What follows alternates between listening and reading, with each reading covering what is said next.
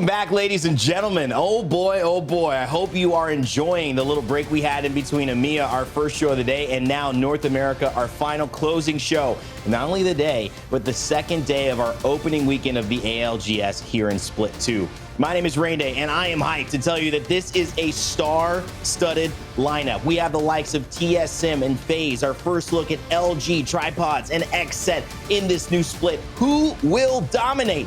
And who will make up for maybe some problems yesterday, starting this meta out the way they would have hoped? All of those answers to be found out today, and all of the action right here on twitch.tv/playapex or on YouTube/playapex esports. We appreciate you. We love you. Let's get into it. And of course, I'm joined by two of my favorite guys here, Cass and Apex, for so long, and now here on the main show for North America. Let's introduce some Dia. Starting off with you, my man. How's it feel? We got a star-studded lineup here in North America. Moon to be here and ready to break down day two. I know we had a fascinating day of games yesterday that caught a lot of teams off guard. Big upsets everywhere, and now I'm curious to see what the introduction of Group C, whether it gets even crazier.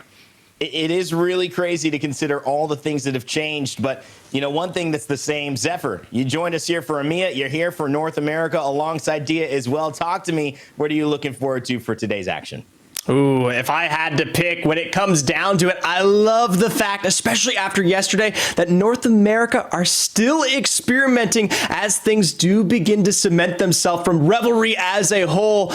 It feels like we're getting some of the ebbs and flows within this region more than anywhere else. Does feel like there's still a little bit of ferrofluid seeking into the cracks before the cement fully gets the foundation for this meta, as you had mentioned. And I think Catalyst has a big part to do with it. Will TSM switch back and use the character they had touted as good before the season started, or will we see more teams switch up? I heard CLG playing Gibby, Caustic, and Wraith. Knock was giving us this crazy information yesterday. We'll see what ends up happening because we've got a lot that is going to unfold in day two.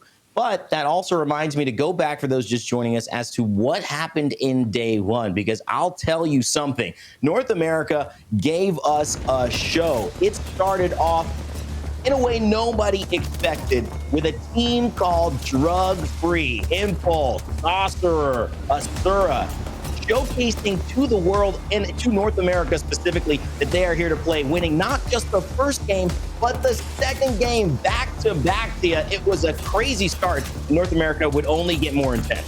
And the thing that really caught a lot of people off guard about this is that Drug Free was silent. They were silent during Split 1. And all of a sudden, first day, they rack up 2 wins back to back. This kind of Uno reverse card of performances is just completely unheard of, and I was completely mouth agape watching it like everybody else. But other teams did start to play ball after we broke open the first couple of games, and we had some really big standout performances, both positively for new squads like FaZe and perhaps towards the more improvement-oriented sides for teams like TSM that did get set back quite a bit.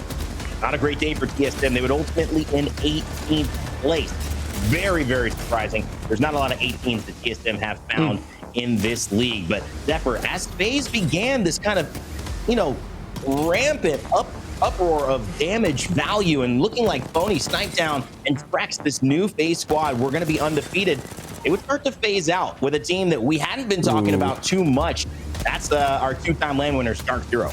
And it was almost set in stone that it felt like FaZe were going to walk away with the day win here, especially as we kind of started to approach those last couple games. I mean, Dark Zero were down in the depths here, but 2 wins in succession thrust them past all the way to the top here and continues to keep this roster as one of the most competitive entities across North America as a whole.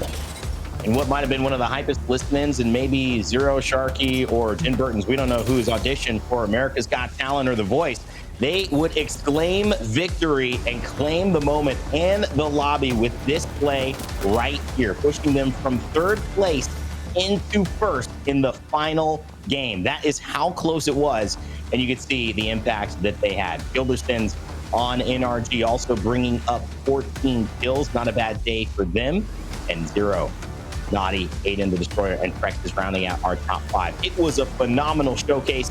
And it led us to our overall season standing so far as we head into day 2.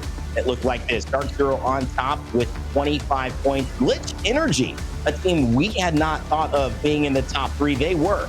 FaZe rounding out 3rd place. Drug Free in 4th, and NRG, after claiming essentially the 1st place position outside of winning match point at LAN, do a good job staying in that top 5. Also, big shout out to Optic. We have questions about and definitely wanted to see more of. We saw a lot of them.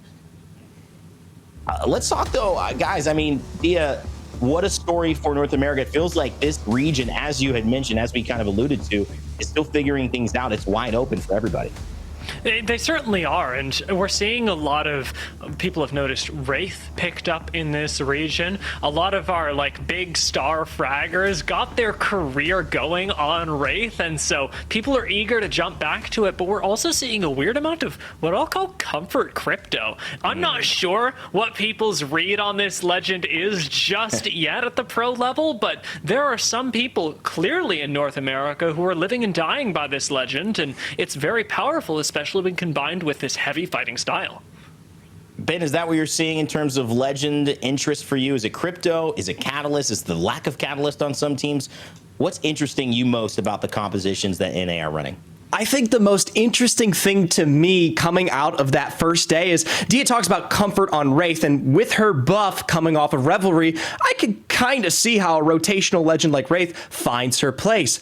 But with the nerfs behind Horizon, surprisingly, a lot of teams are still set up to rely on that particular choice, which still is yet an unsolved mystery whether it offers the entry fragging potential or the wombo combo to really match up against, well, what we're seeing from the Catalyst Seer meta. I completely agree with you. I think a lot of teams may be holding on to meta's past, but we'll see if that goes forward or if it has an Uno reverse card again. We see a team with Horizon win today in match day number 2. Let's take a look, though, at the teams who are participating in match day number 2. It's going to be Season, MLS, TSM, FaZe, Team Diverge, all the way down the list. Sentinels, Lanimals can have another chance to go at it. And Group C, for the very first time, will be making an appearance. The likes of BBB, Designful, Chaotic Much, Zach Mazer, Xset, Furia is Watson, Sarah Tricky, Panders making their entrance into the Pro League yet again. Of course, Nick Merckx, Gent, Deeds showing up. And obviously with a lot of momentum, one of the teams I'm looking for, Luminosity, Steel, Jaguares, Niazul, and Yanya. One of my, I think, most explosive, maybe number 1 players in terms of form that I have seen. So many great participants for the day. And as we bring it back, guys, I kind of want to talk to you as well, because yes, great teams, great opportunities to focus on individuals, but we always have to narrow it down when we get into a match day number 2. There's only a few storylines that catch our eye as we start. So let's start with you, Dia. Who do you got your eyes on as one to watch for match day number 2? I think if I had to pick one team to watch, and just to start off with, I'd be going with Furia, and I'd be trolling not to. Furia did so well when they initially had this big meta swap up. It was around the same time in Champs where they picked up his Watson, and everybody went, "What are you doing?" And since then, Furia have become this magnetic team. They walk around the map, they find 3v3s, and sometimes even 3v6s, and with their individual mechanical prowess, frag like no other squad in Apex Legends history. Their split 1 may not have had the success that they were hoping for, finishing 11th in the season. They did reasonably well, but as we look towards this split, as the meta is in question, I point your eyes towards this squad that has crazy fragging power. Zephyr, how about you?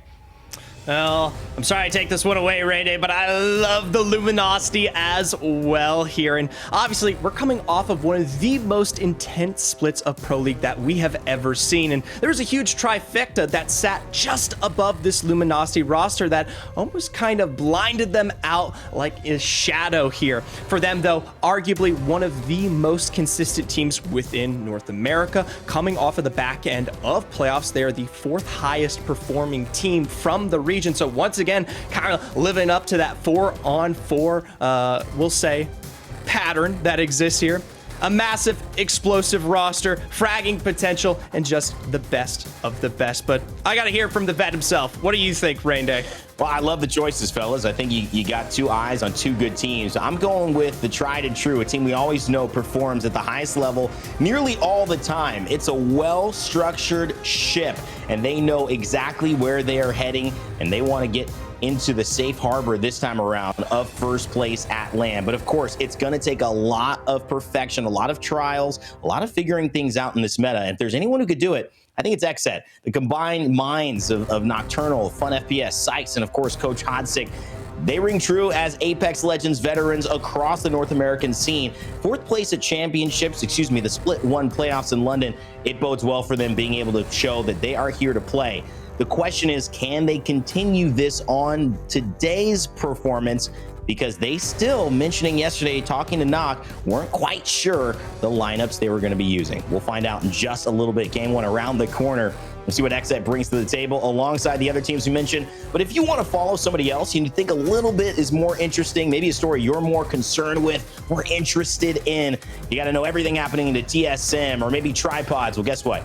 We have multi-view for you. Go into the command center, choose your POVs, combine them, have the in-game audio, see every rotation, every clutch fight, and watch the ALGS your way. Multi-view, check it out and customize your experience while you're watching the ALGS. And let us know if you're using it as well. Tweet hashtag ALGS, tag either of us or at Play Apex Esports. We'd love to see how you guys are watching today. All right, it begins. World's Edge, first half of the split. That's where we start. Then we go to Storm Point for the last three. This is a big day. TSM in 18th place. You've got Tripods. You've got FaZe performing out of their mind. XSET coming into the fray. LG, I think Yanya's been one of the best players I've seen over the last month.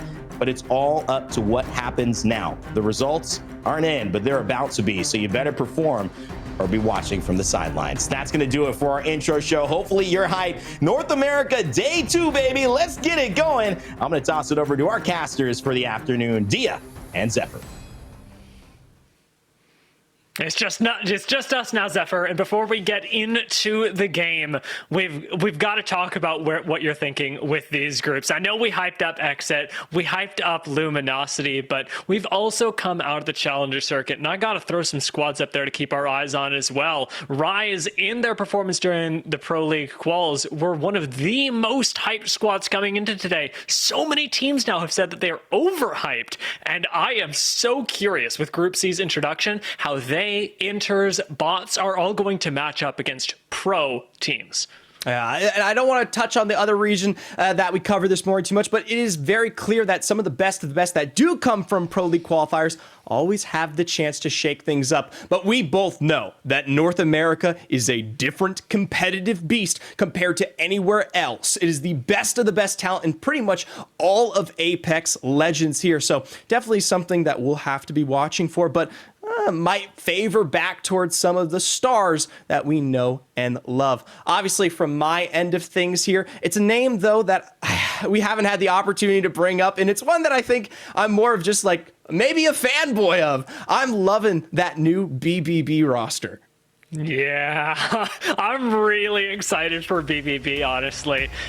With Zach now slotting in around Designful and Chaotic, I think there's something really special here, but I'm also getting kind of a Lanimals feeling, and that's not coming out of nowhere, because Zach was a crucial part of the previous, I guess, Lanimals roster when they were Cloud9 altogether. Having both of these teams go in different directions has me wondering who's going to come out the better end of the deal, and we finally get to see them face off against each other in our very first game on World's Edge. We're going to be dropping in just a moment, but sort of as Rain Day alluded to, let us know who you're rooting for in the chat so that we can keep track of them throughout the day, because there are so many storylines here that we don't want to miss any of them.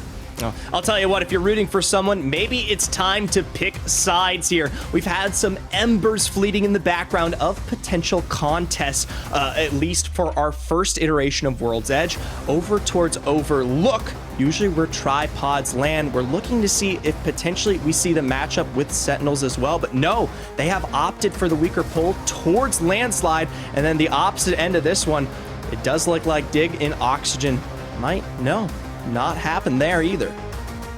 I can't help but appreciate Pretty the close. calls from these IGLs, though. When you are coming into match day in the ALGS, we've got a whole season, but it is time for some of those contests to kick off. Oxygen already taking shots at drop-in gaming, having knocked Stomps right now. That's the IGL of a roster, an up-and-coming roster, now cut short. Oxygen have the better end of this deal, but to take down Stunny and JQ, they're going to need a lot of firepower, and it's going to be up close fighting.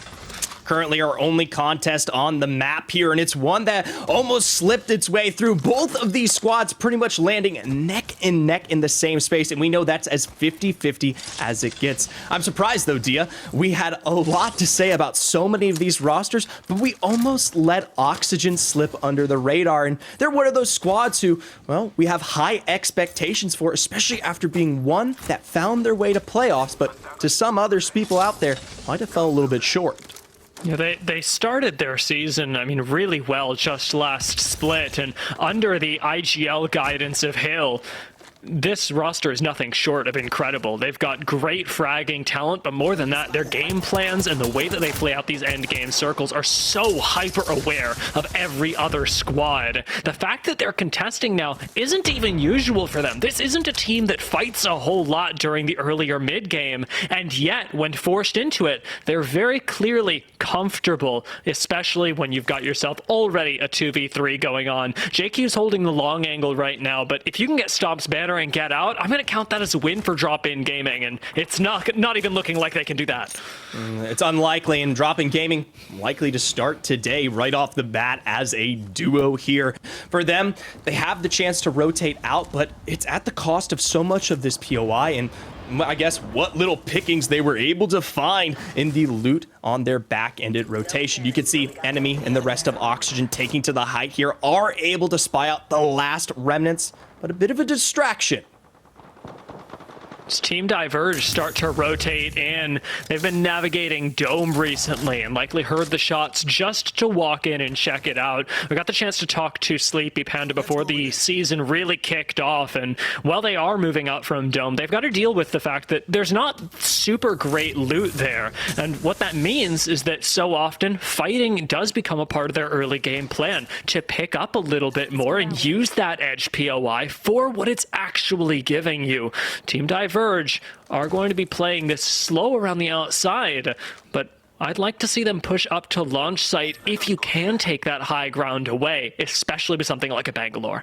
And especially since, as we take a look at our zone here in a moment, it is pulling down towards the south side of our map here. And for Diverge, while they haven't presented themselves an exact rotation yet, there's so many other squads that they need to keep in mind, because especially when you're going this deep towards launch site, it's almost a guarantee that it does begin to cater or continue to pull that direction. I'm counting 1, 2, 3, 4, 5, 6, 7, 8 of our squads, even before some of the major closings have taken place, already well within this POI. And plenty sitting around the outside as well. X set up in the northwest, pulling a classic move and waiting for the ring to start closing in around them. Not typically an edge of ring squad, but the slow rotate in this case will give them plenty of time to push out teams that aren't necessarily feeling super comfortable in the early stages of the season, and maybe get you a little bit more KP to start going. FaZe are also rotating in from the west, and they might find themselves face to face with BBB over by Thermal.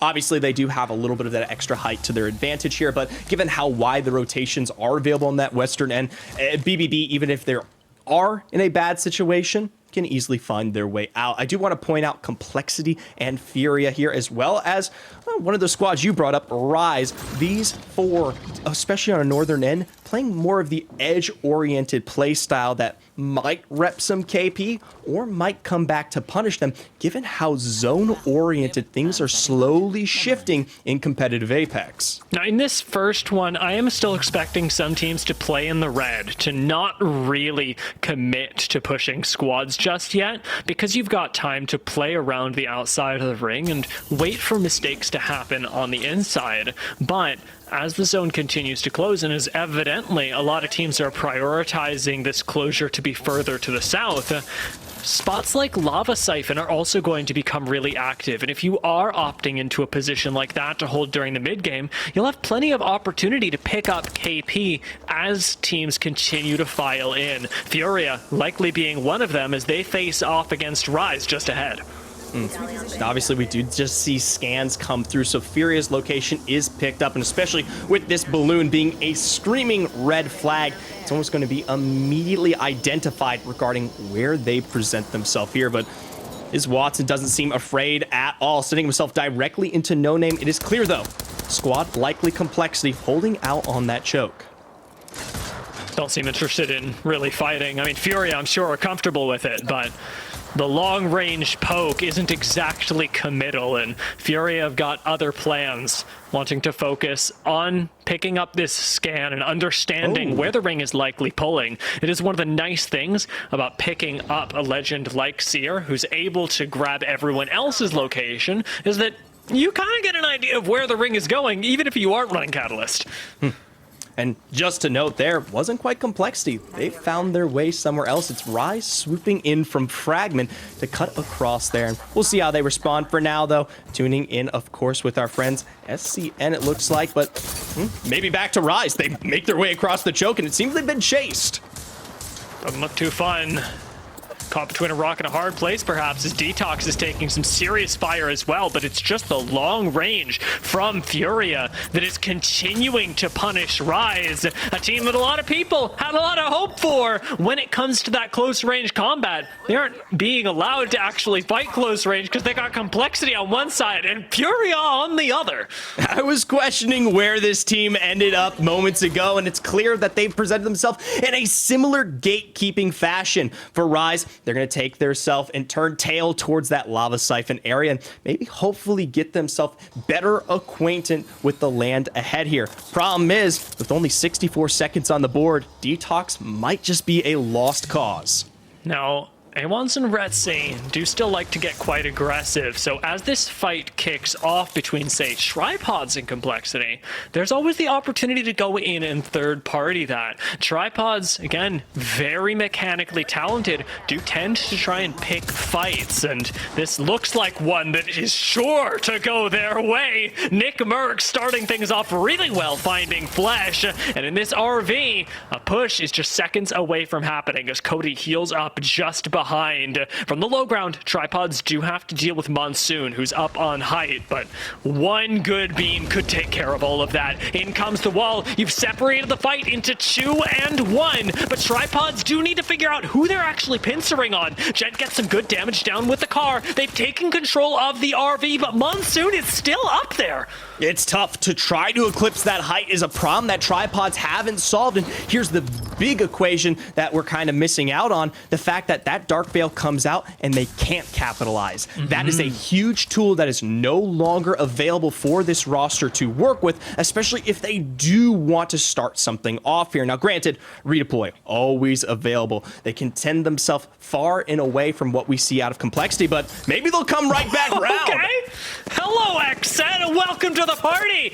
It's just like Rise from earlier. Complexity are going somewhere away from another squad. That's all they know. And suddenly, we've got the R99 right in your face. There's a reason it was in our packs this morning. And Xset gonna take control of that engagement, not wipe out the full squad just yet, but 2KP, they will not mind. And we are seeing an Xset that now with Complexity eliminated is very effective, nay, deadly on the edge. Absolutely here, and it's to no surprise of anyone, one of the best performing rosters coming out of North America within that first split. We've been waiting to see how they would address this new meta, and while they're not catering directly towards that Catalyst, it seems like everyone just seems to have a thing for that Bangalore, maybe even potentially after watching the matches yesterday. Target over there. Bangalore really is providing a lot of value when you think about how much area she can deny with her ultimate, let alone things like the smokes that keep your team super safe. They've got double digis on their R99s, and while light ammo is going to be coming at a premium, teams should be falling rather quickly in front of Xset, especially once you get the drop on them by obscuring some of that vision. Turning around, perhaps, to try and farm up on some teams that are rotating in late. We'll see how it works out for them. Tripods here opt to move even further south down into the vault choke for the time being. They picked up that 1 KP from helping finish off Monsoon, but it seems like almost immediately they're going to have to turn right round to Lava City and pull away, utilizing that Dark Veil, which once again has such a low cooldown that can make for expedient rotations. Still though, caught in the zone, taking shots, things are ticking here and resources are being expended. Drop N Gaming do end up being fully taken down after losing their IGL off drop. It's the natural conclusion with Team Diverge picking up that final blow. You and I both saw that crypto ult come out as well, and that's to highlight one of our squads that is favoring the crypto. Meat Lovers have been playing this as sort of an edge style, while Inters have a very different read on the meta, being one of our squads to whip out the Caustic today. Still something of that control-oriented focus, but obviously not in the hands of a Catalyst. Granted, all you need is that Seer to counter in response, but in terms of getting things set up, luckily, they're on World's Edge. But when we talk about zone, I don't think at least Caustic is catering that direction. Oh no, it's another kill on Rise as well. This team just keeps hemorrhaging as they try and make their rotations in, but are getting caught. And just quite unfortunately, they even got their third back into the game, did Rise, picking up the banner and pulling off the res in Geyser before ultimately giving up just 1 more KP. We do still have 2 very spicy lads here. A1s and Retzi are very good at the game, but as a duo, it is so difficult to have an impact on how things play out. Now, just moments ago, we did begin to see that kill feed spark alive with the remnants of Sentinels starting to find some of those initial knocks in part here against Team Inters. Flinzars, this last remaining member, more than quickly picked off by BBB, the majority of those KP falling their direction. FaZe did rock up here, though, and I mean literally, they are on the highest of high grounds in Lava Siphon. They picked up 1 knock onto, I believe it was Bo from Sentinels, and from this height have an excellent position to relocate themselves using, say, something like the redeploy that Tripods are making use of just now. Low ground in Lava Siphon is gonna be rough here. This is where Tripods so often fall short, but if they can stick this rotation, it'll be all right. And they should be able to find themselves a happy home directly in the dead center of Lava Siphon while we say goodbye to our 17th squad in the hands of MLS. But something we haven't discussed just yet is the fact that, well, things are catering more towards that eastern angles of zone, especially when we talk about that hillside, that entrance in towards the edges of launch site. That can be incredibly difficult, especially if you're playing from the low ground or you don't host a building in launch site yourself. Using the wall down here, Tripods are going for a bit of an unorthodox rotation, normally trying to get height in a separate way. They actually haven't got the wall off on the height and are being shot at from above. The Lanimals are ready to pounce, and Naughty, one of our top fraggers from yesterday, is already showing up. BBB go down, and Lanimals continue to push this lobby to the limit, finding just a bit of safety behind this RV. Tripods left with just Nick Merckx as he's got to commit through this Dark Veil. Finds another one right in front of him, but maybe this is the safety that he needs. It might just be the small corner of blocking sight lines for the Lanimals. They're forced to rotate as well, and what lies in store is none other than Furia covering their own gatekeeping potential. But just as quickly as they arrive, do they face almost equivalent levels of damage? Sentinels are picking up the pace just as quickly and wipe out Tripods here, but you can tell FaZe walking to the pack might pinch this all. This is where FaZe's IGLing is really going to come into play. 12 squads left. Can you afford to over-push this? And into the smokes, no less. Being charge rifled in the back, the call has to be to back off. And FaZe are going to do so, keeping themselves prioritizing playing their life for now. Snipe down.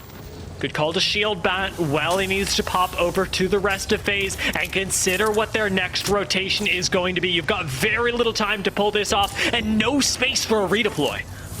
potentially off on that back end, but the sight lines, like you've maybe potentially mentioned from that launch site area, make it almost impossible for them to find a comfortable space to do so, especially when you also have Furia watching you. For the both of these two teams though, Dia, this is what I talk about when we start to discuss that low ground. While yes, they may hold ridgeline height on the cliff here, the force drop is almost inevitable, and whether you try to push through on the buildings or go for that redeploy, it leaves a lot of questions in store. But we tune in with none other than our winners from playoffs, TSM. They found their success wiping out SCN, but now they need to keep reps alive.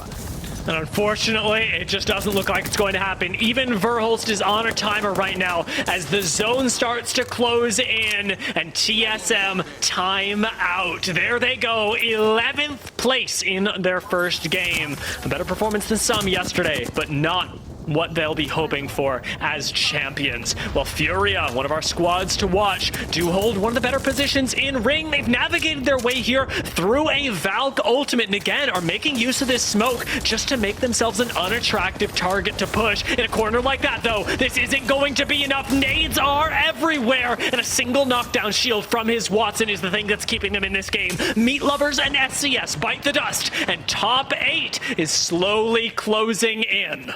For Furia here, they had the rotation in store, but they weren't expecting what was going to be the full force of all of our squads from launch site looking to take real estate. Oxygen, though, might have to deal with someone else. It's none other than FaZe from the backside of this zone here, down to double flesh, make it triple. No knocks found, and instead they find themselves eliminated, and Furia from behind come through to clean up in a third party. Was that a 2v3, Zephyr? Was that a 2v3? Being able to pick up the last remnants of both squads, you've certainly got everyone's attention now. Furia have just played that incredibly. There are 6 squads left. I want to jump into a listen-in with them, presented by WD Black. I got a bag. I'm queuing that for you. I bang all 3. I scan all 3. You're fine. I have you. Yeah, we should try to push them off that. I bang all 3. Go top right. Go top right. Let's go. I'm going right. I'm going height. Yeah. Yep. Killed one. I died. Watson though. Okay, we should. Oh God, it was so close. It was so close. But LTC turn it around. Coming from the Challenger circuit, LTC have repelled one of the biggest squads in Pro League. Can they do it to another? Sentinels have just one member left. Keon whipping around with an all-star performance will be able to, as a duo, eliminate LTC. And that does seem to be the cry of us on the desk today, Zephyr. As a duo this, as a duo that, Xset now taken down to a duo, will have to put up one of the performances of a lifetime. With just 4 teams left, there is almost no space for mistakes. And we talked about another roster here earlier today that was finding their success, but Xset continue to gatekeep them. Luminosity shot down from the skies at the hands of Nocturnal. But here's the big thing, Dia. There's only one full 3-man roster left. I don't know if Team Diverge know. You have to imagine that they do. With 3 teams left, they can do the math. And I believe they've just found the last member of Sentinels, Keon, who's ratting it out for as long as he can. See if he can avoid being the center of attention, as Xset have to play their hand as well. An overextension from Team Diverge could lose them this game. Sentinels have just gone down, and we're going to get our multi-view up to see how Xset approach this. Seer ult is down, and they've just got to get one clean beam before being able to turn this around. Shield swaps are available for both sides. Sleepy Panda on his trademarked Wraith is going to try and take to the high ground and see if he can zone out the rest of Xset. I like this from Team Diverge. Almost immediately when that exhibit comes out, they already know they're at an advantage here, and they pull away. Waiting out the cooldown is more than fine, especially with the time that exists in response to this final zone pull here. Now that that major cooldown no longer available, Xset have little to work with other than the angles that they try to present. 5 seconds left on the zone close. 5 seconds left until you lose the meager cover that you're holding on to. I'm looking at you, Nocturnal. Head peaks still available around this ridgeline for both teams, but the smoke will buy you crucial time. Digi threat for Nocturnal isn't answered entirely on the other side, and he knocks Sleepy Panda. It's 2v2, and both Nocturnal and Fun are going to take a moment, take a bat before knocking GS Bird and looking for the last one. As a duo has been our anthem, Zephyr, and as a duo, Team Diverge may just take this 1v1. It's just Aj against the world right now. Xset still can take this. Oh. They've got this. Swinging around the side. R99 in hand. They've got the high ground now. They've got the Digis. And Xset have the win as we play Ring Around the Rosie before finding our final knock to take Xset to a Game 1 win. Xset there. It looked like it was all said and done, especially as they started to lose out on some of the most crucial resources and cooldowns that they had. But you cannot count out the raw talent and explosive power of the roster like Xset. Rain Day, I know you talked about him in our ones to watch, but I'm sure picking up a win's gonna make that feel sweet.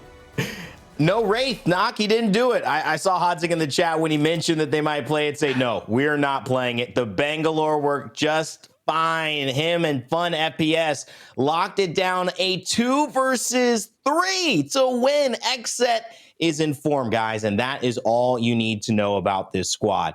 We challenged them to figure the meta out early. We also challenged them to show up and improve upon what was a hard to improve situation. 4th place at the biggest tournament in the world, coming into their first game now at the next split. They're winning it in this fashion against the odds. That is an incredible showcase of the power that they've got. And I'm just excited to watch. If this is what NA is like, oh, it's going to be a great day. Dia, talk to me a little bit about Game 1, because Xset obviously coming out on top, but were you surprised they were able to pull that one out of the hat?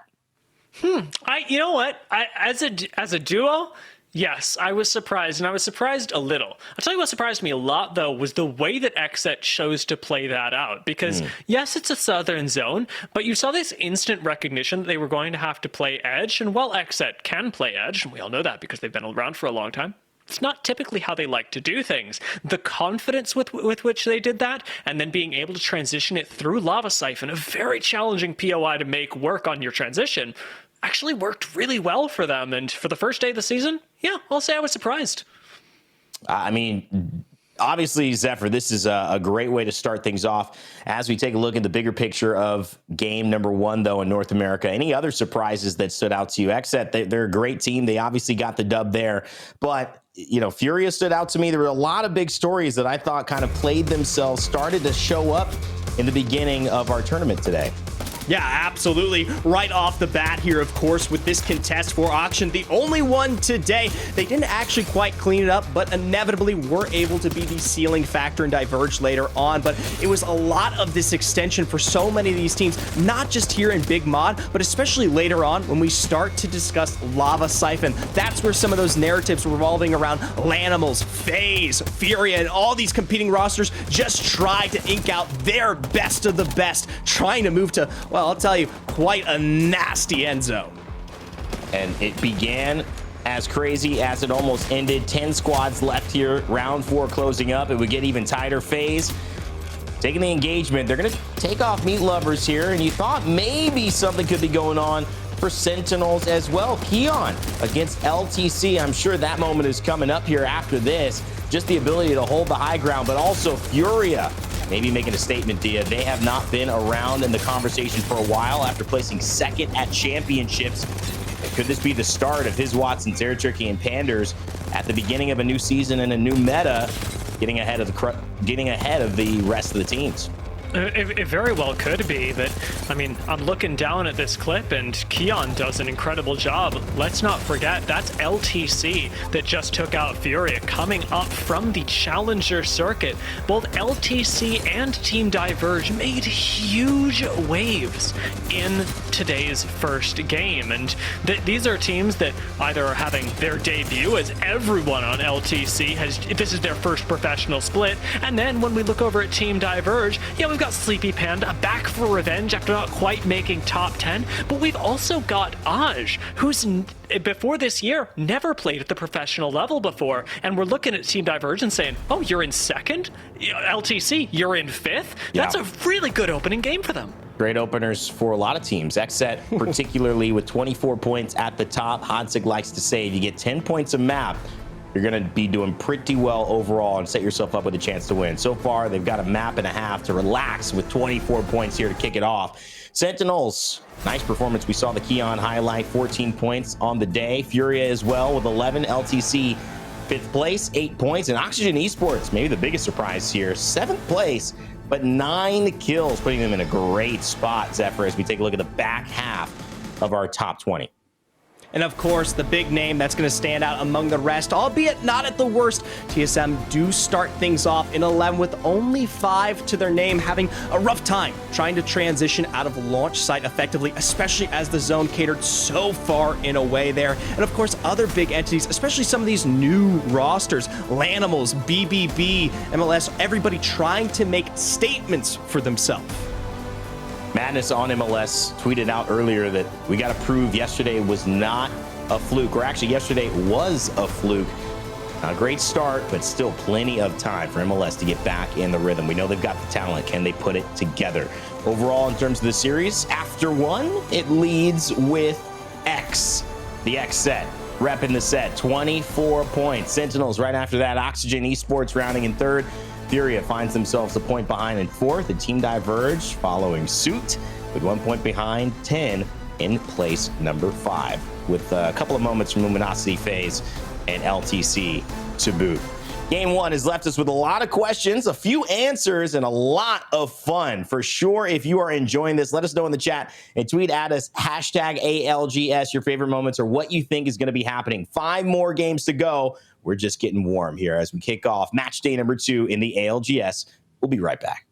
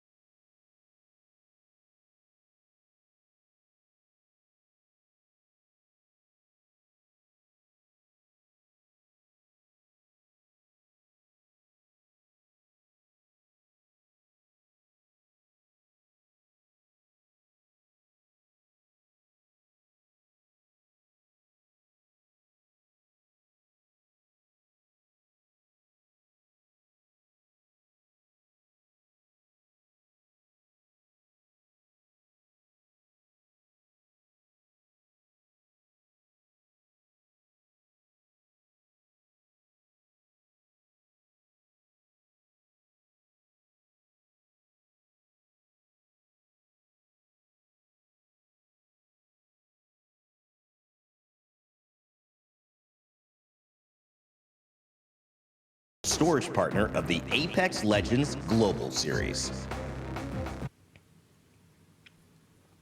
Welcome back, everyone. Game 2 of NA Day 2 is on the horizon. And Zephyr, before we jump into that next game, I want to take a moment, reflect back on what we just saw and sort of set expectations here. Like you said, some big names falling pretty early, but we got some solid finishers in those end zones as well. Notably, Sentinels, after having a bad day yesterday, managed to make it up to top 3, and that was first as a trio, then as a duo, and then a little while as a solo.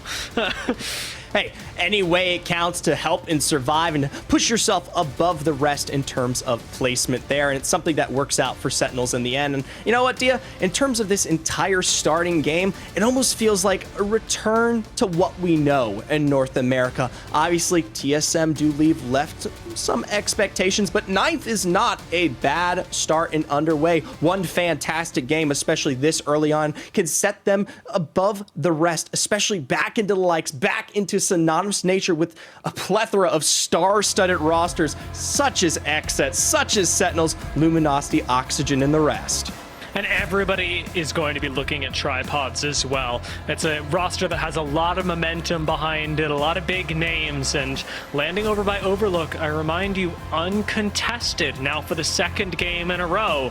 They're going to be looking for a little bit more than they did last game, because when you are landing uncontested, when you're getting a whole POI to yourself, there are no excuses for slow rotations, for not being able to find your way into a good spot in zone, and we know there's a lot of pressure on this roster. Another little bit of action though, as we do drop hot once again. Drop in gaming right next door to Oxygen. This time around here, we don't see them try to contest the exact same building that ended up at least leveling out Drop in Gaming for our first match of the day. For Oxygen, though, this slow approach and some of the early cracks that they've found here might be that potential go button that allows them to start this fight off right. I love the training, the angle on the door there from Hill to at least find some of that starting damage. They are beginning to choke here, especially as we're going to start to see Zenile arrive from this opposite angle, center position of POI. Single scan, not going to be enough to start pushing in just yet, but with Oxygen actually being the ones to take control of that door with their catalyst, they did get themselves a nice position to start from. Hill gets fried a bit, and the same thing is applied to Enemy. So on the other end of this, Drop in Gaming certainly could be feeling quite confident, as Enemy is going to be able to play the rock on the opposite side of this door and support the team. You still need to actually find a way into this building, something that is a lot easier said than done. This is getting a little bit dicey, though. This is taking quite a bit of time here, especially with our round one officially already starting to close out, and Drop in Gaming obviously paying a lot of respects to regroup and find what damage that might enable them in this fight. But all I can help but think is maybe a dome rotation, maybe something scary, but hopefully a knock. Stunny barely able to avoid that. Did put out a lot of damage with the Spitfire earlier, but for now, it's back to those defensive positions. Stomp's taking a hit for a second and having to reset as Zenile finally gets that confidence and goes for the first push, taking down JQ and just wiping the floor with Drop in Gaming. It was over in an instant, Zephyr.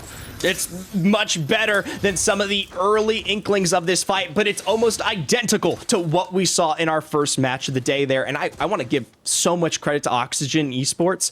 Notably, they get into a situation where they can confirm two, but are lost on that third there. And they have the perfect setup with that catalyst, but it isn't until they get the full three-man roster stuck in one building that they finally go for the full split choke and wipe them out. A lot of autonomy, and what is very difficult to push in. Once you are in that building, nobody's really getting you out. So a credit to them and the way that they played that engagement.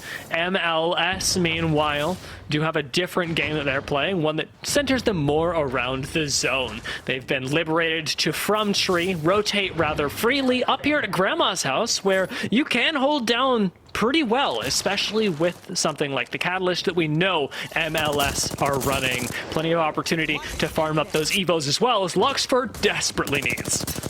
Obviously, as we do start to take at least some impressions from these early rotations, we've got to check in with Sentinels, because just moments ago, they faced their first knock here. RKN already down. That's your big read. That's your informational legend. And almost immediately as they approach this house, they find themselves toe in face against another squad looking to potentially choke. But I'll tell you what, Dia, between two skirmishers, a Wraith, and a Valkyrie, there's not a lot of defensive utility potentially in store. And they were landed on. Sentinels may very well be being chased by Team Inter's.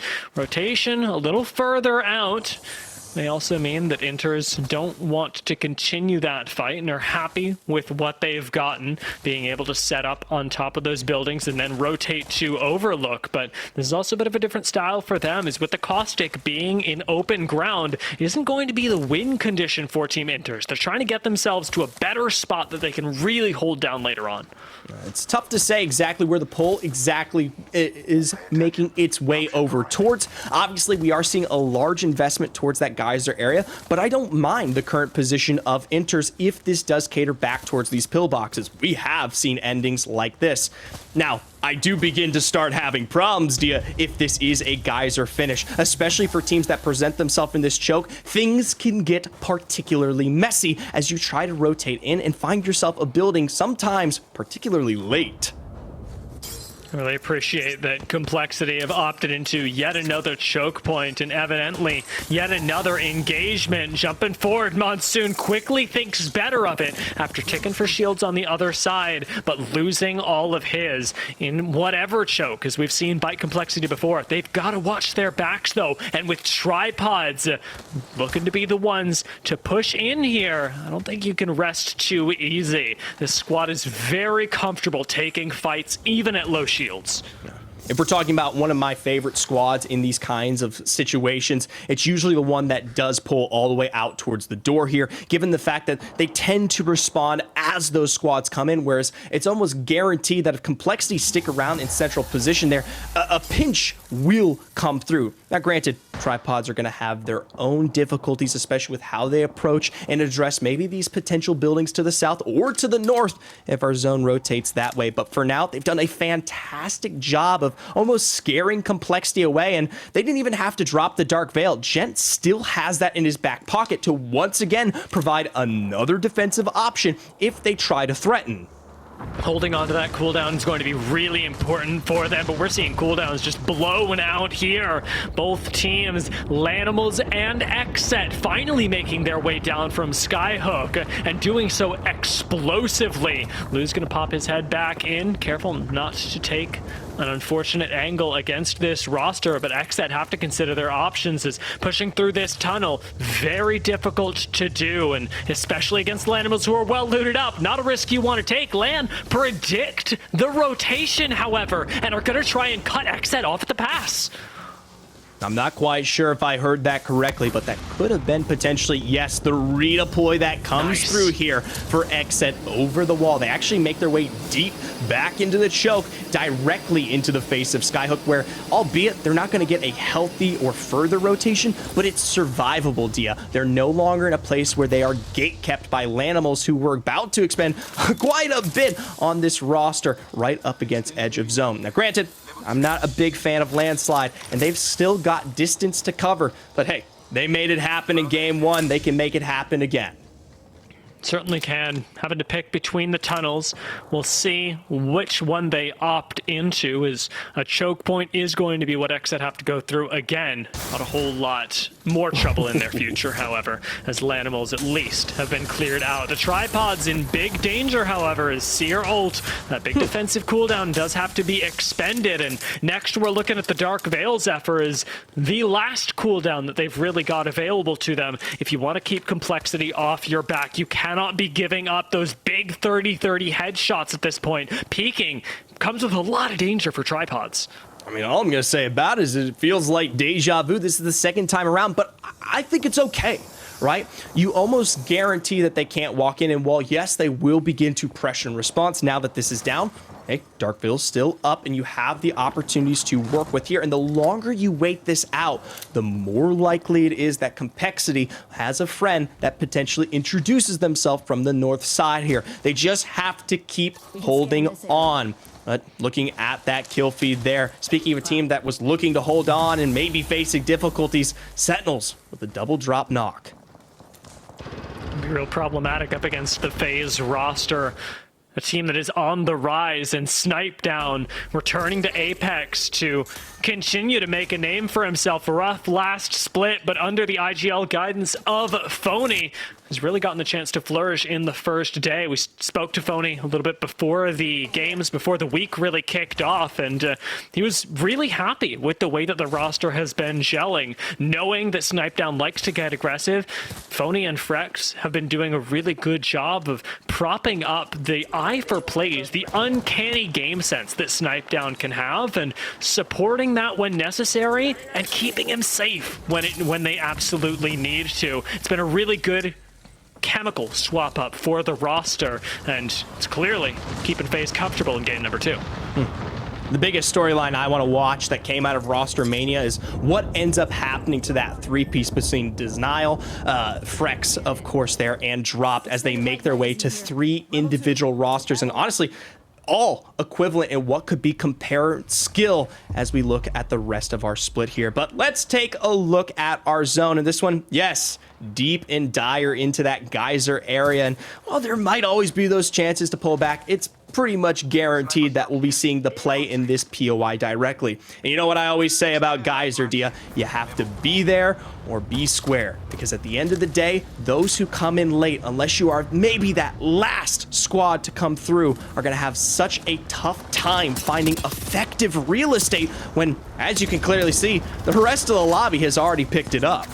Except we're ready to go onto that revive as well, but turning around, they find themselves, I think, more than they ever could have hoped for, taking down RKN and Lou. They're farming 2 different teams right now, and Luminosity Gaming are getting on the action as well, whipping out the bow check out of the care package to really deal the finishing blow. For the moment, though, these teams that are playing around the edge are playing slow. Nobody's pushing up, getting in each other's face yet.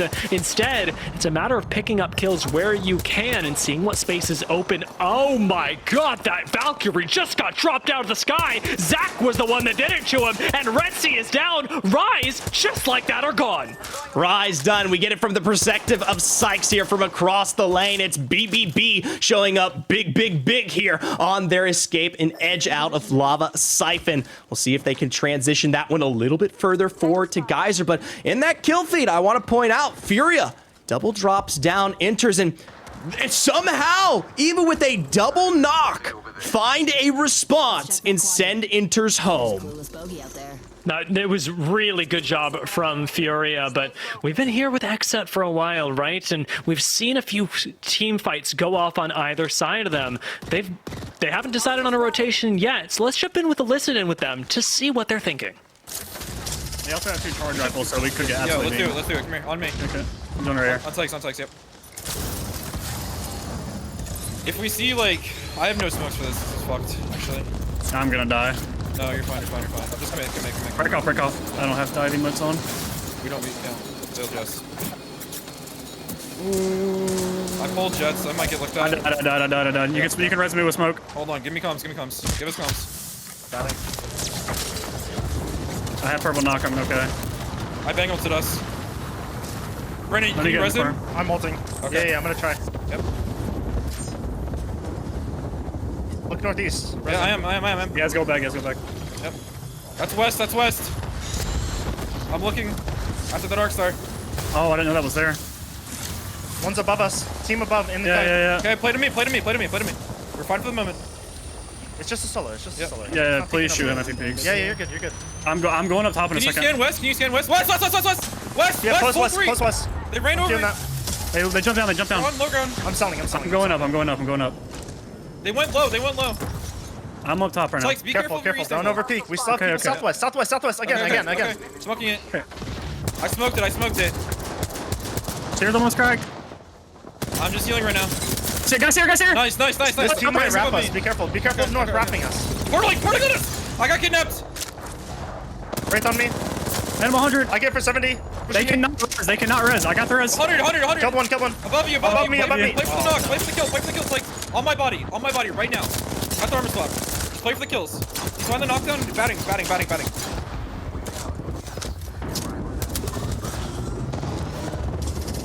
He's dying also. Right here on ping. You can live. Shoot him. He's gonna armor swap. He queued out. Heal. Oh my.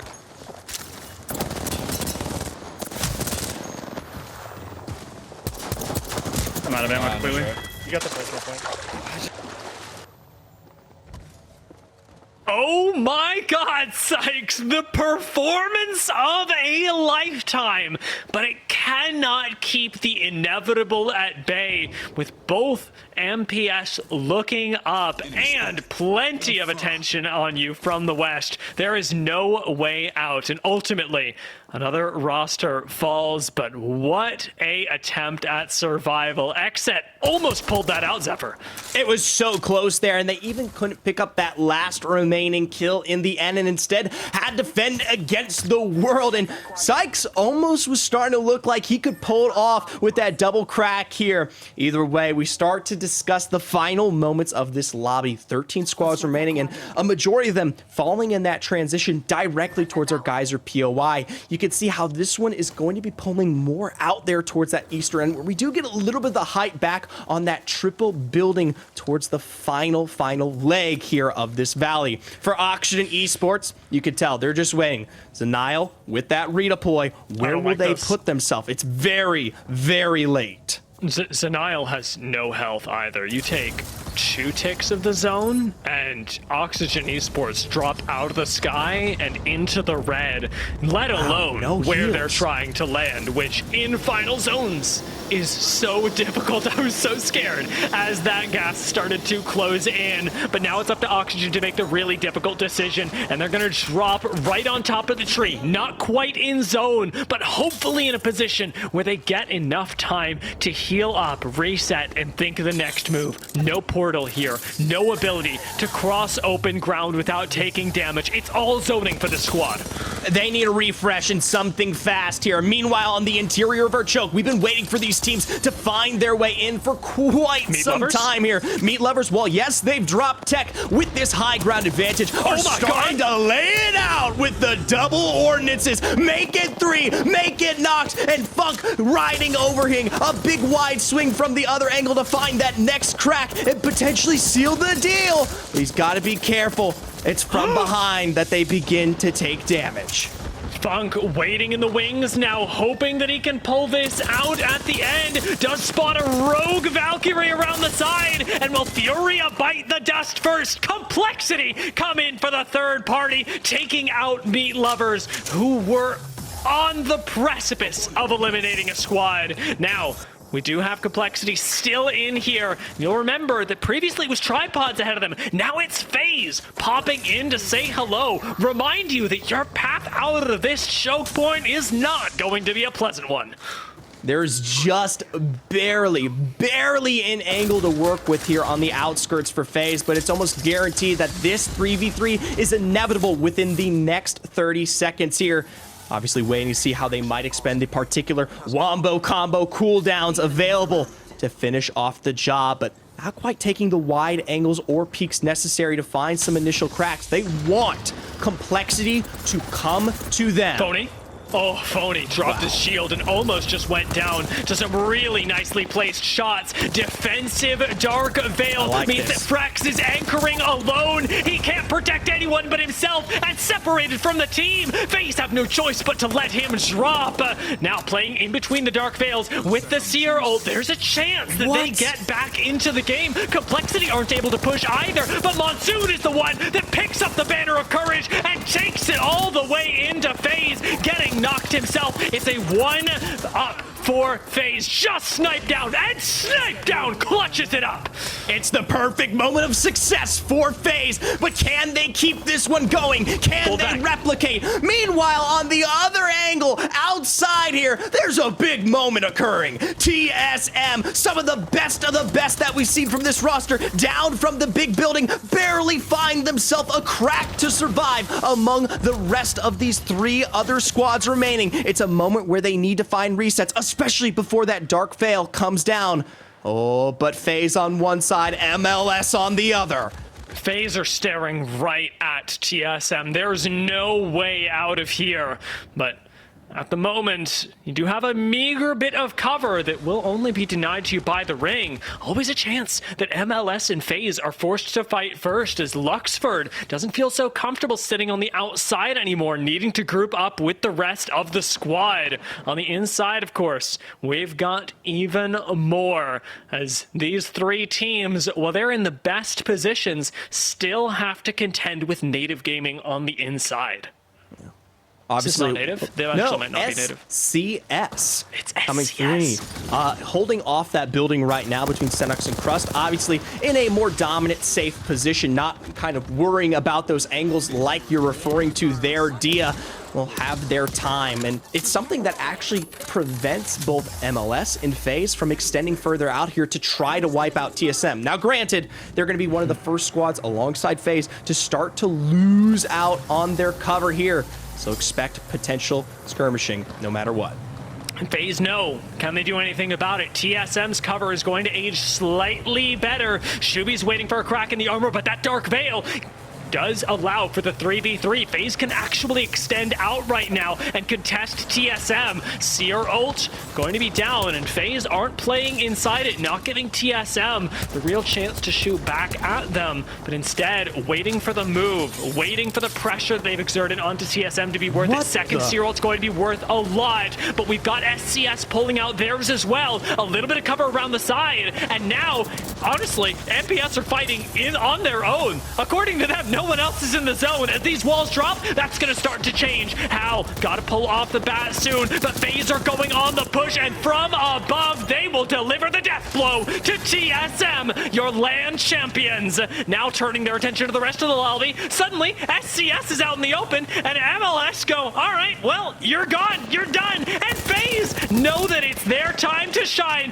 whipping around for the 2 versus 3. It is going to be a FaZe win for our second game of the day. We asked yesterday, is this a fluke or is this the true resurgence of this new FaZe roster? They showed that they can play among the best here from Group A, and it might be all but the same here as we start to see Group C as well. No, Gentlemen, please, I've rained a what on earth? I mean, my goodness, FaZe with the clutch moments again and again and again. I'm just hyped thinking about what we have in store for this season of the ALGS. Talk about snipe down moments. There's a few that are so iconic, some final circles, some final clutches, but snipe down taking it to some of his former teammates on TSM and Hal and Reps there to get that 3rd place secured. 2 clutch res moments coming in at the end as well, especially during that Dark Veil fight. Phony baiting the res and then going into it, snipe down holding the other side of the veil. FaZe are looking like basically one of, if not the best team in North America. If it wasn't for Dark Zero's comeback performance in the last 2 games, Dia and Zephyr, I think we would be saying FaZe looks like the best team in North America based on yesterday and today. Talk to me about what is working so well with this squad, Dia. So we talked about it a little bit during the match, but to expand on what we've got is essentially that Phony is trying to nurture a ecosystem that allows Frex to thrive in his defensive play style while unleashing Snipe at different points. And we really got to see that killer instinct come together. It allows the team to play very well defensively because that's the majority of people that want to do that. And yet, when Snipe really sees a play that he thinks is going to be successful, it's that willingness to back him up. With a roster that's so new, you know that you've got faith in your teammates. And I'm excited because FaZe right now don't have any reason to doubt each other. It is just all faith all the way. And Zephyr, we take FaZe and we put together what you could consider, in not a bad way, some misfits who just hadn't found the right roster for a while. You look at Phony, who has had people having to be off of his team, having momentum, change members going into LAN, trying to get that, he had, I think an element of his star power rising. He's always been a clutch player, but Snipe Down too, a kind of a classic journeyman after that TSM stint changed and he went and left for Halo and came back and was trying to find that perfect fit as well. But you look at Frex, and I feel like at LAN there was an energy of feeling down, an energy of this SSG roster splitting, still repping at LAN, and now all of them going their separate ways, dropped on Optic now. This could be Frex's moment, I really feel like, Zephyr, who has really been one of those great pros that hasn't had his shine yet. I feel like this could be his time.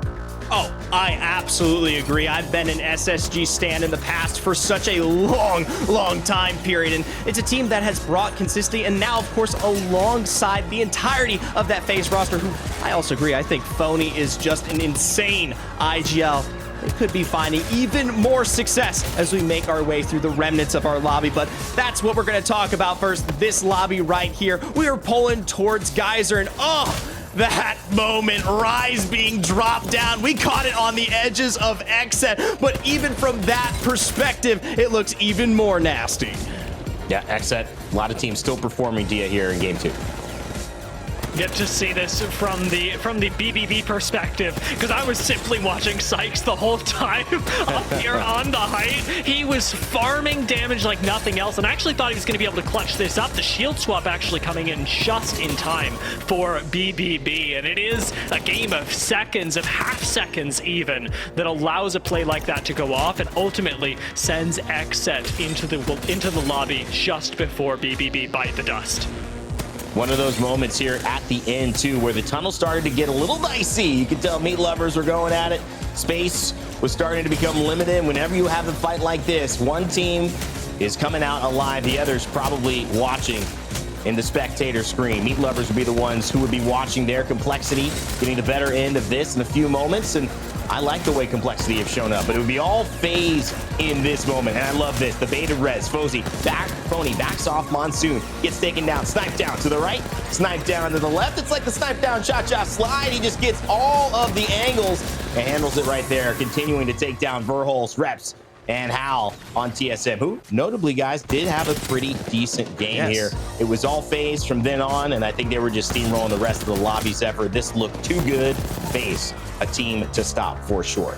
It was controlled. At every point there, it seemed like they knew explicitly what they were doing. From that in-choke Dark Veil play where they try to play around the cusp of that exhibit, to cutting off the rest of the lobby to take that single 3v3 when they know they have the upper advantage against TSM before they were allowed to come out and unleash. It was crucial, it was capital, and it is what gave them their win in the end.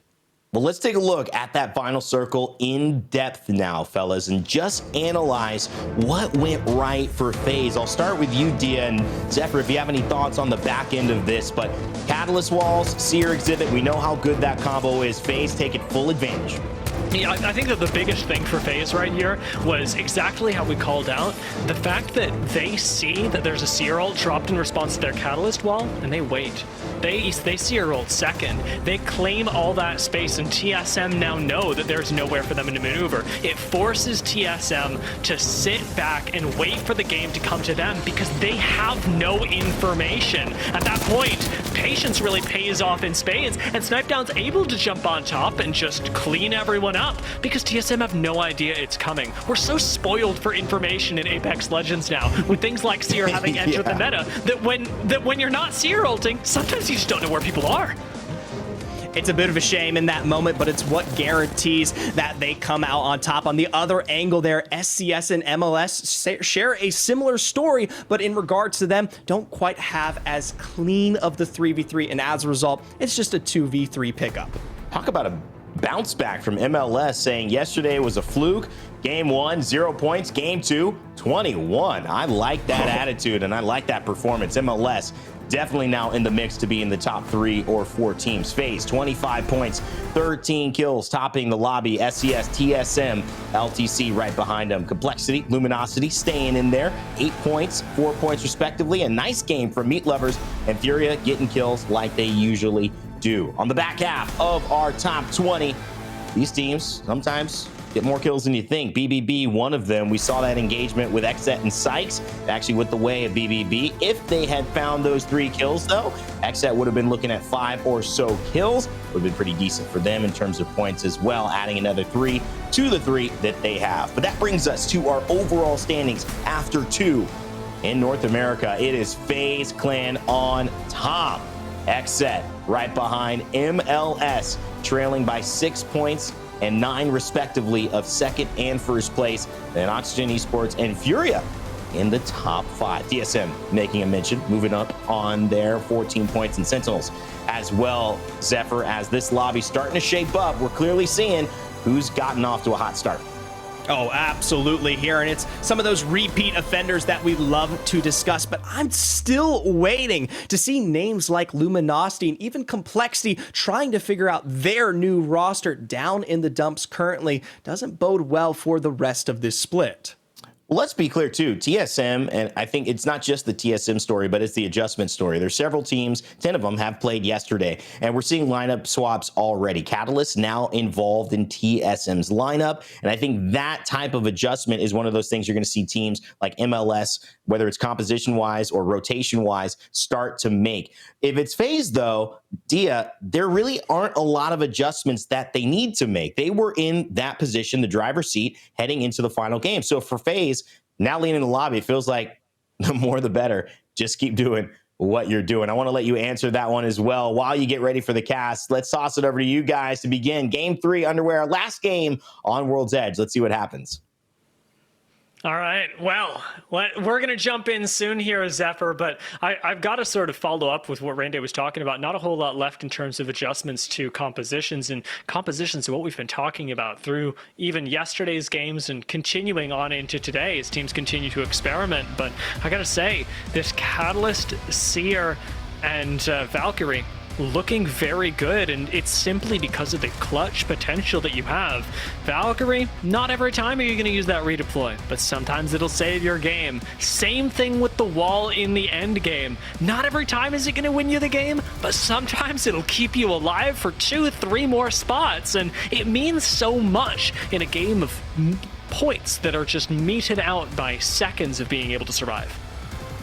Well, as our dropship makes its way through one final time in World's Edge, before it even leaves the map, we've already faced a single knock here on the edge of drop-in gaming. Losing out on Stunny, this contest doesn't seem to be built into their favor yet. Oxygen, now knowing that they have that superior numbers advantage, could go 3-0 on this.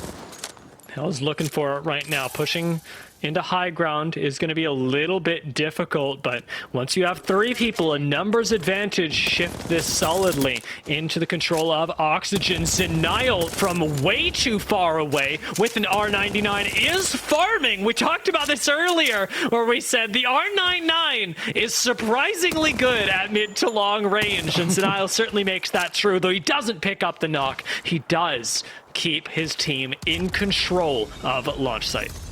Well, either way, Drop-In Gaming are more successful this time around, albeit they lose the fight. I mean, they're not down in 20th, and that's something that's going to count even as they walk forward potentially as a duo, unable to readdress that banner on Stunny here. For Oxygen, they don't even want to go for the chase. They know there's a team awaiting them at Tree that can potentially clean things up here in a moment. MLS looking like the remainder of Drop-In Gaming were able to avoid that for now, moving their way over to Lava Siphon. The TSM have recently vacated in favor of the Ring, a ring that seems to be pulling us over towards staging and the Mirage à Trois to see how this game ends up. A lot of verticality in POIs like this, however, and a lot of range as well available to these teams. For Lanimals, it's going to be a close range fight pretty quick. Zabralele gets suddenly dropped from FaZe, and now they are on the warpath.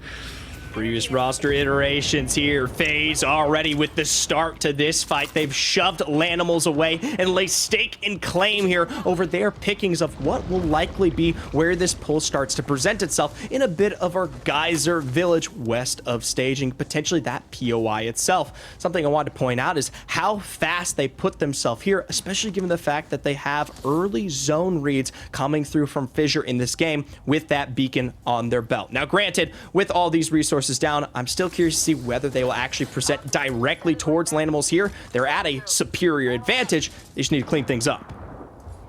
Lanimals have the opportunity to escape if they need to. Bangalore Wraith, both very slippery. I am wondering whether they try and just stick around and say, well, FaZe are on the high ground and sort of gamble with the likelihood that they get pushed, since FaZe may as well hold on to height for a while. We'll see what the options for both these squads are. Plenty of flexibility here. FaZe seeming to opt into favoring zone more than anything, especially since they've got a, well, really nice gift popping right by.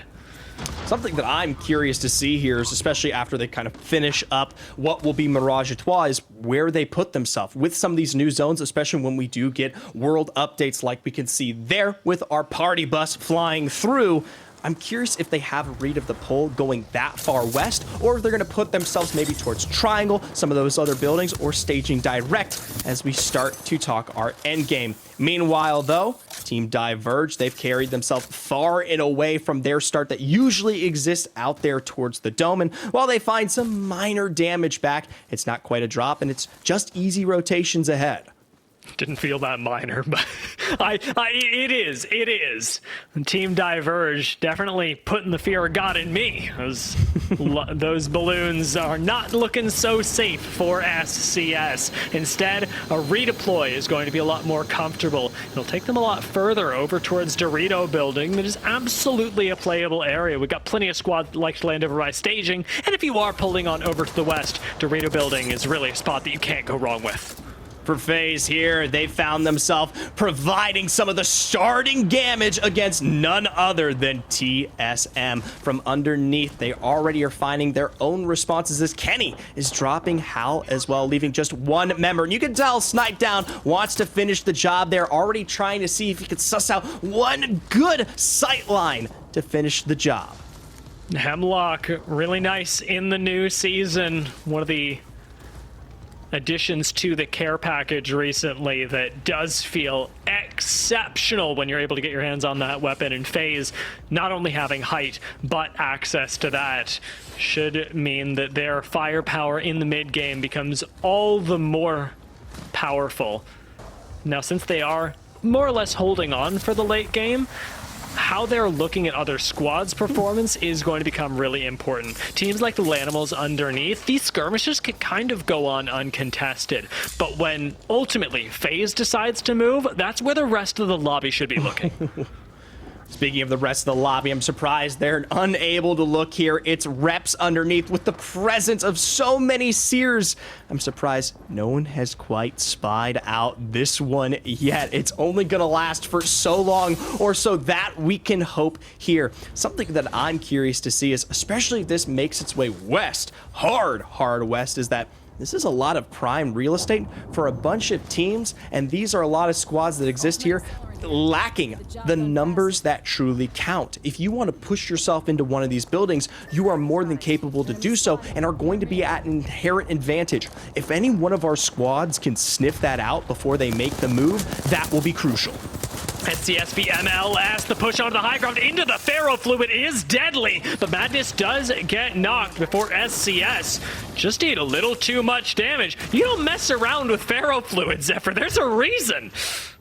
It's a big recovery there now, though, from the upper end, as Madness will expend some of those resources. And maybe they'll get to loot out here. I want to point out that when we do talk about the ridge that they are currently under, they're defensive in terms of that catalyst, but they don't quite have the height. A height that is currently held than none other than BBB. They start in thermal station and had quite a quick rotation to present here and are covering not only that zip line, but this entire valley where they might be able to call the shots and third party at any given moment. Playing a crucial part in eliminating both Rise and Xset from last game. BBB cannot be underestimated at this point. Designful, rocking our nice new heirloom skin as well, is looking stylish at the moment. Up on height, this is another excellent position to hold, however, and very flexible when it comes to the late game. Something to note is that in a position like this, BBB are also one of our squads choosing not to run the Valkyrie and have more limited rotational options that are more or less just, can Wraith walk there or not? Well, thankfully, it is a zone that caters to them ever so slightly better than, say, some of the deeper rotations they've made. So the Wraith does tend to work out just that little bit. But instead of utilizing it for that rotational ability, it's that potential kidnap. It doesn't come through, and instead, it's a full knock on to Designful. Luxford goes, What just happened? This man just appeared in front of me, and then he disappeared just as quickly. BBB, fortunately, aren't getting ported on after that, as it is a little bit too much gumption that you'd have after that play. But MLS don't seem to be having too good of a time. The shortest Dark Veil in history will not keep the squad alive for long, but it will keep them up for longer than Sentinels at the moment. Luxford having to put on a defensive performance up on high ground to keep Team Diverge away. Ooh, the building across just here trying to take this one away, breaking down the door. They're able to wipe it through with that arc star, and from double angles, they might face one knock in response, but from behind, Sleepy Panda will find the final eliminations necessary to bring MLS down, and almost immediately are they going to be extending this portal to present themselves in better real estate to get a more defensive building here. But no, sticking the revive first. So Sleepy Panda special, this Wraith, and it was something that he really made his name on in the Tier 2 scene before we ever saw him pop into the Pro League. And there's a reason why we've, I want to say, continued to keep up with this legend, especially given her recent buffs. Sleepy Panda did a really good job there, setting up the portal, giving his team options and not one place that they could be pushed, splitting it between the two in case BBB decided to commit. They've managed to res Bird not once, but twice, given that. And now, we'll see who else is able to make it into ring and tangle with them. Luminosity, one of our squads that we highlighted at the start of the day. Now in a fight for their lives. They do need to get in through this zone, and it's not looking too easy for them. Oxygen waiting for them on the other side. An enemy, where'd he go? I'll tell you what, a double exhibit down spells out exactly where he went, Dia. Luminosity with the full send forward to drop Hill as well. Why don't we make it a three-piece and find it with the 30-30 from mid-hip fire range. Luminosity, notably though, the most important factor here, cleaned this one up quickly and efficiently. We knew BBB were just ahead of them in this choke, and I was worried, Dia. If this had went any other way, they were potentially in dire straits here. But I love this. Jaguarez immediately ultimate accelerant out, getting that exhibit back into play, especially for when this zone will begin to choke inevitably. Yeah, one of the most powerful abilities that you can have online at any given time, both offensive and defensive. And speaking of offensive abilities, Yanya still holding on to that singularity with the Horizon. This is, for a lot of people, the reason why you would still be playing Horizon in Season 16 is to be able to use that in fights. And the fact that Luminosity didn't even feel the need to play with the cooldown in that past engagement, it says a lot about their confidence effort. We'll see how it might come into play here. For Complexity, they're looking for success in where they haven't truly been able to find it. Stuck in the chokes from last game. This time around, they want to go directly for zone, opting to play in this building where we saw Sentinels fall just moments before. And it's immediate setup from Monsu, defensive action, and it's something that is going to guarantee that they last past some of these late rotating entities out from the east and north that they've just surpassed. Looks like it'll continue pulling with them in the dead center. Team Diverge, of course, are going to be aware of this, but also knowing that they've got BBB at their backs, can't afford to extend too far and harass Complexity for this move in to be their neighbors. Xset, meanwhile, after winning our first game, are going to be taking a bit of a chill pill around the edge of the zone, but still looking optimistically. Zero goes down. We got the thermite connecting, and wow, suddenly intel is just melting before our eyes. Where are they all going, Zephyr? The car and the Prowler both farming it up on the inside, and Xset have yet to suffer a knock, even in the face of an immense amount of caustic gas. I just think it is crazy there that Inters just take it. They bite the dust, and they don't even do anything to prevent Xset from getting things to come out on top. For Tripods here, trying to push forward in a similar pace of action with a nice crack to start this fight here. Missing out on the damage, but Nick Merckx swooped in over from the side. It's AWANs from Rise. They need to get a knock in tow, as it will take to a 2v2, but from this height angle, Gent Wally finds the crack. will face Nox inevitably. Indeed, still batting around the outside, not quite with the rest of the team there. Now has to make up for lost time and pop in before the heels go off. Unfortunately, he is angled out, and the tripods go down to Rise, who have picked up, honestly, their best 3v3 of the season so far. If they can continue this momentum, sky is the limit, but Rise have struggled historically with continuing to chain these together. Meanwhile, Furia pick up Meat Lovers, setting them behind as one of our, let's say, more consistent squads that are still growing in, this time unfortunately not able to make it out. Thankfully for Meat Lovers, before they went out there, we did see them at least find some of the kills out there towards our Geyser Village. For Fury, though, love the fact that they're playing edge. Maybe not as deep as the likes of course, here, what we see from Exet. Retzi going down in response to the Rampage. A chugging from mid-range. Fun with that charge rifle will make even shorter work of A1s, but now as they start to breach these open angles, gotta be a little bit careful, but they still find the three-piece that is Rise. And it's from a distance as well, never committing, never risking anything. Exet put themselves in a position off by Lava Fisher to just gain and gain and gain. The KP just piling in for them now. 6 kills already for the squad and making top 10. Exet are looking really good right now and continuing to accumulate momentum on a crucial day for this team. Now that they've got this ring pulling over to the south of them, how Exet rotate in will be very telling. We see Valk ultimates, late Valk ultimates especially, claim the lives of many a squad. Will Exet avoid that? Or if they do Valk ult, how will they do so differently to keep themselves in the driver's seat?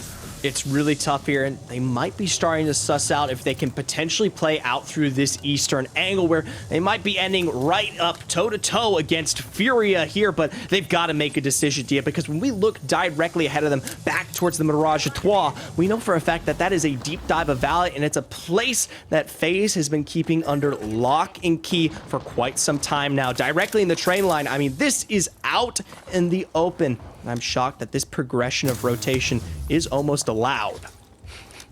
Gotta appreciate Fun for continuing to lay in the damage. It ain't the focus right now. 13 seconds left, but it's only gonna do him good as 120 left until this next Evo, and having that extra HP could be a determining factor for them. Looks like Valk ult is the call, as there's really nothing else that they can do from this position with this time left on the clock. Let's see where Exet end up, and if they can survive where so many others fall short.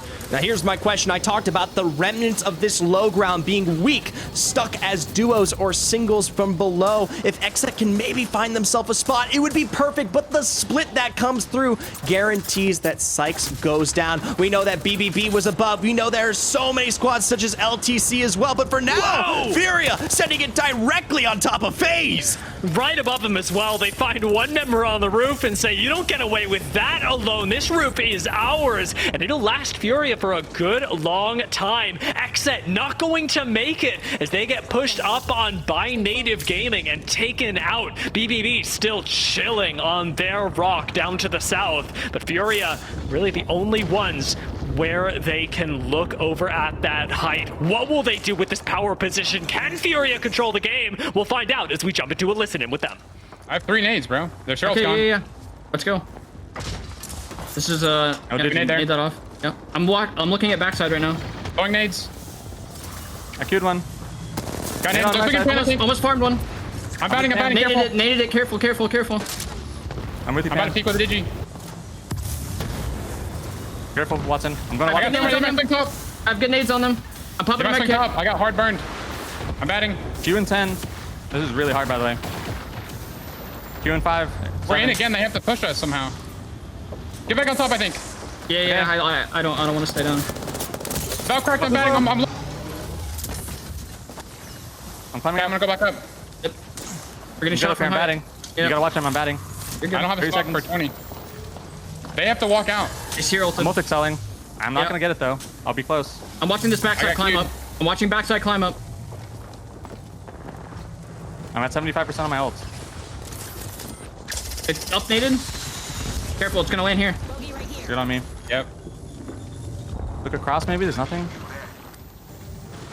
We can always jump off if it gets really Are you gonna bad. have Cyril soon or no? I'm at 82.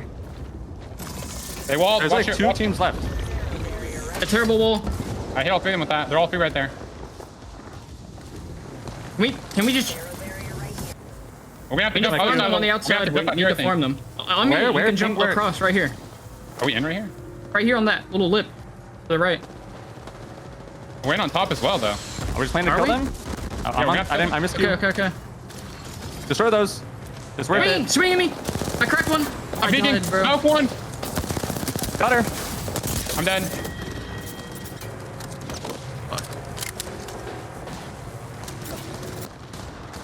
Good thought from Furia. Great execution from FaZe. They were able to claim the last corner, that one safe spot that Furia had pointed out on the Mirage Etoile, looking down at 4 other squads with BBB right up here with them. They know exactly what's going on. Only one other team on height. It's time to harass, but there's not much that BBB can really do until we climb down onto this next zone. They've got to play this slow, and this may not really have been the game where they come out in complete control. These buildings, super valuable in end zones like this. I'll tell you what BBB do have, though. They have the best transition towards this pole than any other squad out there. Obviously, when we get deep towards those buildings, it's going to get chaotic. But from this height here, down on the ramp's edge of the western side, there are no teams. They're the only squad to control the entire west side of zone and will be able, once they lose out on this particular height, to slowly walk it forward, down, still in a place of height, at an advantage against any other squad, maybe even take it to the rocks or stand on top of the buildings themselves as they work forward. Try and jump down, like you said, on those buildings. They eat a lot of punish at the hands of BBB, and they're getting wide swung on as well. BBB just watching it all go down. Finally get their view obstructed by that catalyst wall, and have the opportunity to rotate down a little bit further. Again, keeping in control in a lobby like this, where BBB are going to have to play for more or less equal footing with other squads. It's the mark of a great team to be able to keep your cool, and Complexity certainly doing that as they wide swing on FaZe, taking them out, and now taking another fight off in the open. Cody gets that shield swap, somehow walks away alive, but LTC expire in the middle of the courtyard. Surprisingly there, Cody against all odds, and the revive coming through. This would be the go button if I was SCN to make my way out, and it might instead be the go button for BBB on the opposite angle from below. Designful looking to start the end now here, and oh my gosh, SCN stuck potentially inside that building, are just barely going to have angles on the outskirts, and why not try to send for the kidnap? Block the door instead. Really good. You make it impossible.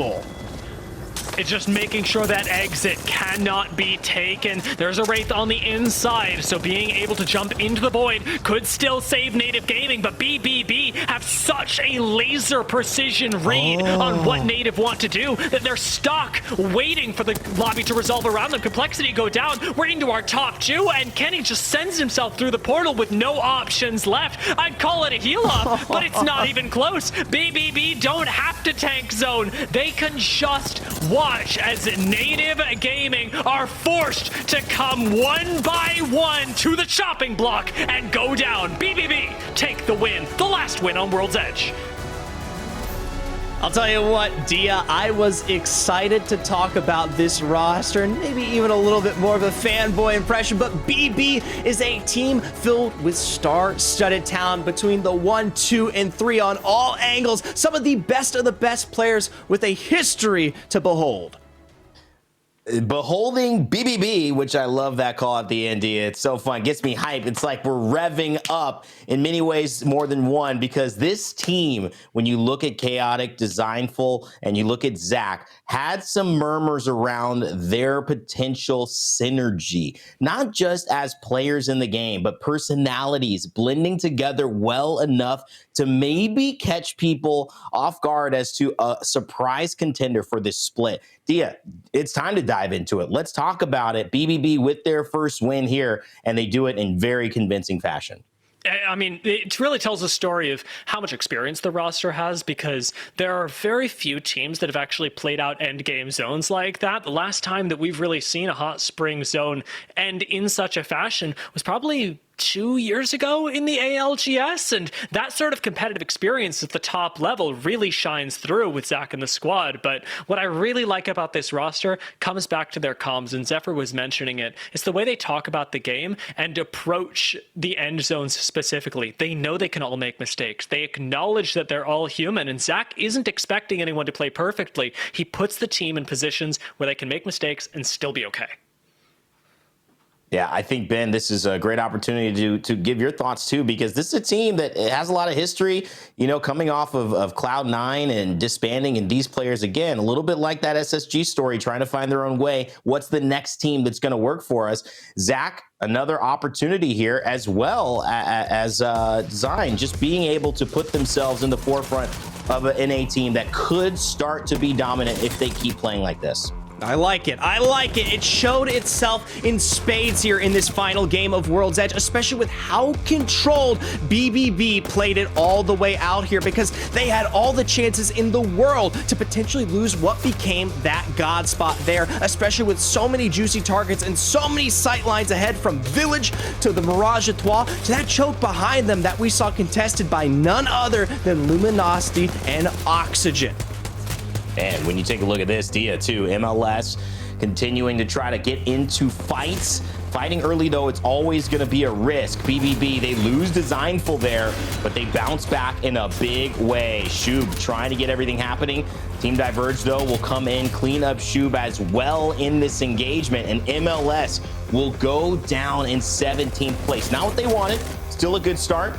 Luminosity in the mix here, trying to get some more damage going, and a team we talked about hasn't quite picked up the pace to the way we expected, though. No, and Luminosity, like we talked about there, not using the Horizontal, they know that they can outgun some of these squads just on a pure 3v3 level. And I want to see more of them. I think you were spot on with what you said at the beginning of the day, Rain, that Luminosity are fundamentally one of our best teams. The fact that I haven't seen them in an endgame today is criminal, especially on World's Edge. Criminal indeed, and that's the way this is going. Everyone's trying to figure this out. A versus B and A versus C. Remember, these groups come together and they always give different dynamics depending on who is playing. C versus B as well. If you look back in our split, whether it's Liquipedia or some of the results on our website for Play Apex Esports, you'll see that certain teams dominate certain pairings, and maybe this one for LG proving a little bit more difficult than the opposite pairing they'll be able to go up again next time that they play versus Group B. But let's talk about this in-game here. Zephyr, Complexity on the low ground, Furia Face fighting it out on the high ground, but BBB sitting pretty on top.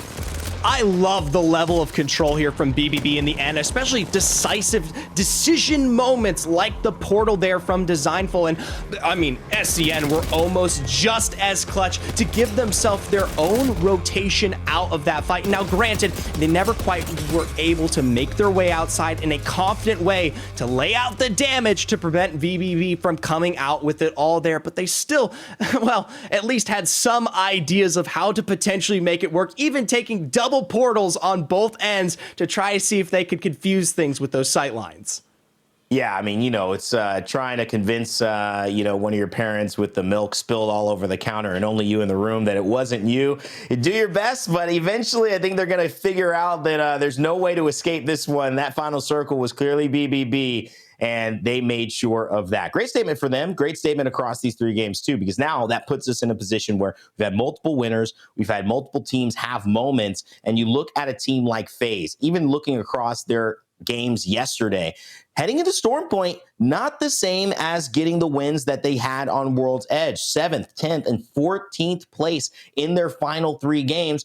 Drug-free, we saw a team get 43 points in 2 games and then about 6 points over the last 4. So, Dia, yes, this is important, all the teams that have performed now, but Storm Point could seriously mix things up for the teams we're expecting to maybe see more from. LG, TSM, or also bring some of these teams who are really hot right now down a peg.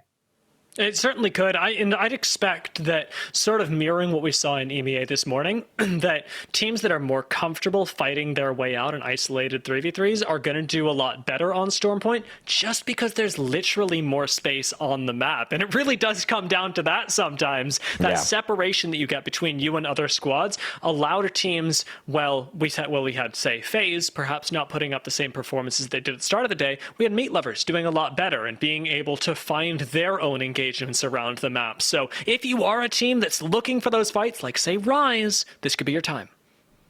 You know, I'm a big fan of, flying objects. Unidentified ones as well has kind of been in the news lately for some random reason. And I have to say that it's this one's very identified. I know this sorcerer isn't going to confuse anybody when they see it. In fact, we've got the man, the myth, the legend here joining us for an interview. Sorcerer, it is great to have you. Thank you so much for joining us on the show. How are you doing today, man? I'm doing well. Likewise. Thank you for the opportunity to be on broadcast today. Well, listen, I know you were flying high. I had the sorcerer joke and the UFO joke. I don't know if people pieced it together. It was okay. I did my best. But you guys are flying high, essentially, after your performance yesterday. Talk to me about how you guys are feeling with such a great opening, back-to-back wins, and a great performance in day one, your debut in the Pro League. I'm going to be honest, I don't think any of us expected to do that well, especially with the opening 2 games. But yeah, I think we found a very good play style for our drop spot, and it just kind of made sense yesterday. Everything we did together as a team, our macro decisions especially, were very good. Going forward, I think the only thing we need to clean up is any micro decisions and individual mistakes, and especially team chemistry, and we will definitely dominate. I'm going to let Zephyr and Dia ask some questions in a moment too, but I just wanted to fact check here. Are you actually 19? I am indeed 19 years old. Wow, what a young start. Over $36,000 in earnings. You have been one of our longest standing pros. You have had such an impact in the ALGS. I'm pretty sure anyone who's watched knows your name and is now putting a face to the name, maybe for the first time. Talk to me just about the fan reaction, maybe the response you've gotten, whether it's Twitter or watching Twitch, or some of the comments about how you guys performed yesterday. Yeah, honestly, I did not expect a lot of people to be rooting for us, but I guess winning back-to-back really gets people hyped up, and it made me really happy to see people still root for me and cheer for me, especially all the people that reached out to me in DMs or just added me on Twitter, just cheering me on. Thank you. I really appreciate it. Yeah, I mean, I was just watching mouth agape as you guys picked up your second win. And like you said, your macro is feeling really on point, and it's difficult to do that, especially as we have a meta that's shifting and people's rotations and playstyles are changing. What is it about your playstyle that you think is working so well on World's Edge that is putting you in these positions? I think using I'm not sure what to call them, but the rotational beacons, where it scans everyone on the map for a brief period of time.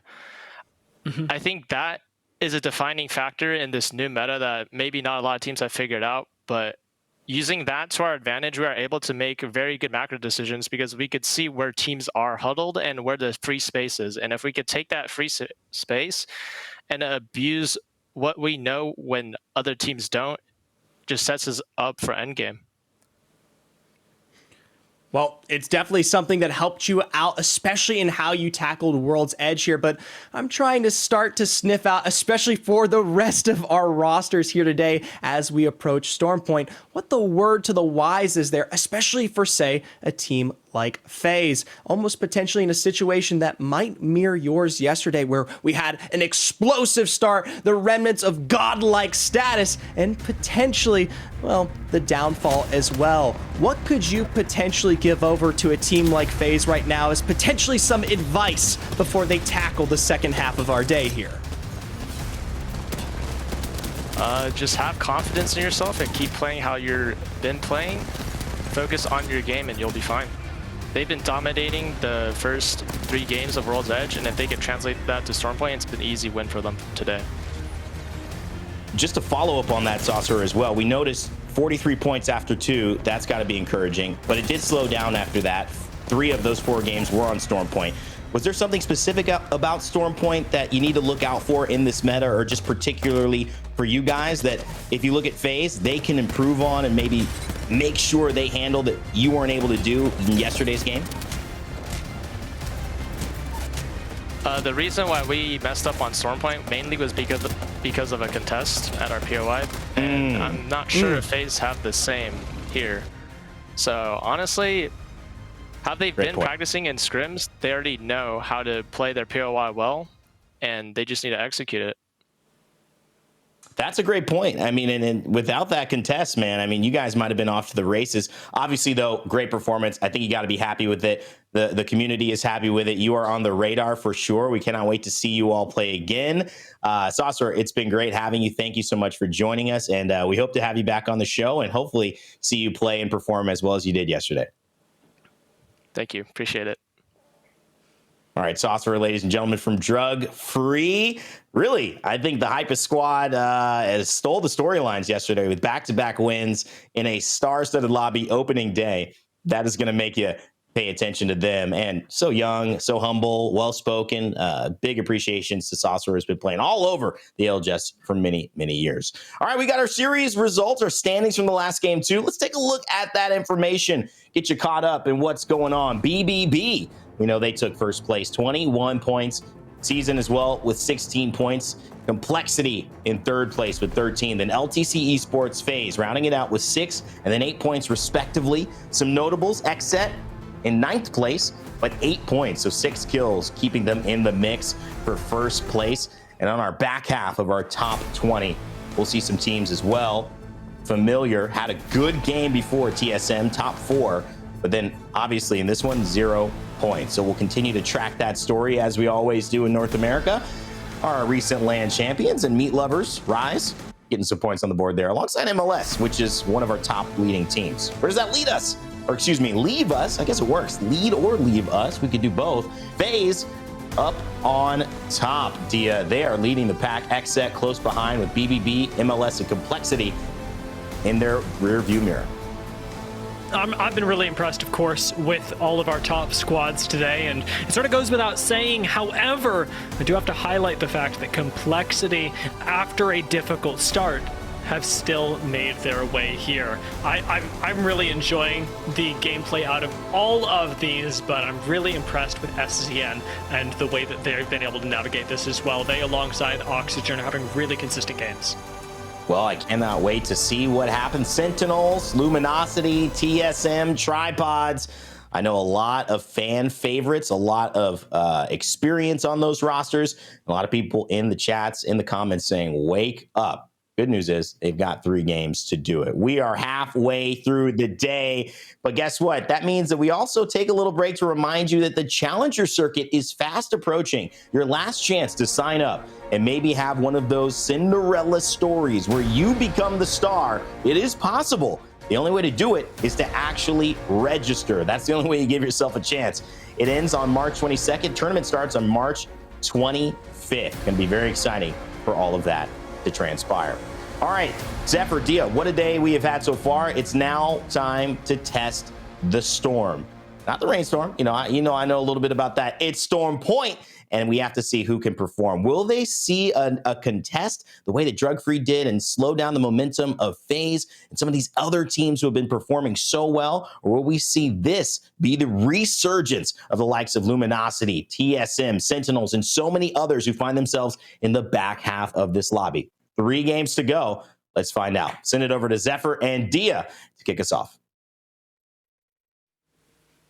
A lot of curiosity here, Zephyr. I talked about edge teams a little bit, but I want your read as we jump into the first game on Stormpoint. What playstyles are you looking for that have been succeeding over the course of these games today?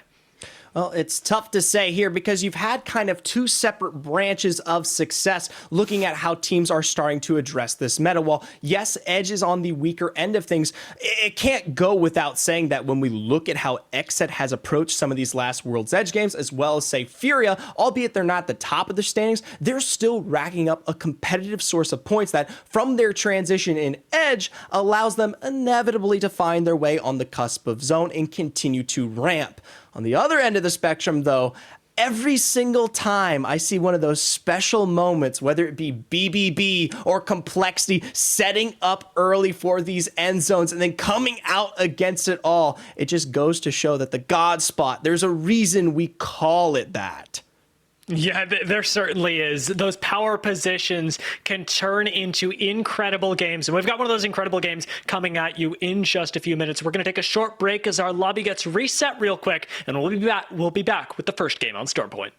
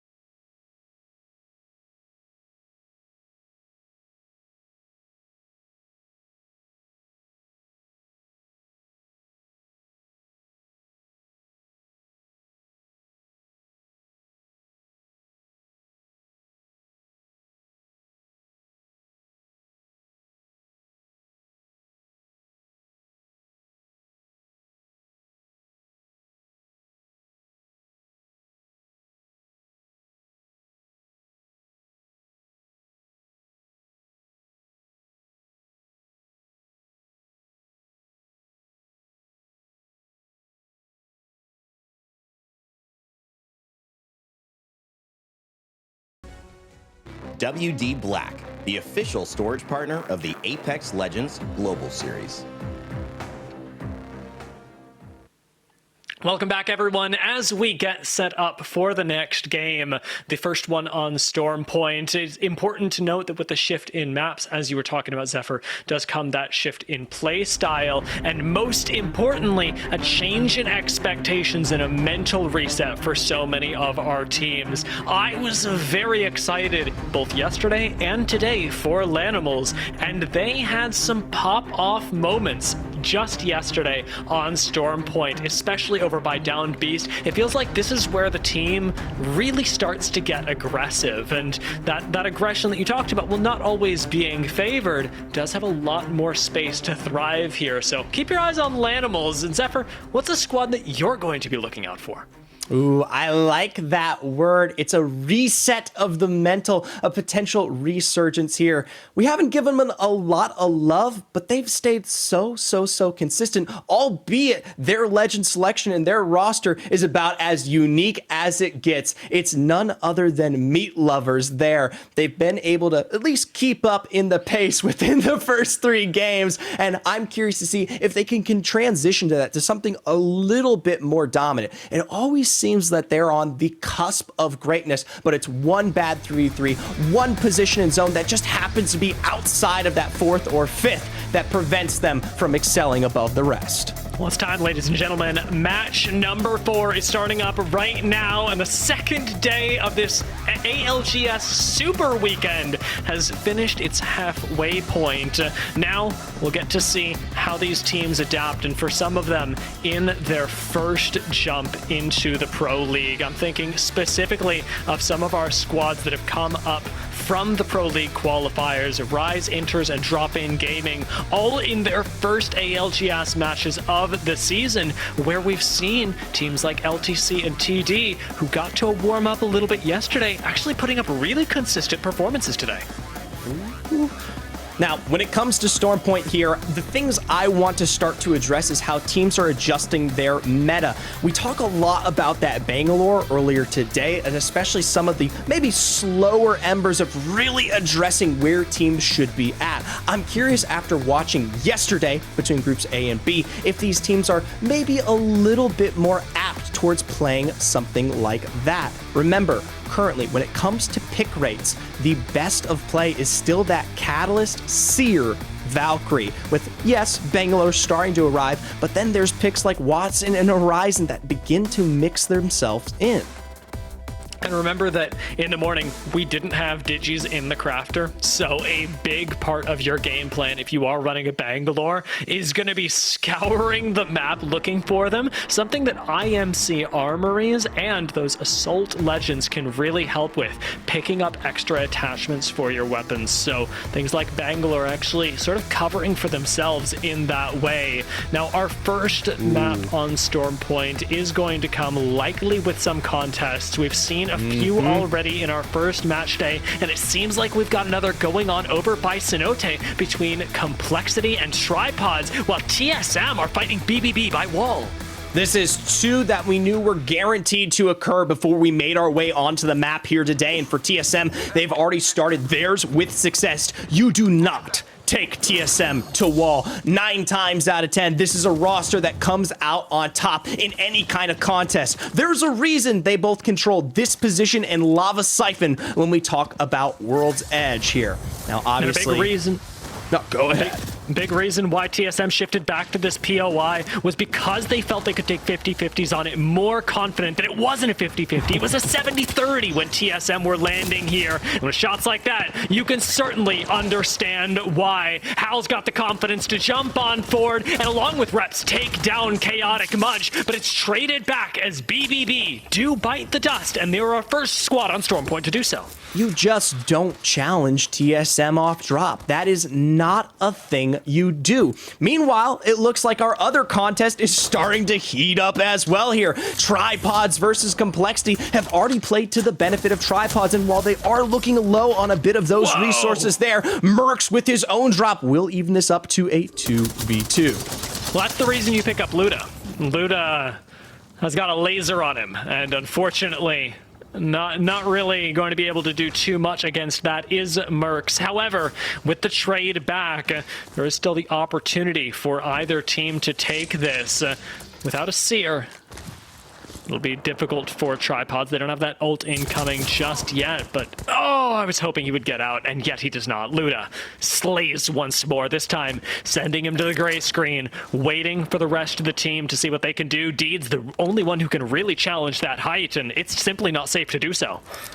At this current point, it is still a balanced fight. Both banners picked up the cards on their belt to potentially get these two members back into it with a big beam on Luda there. That's definitely something that Tripods could potentially work with, but you made good points about the height here, these angles that they're covering. Now, whoa, a big Dark Veil is officially dropped down in response here by Tripods. And I'm curious, with those sight lines blocked, what do you do?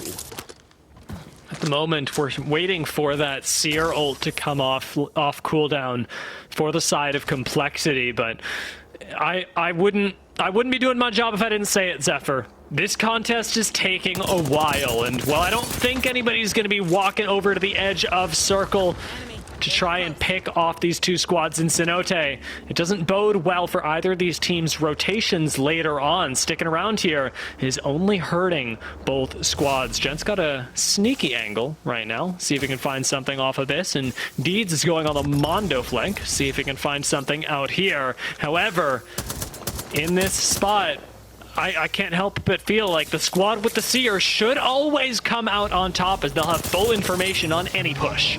Oh, I like to bet against the Seer. It makes me happier, okay? Either way there for Tripods, we'll look to see if we can potentially find their success. Obviously, the reason they pull back as far as they do here is to get that double angle on height so that they're not playing the low end, but I mean, we're talking about the exchange of resources in terms of health at this point, down to that final syringe for Gent.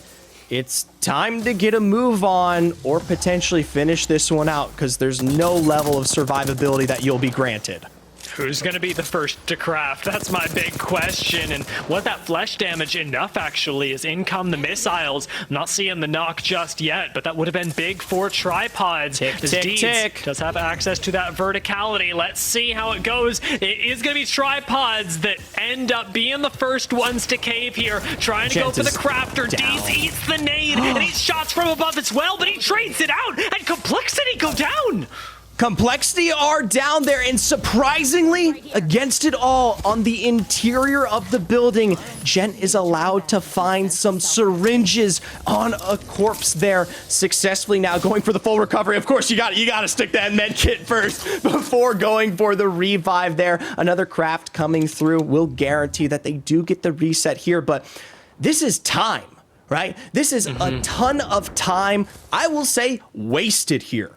At this point, when it comes to these further rotations, they have delayed so much of what could be a position in mill or further that would guarantee that they see those end zones in a much more dominant fashion. It will now be a guaranteed uphill battle here from this further moment for Tripods, even though they win that fight. Certainly will. Xset having put themselves in a position, no wasted time here, right in the dead center of their predicted end zone, should be playing with utmost confidence. They've got the catalyst to make these little valleys all the more difficult to push, and the protection of knowing that in the buildings just off to their north, there should already be squads holding those up. Their biggest threat is going to come, at least for the moment, from the south, in a place like Cenote Cave. Let's see. We're dropping in very few meds, but it is arguably the safest place to res your teammates, because nobody's pushing out here. Well, it looks like at a certain point there, Deeds full fell as well there. So with that, Revive will now be back in full force and will begin to kind of craft up in their final moments. But with round one on its full close, the next closest location is Cascades. That is so rough for this roster. And yeah, you might be able to maybe head east, craft up a barometer, but this is as punishing as it gets. I have never seen the first zone be this much of a nuisance. At this point, gravity cannons are your friend. You've got one just off to the north of Cenote Cave that'll take you over to Prowler Island. From Prowler Island over there, and then suddenly you're in zone with 4 medkits. Tripods should be able to do it, but they're not the only ones that are approaching the ring late. They've got company from the south, and a team like Dig may very well be able to walk through into Cascade Falls or gatekeep at Command Center. The world is their oyster, and for so many of these teams, they've just discovered that it is not, because we are moving on over. We predicted a northern zone. Well, turns out we're going a little more northeast. Yeah, some teams and some squads caught with their pants down there over on that cliffside wall where, yes, this does tend to pull out towards when you see it go that deep towards the edge. Instead, High Point and Thunderwatch much more available for supreme end game positioning here. And while there's going to be a massive collapse in store for those from that kind of south or even northwest position, I can't help but look towards this kind of Stormcatcher-esque luminosity area where there's much more freedom in store. Yeah, one of the better positions to manage the rest of the lobby from. FaZe, the only team that is rotating through this area as of yet, and knowing they've got a team on height, it's probably not a whole lot of options for them. With the recent scan, it's not just going to be them that get revealed. FaZe are going to know that there's now a potential sandwich coming in, and I'd be surprised if anybody's pushing Luminosity now. It is just so difficult to move your way up height and make this work. I'll tell you what, though, there's options, right? FaZe don't particularly know this, but this entire area from Stormcatcher up towards Thunderwatch, because of the wrong read, even though they might not have the best of takes out there towards the east, they are guaranteed at least a nice rotation from south side here in a moment. As, well, it looks like they catch Detox out. I didn't even hear a shot in response, and I'm not quite sure what happened. That was really unfortunate for Detox. And unfortunately, I suppose, caught trying to scan the ring or make his way out from having picked up that scan. Maybe. Either way, missing a member now, as one of our skirmishing squads that was expected to do well on Stormpoint is going to hinder their performance in a pretty big way. Lanimals, another one of those teams, however, that we had our eyes on, and they are looking a lot more comfortable making their way out. No one really around them for now, and ultimately should be able to grab a clutch rotation in towards Command Center and hopefully approach this ring from that south, from that low ground. The thing that I'm most interested in seeing now, though, is the transition of all of those early predicting teams from the north side. Of course, land, FaZe, they're going to have so much freedom here completely out in the open. What about those who are trying to go for just as an expedient of a move from farther away, or potentially are being choked out by, well, all these agreements made early on for that real estate? It's going to be difficult, especially if you are arriving late. Those coming from Stormcatcher, like FaZe, like Rise, and soon like Lan, are going to have to take the few spots that are left to them that they are allowed to have control of. FaZe certainly needing to dip and dive just to get a little bit closer to finally find some cover behind these rocks, but it exposes them to any angles from teams that are also coming up the low ground. So keep your eyes out behind them to see whether FaZe are able to play effectively on the defense or whether they get caught off guard.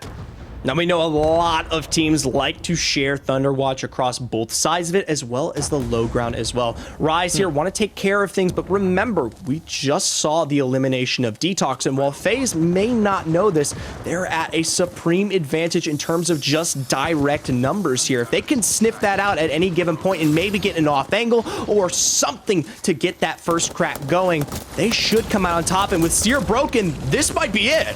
This just shouldn't be allowed to happen. FaZe should never be able to take this high ground, but an over-aggressive push from Rise allows this to happen. A wall of FaZe's own now means that they have access to positions they never dreamed of before, and most importantly, Zephyr, some of the few that are still in zone. Phony goes down, but A1's following suit leaves them still in a 2 versus 3 in the favor of FaZe. Rise unable to fight anymore.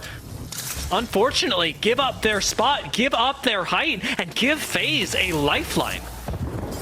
For how long, though? Obviously, we talk about rotations coming through and playing for the area that the zone presents itself in. For FaZe, it is a successful 3v3, and they are able to recover. You can see that Catalyst defense coming into play here, but it's clear there is another squad coming through from east side as what looks to be potentially other rosters beginning to falter as well. Banners with big knocks on Sykes there in that kill feed.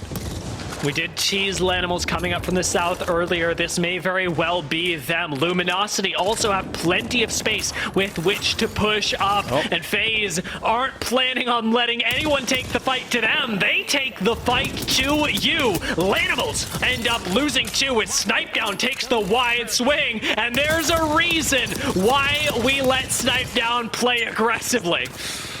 Already here, spying out what I believe is that last member on the back end of the building, dropping down the double ordnance there. Will continue to try to tick out that gold knockdown from afar. Kill feed, mind you, maybe one of the most heated moments potentially of all time. Tripods just wiped out TSM. That's going to be several Twitch clips. There is so much content coming out of that wipe, and I am sure both squads absolutely fuming, but Tripods very happy with what they've just accomplished, moving their way up from wall. TSM were caught trying to take a long rotation, and it's one they won't get away with, but it's also one that Tripods don't have that much time to execute. 10 seconds left on this ring close, and they have to run straight up this hill. No breaks, no time to heal. Oh my gosh, FaZe here continuing their source of action. We take one moment to blink and already back towards Thunderwatch. They are on their next further fight, eliminating Luminosity out here. And we talk about why are they able to do this? Why is the freedom allowed? So many of these late rotating squads playing from north angles gives the clarity and access towards wider sweeps, more direct aggression, and the confidence to take what we see out of FaZe right now. Their ramping kills are going to be absolutely huge this game, even though that next pull will force them to move. Oh, they already dropped Clane. SCN's suffering as well. Okay, add more to the mix. Why don't we? That's just classic FaZe right now. They're feeling themselves. They're like, who's pushing us next? Come on. I know you want to. you know, I play in the practice range as well because they're making most of these squads look like bots. No damage found. FaZe picking them up across the board here. Tripods. Fury eliminated tripods from the low ground, trying to assess their own height here. A crack found it. It is up to the namesake himself, Mercs, to finish the job. The minute he peeks the corner, it is none other than Tech and the meat lovers who send them home. Can I get you some extra meat tripods? Shut down as they tried to move up. But Team Diverge, hearing that, are having none of it. There will be no coexistence. We will not share space with other teams from the PLQ. Team Diverge want to be the squad that emerges from Tier 2 and takes the cake. Meat lovers go down, and so much of this western side of the map has just been completely eliminated. Team Diverge, the last squad standing. I'll tell you what, for our first match of Storm Point here, it has been messy towards the west, but finally, I feel like we are in a period of respite. Meanwhile, though, FaZe on this rotation and more squads ahead. Let's take a listen in on what might be their next successful fight. You're good, play slow. Backing up. I have to bat. I can't do Phony's way ahead. Phony's way ahead. You're good. I'm fine. Okay, Team on okay, ice okay. looking. Yep. I need to back up. I'm making 100%. sure they're not climbing. I'm backing up because Team on high is gonna look at you, Snipe. Be careful. Back up. Back up, boys. Back up. Listen, Yeah. we might have to Valko. We just need a Valko. We're gonna have to Valko 100%. I I don't have have wall. my ulti skills no more. Okay, that's good. That's fine. Listen, we're gonna look to play this respawn, and we're gonna wall off left, and we're just gonna clear left. Almost killed a guy right here, by the way. Yeah. Snipe, get over here. We need you for Valko. Okay. I think we have to drop Listen, like just listen to my Valko. Yes. Come. Snipe, Where am I going? I don't know where I'm going. Right here. Just On the Valko. right I'll let thing, you know. you're right. I'll let you know. Just Valko as late as possible. Wait, just tell me when. All right. They're above us. Go. Alright,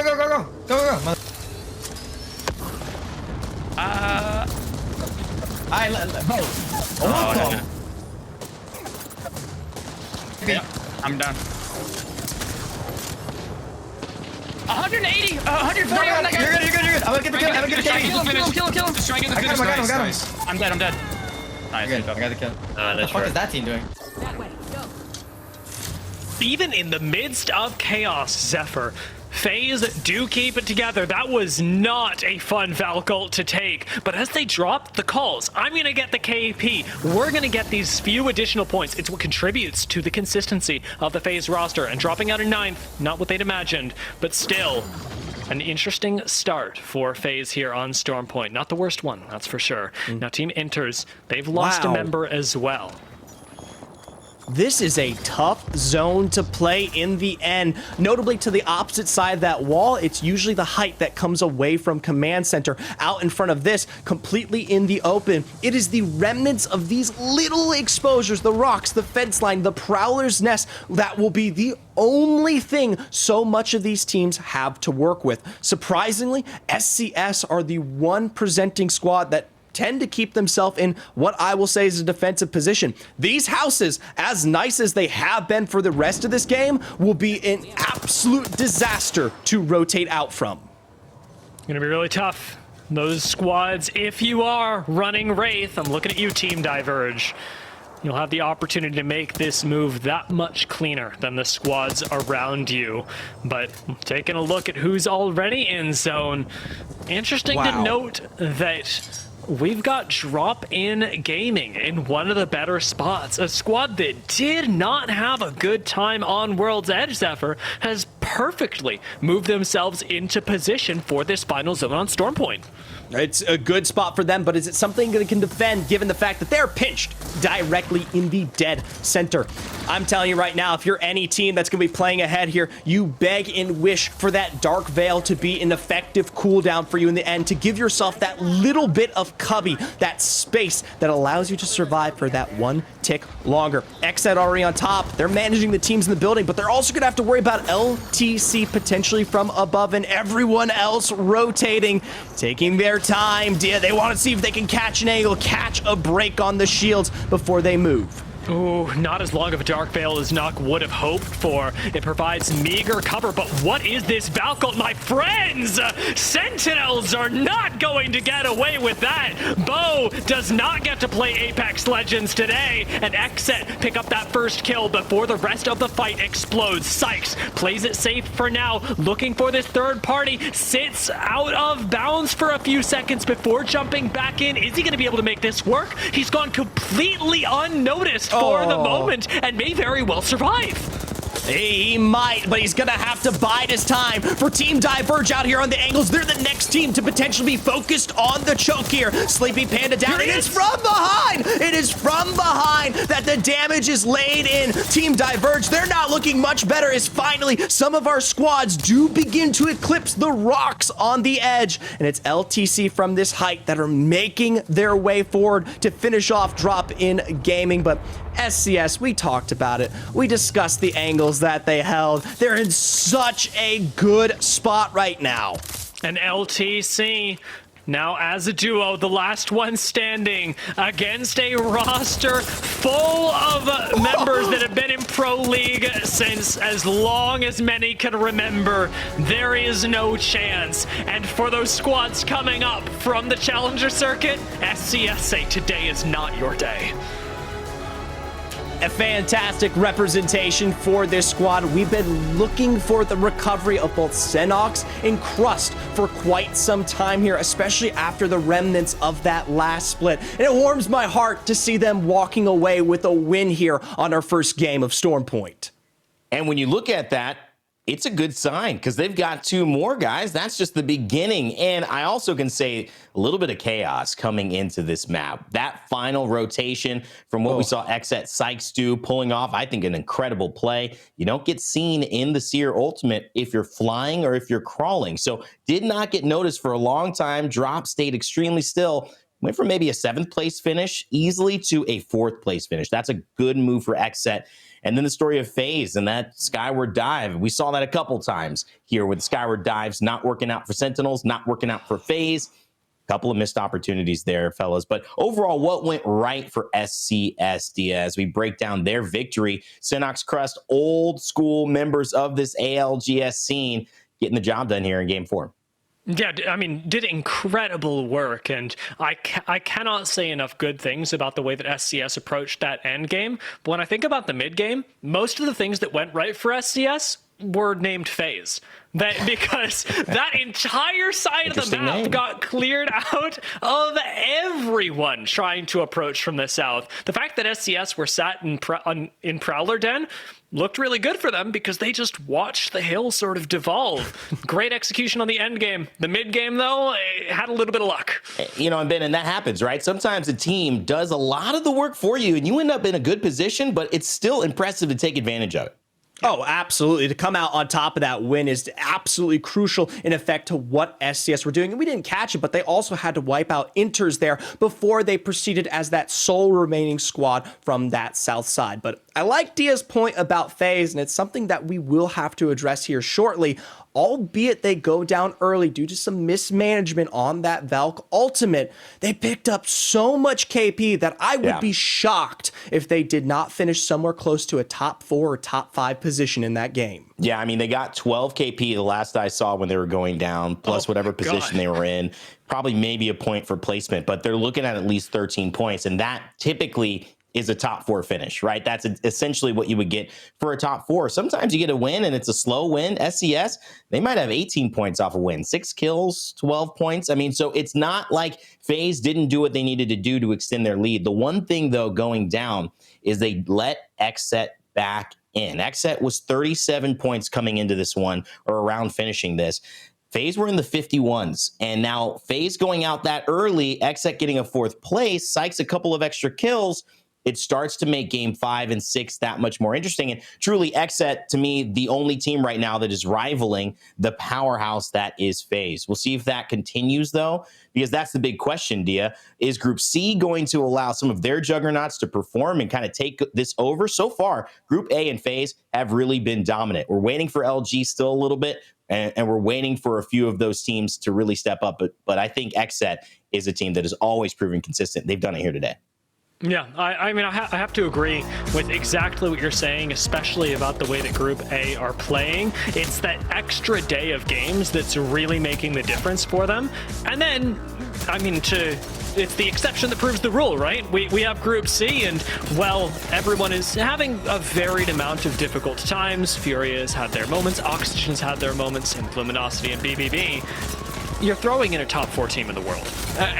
Except there are only 3 teams that actually, by the numbers, are better than them, given our recent metrics. And it shouldn't be a surprise to anyone the way that they are playing today's games and the fact that they alone from Group C are able to challenge for some of those top spots.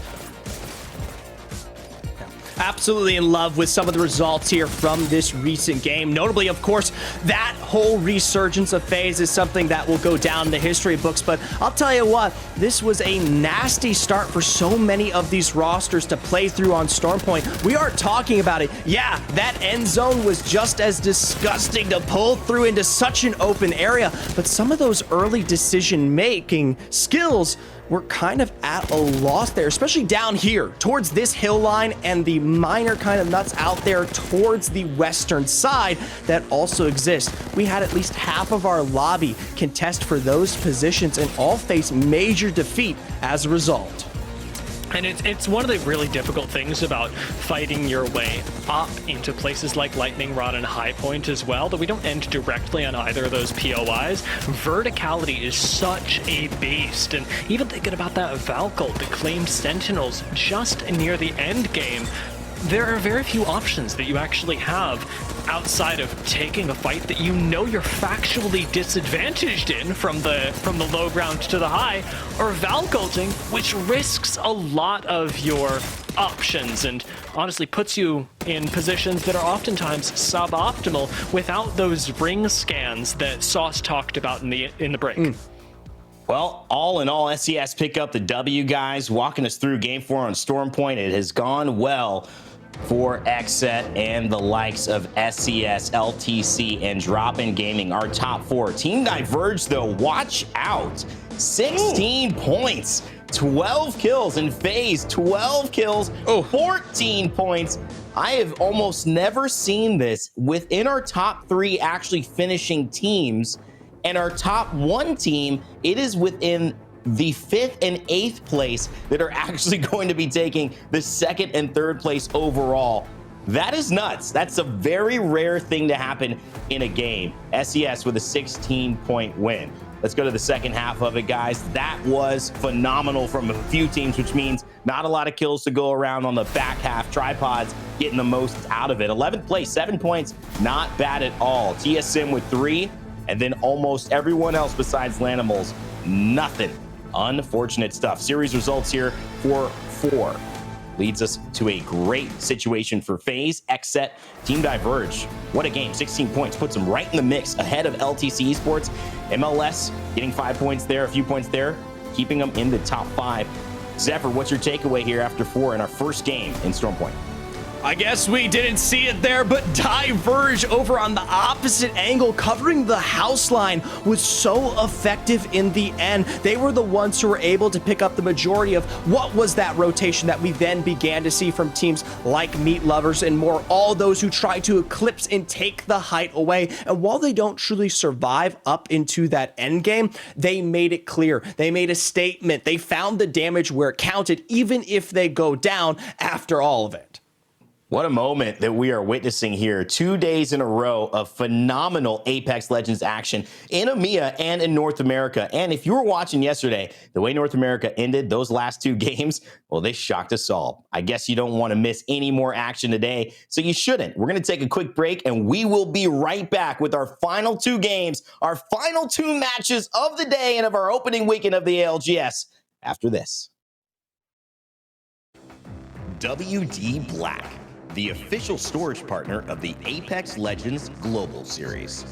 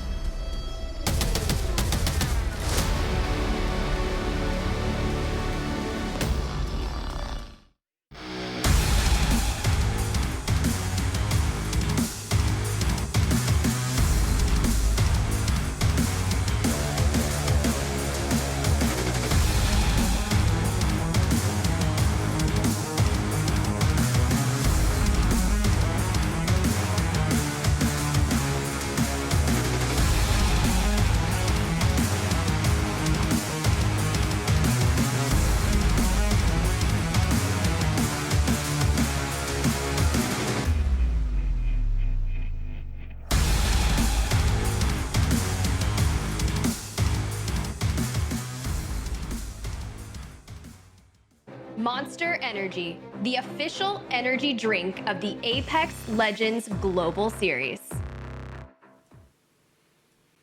Welcome back, everyone. We've got Game 5 on the horizon, Zephyr. You know I'm going to say it. It's our penultimate game of the day. And that means that we have got these teams raring and ready to go, especially after this poll that, as you talked about, was very difficult to play last game. Everybody's going to be hoping for something a little bit more central, but will they actually get it? Something that I'm curious to see outside of our contest early here will be, can the teams that benefited off of those decisions in the early game find their success later on? Now, notably, that early contest we talked about at Wall, not occurring this time around whatsoever. BBB have already made their move towards the outskirts, or heck, even running into the remnants of SCN. Klein out there towards that eastern side might get taken advantage of. On the opposite angle, though, Complexity and Tripod still within that Sonoteke, but Hunter's definitely nearby.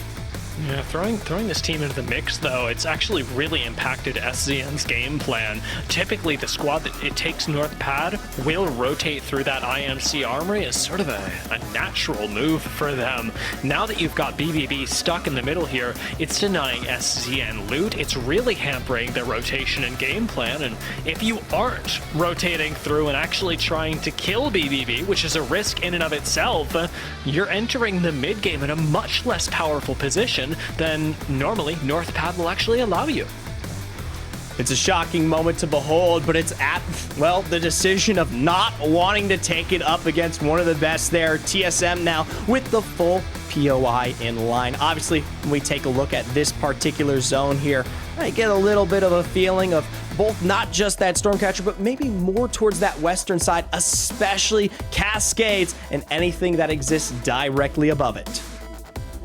Sentinels have already made their rotation through High Point completely vacant, so it is that typical move that we'll see from the Sentinels roster, the thing that really put them on the radar just last split of that super early rotate, sometimes suboptimal shields that now puts them hopefully dead in the center of zone. In the meantime, SZN have finished looting up here, and we'll see what they do next. We talked about their rotation maybe being hampered. Are they going to try and take this fight? Is it too late? We'll find out, as BBB surely lie ahead of them. Now, thankfully for SCN, even if they don't get into this fight and they want to start prepping for this next zone ahead, there's a lot of space that they will have first dibs on. I'm curious to see if some of the height that exists directly outside of the choke that comes from Command Center will be in play. But as of right now, with this freedom on the Trident, I mean, doesn't seem like anybody's here yet. They're good to go. They get first dibs. Center of the map just totally empty right now, and since they've got the next zone scan as well, should be easy pickings as to what they want to play next. The building ahead of them actually looking really nice if they want to try and control some high ground and make use of the marksman weapons that they picked up early in the game. Try and farm up some of those evos and maybe pick off some attachments as well. It depends on whether SCN are feeling more confident with their zone or more edge play style. If they want to take some fights, there's no reason why you don't go down to the south, where evidently we've already got folks. I like this. Keeping this high ground angle from this position above will guarantee that if there is a squad that presents themselves, SCN have easy rotations to finish the job. But just as I say that, they turn right round and head back up towards that original building, potentially a call to give them the stability that should be end game play. For Team Diverge, it's a thankful situation for them. One less squad to worry about who could have potentially punished you. Everybody pushing into the dead center of the map. Team Diverge's position, not particularly an enviable one, but neither is MLS's, as FaZe take them Very down. The nice. third party incoming as Crypto ult does pile in, but I heard you appreciate it, and I gotta say, so do I, Zephyr. This wall is perfection. This is good. This is maybe one of the few spots on the map where you quite literally have a perfect sized rotation with a wall that exists almost perfectly in that straight vertical there to give you coverage. For FaZe, it's just a moment to reset. We don't even know if the full squad is as close as they were. For them, though, it's all they needed. Back on the outside here, snipe down on the rest of this crew, regrouping up, but not quite catering towards any further position. Obviously, when we talk about these stairways, they are good. They do exist for a long term when we talk about Stormcatcher endings, but I much prefer direct height or the buildings themselves. I can understand it for sure. Especially when you are sitting in a position like this, there is a lot of RNG that can affect your game with other squads just deciding to push you. You're not going to see anybody in these rooms through a Valkyrie ult, and you go in a little late, you likely have to face off against FaZe, which might not go their way. However, as a group, FaZe have been performing super well so far, and it's likely giving them a lot of confidence to be able to take these positions and say, you know what, if a team does push us, we're ready, just like we were over by Thunder Watch just last game. Team Diverge here with what looks to be much more freedom than what we saw in the early game, slowly starting to work their way back. They still have the opportunity for Spider's Choke, but can send themselves all the way down towards Waterfall for that next rotation forward. Something that is synonymous no matter the way they play this out is it is going to be a low ground push. Now granted, building in play and potentially with Zipline, they can make some expedient rotations. But remember, this is not a squad on the Valkyrie, right? We talk about where your Wraith can walk, the distance that they can cover directly. This is something that might become Diverge's problem, even though they just come off of one of the best games of our entire match. I've got to agree here, and especially when you're dealing with verticality like this, it may not be as bad as it is over by High Point or Lightning Rod, but Wraith walking is pretty darn telegraphed. We'll see what they can make do with over there as Oxygen set themselves up, hopefully looking to hold down this height, much like we saw earlier today from teams like E6. Oxygen do have a great wave to play this out, and with something like a Valkyrie as well, plenty of safety if they need to relocate a little bit later on. They can play this pseudo edge guarding style. Yeah, and given the fact that most teams going into the zone are likely to be catering more towards that north side, it doesn't come with the caveat of it being Lagoon, which can be just a little bit more difficult to tackle. Meanwhile, for XSET, just ahead of FaZe where they presented themselves in that stairway, they themselves are covering the height we just discussed here, with Lagoon in their sightlines all the way down to the site, and also what could be Diverge if they rotate through Spider's Choke.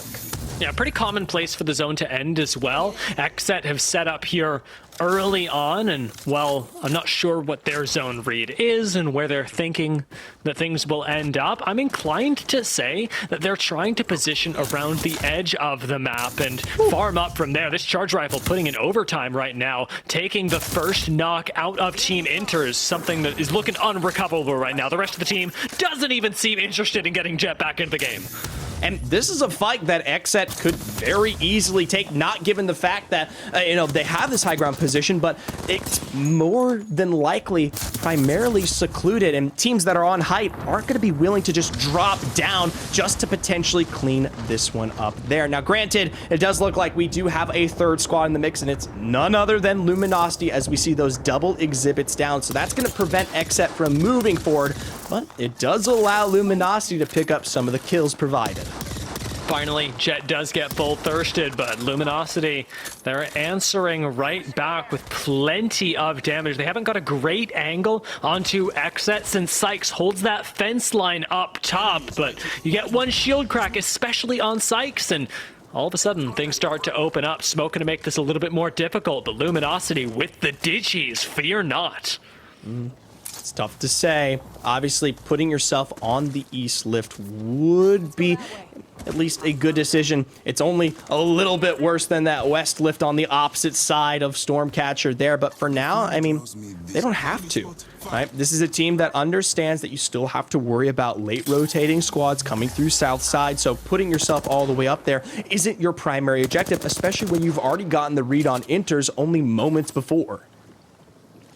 Plenty of space, plenty of time in a lobby like this, and Luminosity, I think much like FaZe, are taking the more passive approach to this game. Everyone's setting themselves up and saying, we'll let the game come to us since we believe that we can defend our position. Luminosity have enough space, XSET do, FaZe feel comfortable, and LTC and their building just off to the northwest. They have been there since the game began, Zephyr. As soon as the map closed on our first drop LTC, we're there, and they are still chilling, waiting for other teams to push up, waiting to punish an overzealous squad.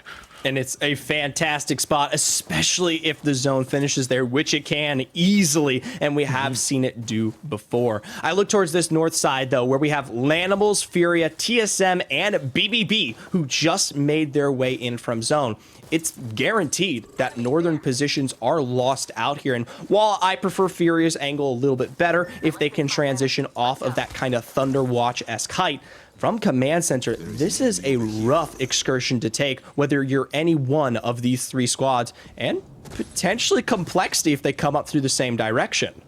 That it is. Taking a look over at the eastern side of the map, Sentinels and Rise right next to each other. This next ring close is going to say a lot about Sentinels' ability to predict ring in this season of Apex Legends, and about what Rise are trying to do here. Are they also trying to predict and play a little bit more of a zone style to give themselves a better chance at making it through into the end game? We'll see what ends up happening, as for the moment, zone close is yet to reveal the next bit of data to us. Might be a minor mistake underway here. We're going to have to take some time, pull it back to the desk for the time being, and potentially restart that one. Yeah, we'll see what ends up happening, and production's going to update us, but with the map and with the scene set as it is, you and I were talking about this, Zephyr, we're seeing a lot of teams sort of hunker down, and a big part of that is because, as you illustrated, Zone can pull over to LTC, and in this particular case, things like Valkyrie are getting quite a lot of value. It's going to be interesting to see whether this one caters directly towards Stormcatcher, where we have a lot of teams in the presence of directly that POI, the buildings that you started to discuss with Sentinels and Rise out there towards the east, and then of course LTC, where those will be your dominant god spots, or what we do see sometimes happen, where we get to see that zone-esque split, where things pull off of Stormcatcher, and the height is still very, very effective, but a necessary enforced drop occurs, and then that's when we start to bring in and discuss teams like Xset, Luminosity, even though at a weakness from that low ground, will be in those endgame fights. Now, I wanted to take a second and sort of bring in this third perspective, because it's just us sitting here talking, but I know that Rain has been watching so far. So, Rain Day, welcome back. Welcome back to the big show here. What are you seeing so far? Guys, I'm going to be completely honest. We have a little break when you guys go and you cast. That was the time I was not watching. I came back to help you guys fill this space. No worries. I'm just going to let you know it is what it is. Us casters, we're humans too. We take a little time off when we can, but I do want to kind of set the tone while we're waiting for us to get back in the game as well. I think this is a good chance for us to talk a little bit about meta, or at least focus on some of the things that you guys want to kind of parrot or highlight here heading into the last two games. I mean, we saw tremendous moments from Dark Zero. We know that's the case, but what we also saw with these winning teams was a lot of utilization of a clear, distinct meta that they believe is working. In this NA bracket, and I'm not just going to TSM, there's been a lot of teams who have switched and have tried different things. They've gone for Valkyrie, Seer, and they've gone for Catalyst. Some people have decided against the Valkyrie. They've gone for Bang, Seer, and Catalyst. I want to get both of your perspectives here. What has worked better so far for you? Because you're giving up things with different legends, and you're also talking about different class passives too. And I have a strong opinion on what's better, the assault class or the skirmisher class in terms of a passive, but I want to hear from you, Dia, in terms of if there's a trio you're preferring in terms of composition. I mean, I've got to say that, first of all, difficult decision.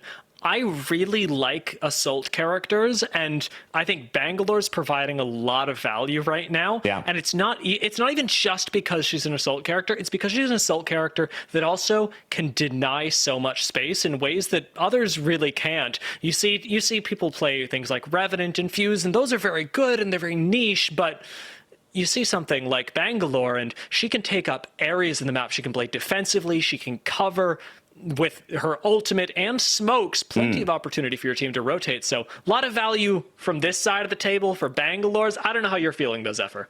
Okay, I just have to follow up on that because I don't care. I'm not here to pick something else. I'm just going to reiterate with Bangalore because I think it's important. And especially it leaves so many questions on the minds of practically everybody right now because we're still in the midst of a Seer meta. So a scan-based legend, but we're seeing the strength of Bangalore. Somewhere there's a little bit of a disconnect and we have to figure out why. Where is that value coming from? And Dia begins to highlight it. And I love to talk about this, and it's something I've defended multiple times.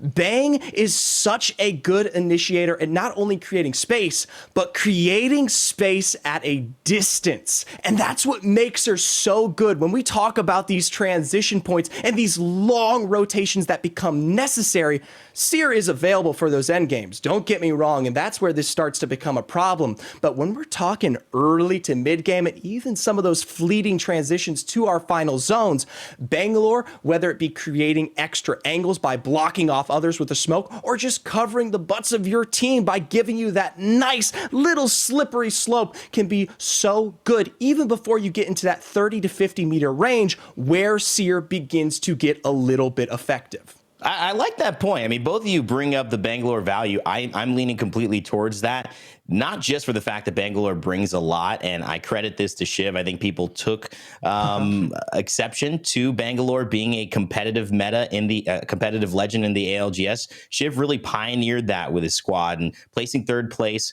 in split playoffs about a year ago really opened people's eyes as to the value. Now it's almost a guarantee, especially with Storm Point in the mix.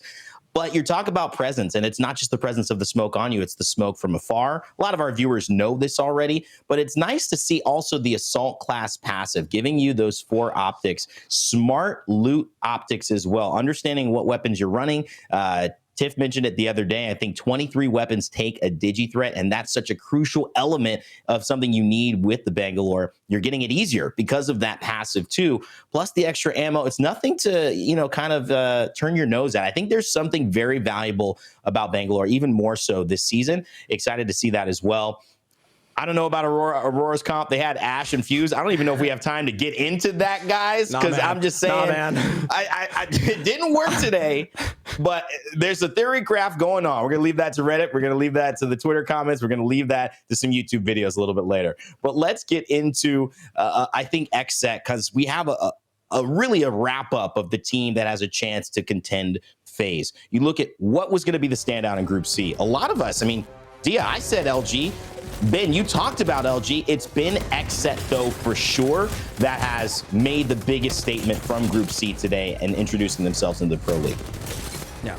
Well, we could just start off by saying you were right. Just one to watch there. Congratulations in that regard. I'm always happy to see it. But yes, XSET have done a great job, and I like to see this, especially from the fact that just before we were getting into some of our Storm Point games, we were addressing this kind of edge play style that exists within this roster more so than what we have seen in the past. And it's allowing this team who is confident between both Nocturnal, Fun, and Sykes, who can frag out when it counts, to be able to pick up the kills that give them their impressions, even though they may not be finding their way directly towards the zone.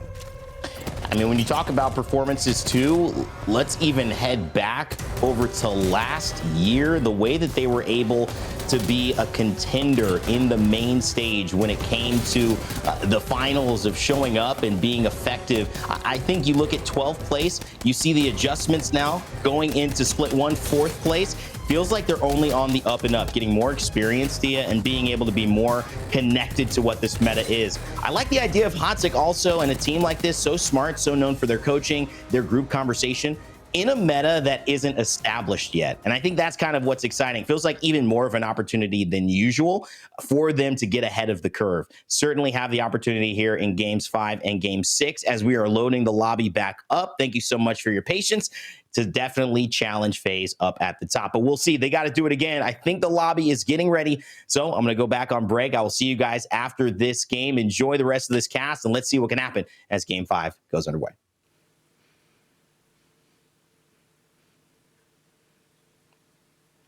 All right, here we go. Jumping into the 5th match of the day. Once again, this is a lobby restart, and the slate is wiped clean temporarily for these teams. There's a reality of what they're dealing with and of the way that they're going to have to adapt here. Now, given the fact that this is going relatively central once again, not a whole lot of things have changed, but I'm noticing one big swap-up, Zephyr. Take a look at Wall.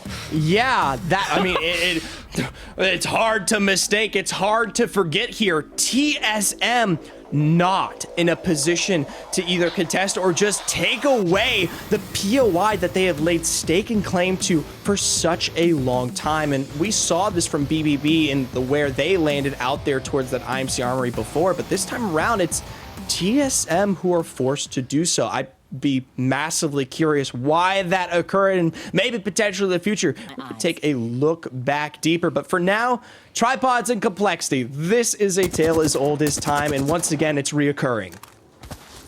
Now they've got opportunity to redo this once again, like we saw highlighted in the intermission with the tweets that we're featuring in our breaks. Tripods playing the mental game here, saying, hey, complexity, you want to stick around here? You're going to lose time.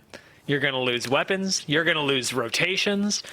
And we are going to do it all day long, constantly opting in to trying to claim our POI. So we'll see how complexity react. For the moment, Skull Piercer on the 30-30. Pretty nice way to rack up pit KP real quick, especially when the shields are low. But no purchase found for Monsoon means that we're waiting once again to see when these teams choose to re-engage and poke at each other from a distance. Tripods may very well choose to move away, or at least, you know, I'm not on tripods. It's what I would do, but I'm not them.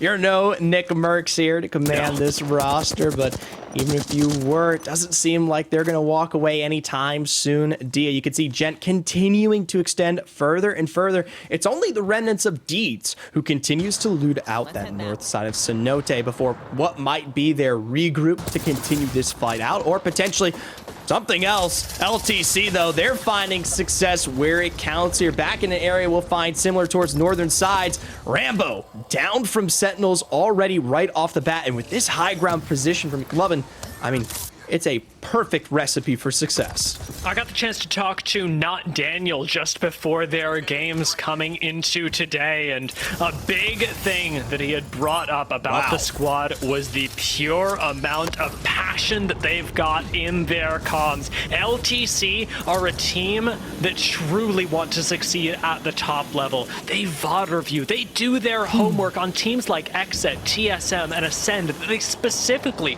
called out as being big inspirations for them, not only in their rotations, but in the way that they communicate with each other. It takes a special kind of squad to take a chunk out of Sentinels, to send them on the run, and now LTC get to sit safe inside the IMC, while Sentinels on the outside fall apart. TSM are more than happy to take advantage of that one. And granted, that final kill doesn't work out their way. Designful picking it up from that opposite end. But for them, this is hopefully a game of resurgence. We talk about north side pulls, and I'm going to bring up something I've been waiting to bring up for a long time, Dia.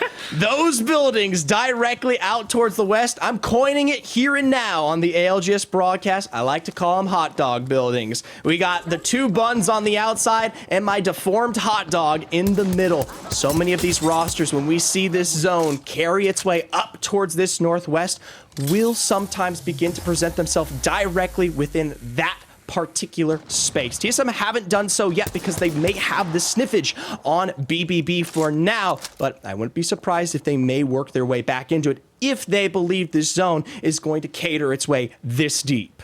Hell, one of the most aggressive Catalysts I have ever seen. Walking all the way across that open ground as Catalyst. Yeah, you've got a decent amount of safety, but I don't know. TSM feeling a little antsy in this game. They do actually take one of the buns of the hot dog for themselves, and I will acknowledge, Zephyr, I'll call it a hot dog, as long as we do acknowledge, as you did, that it is horridly misshapen. We need to get you to, like, a good barbecue. I'm from Texas, man. I understand a good barbecue, okay? I don't think you do. Don't come at me with that. All right? That is sacrilegious, okay? I'm scared for you. I don't know. We'll see. I'll come down.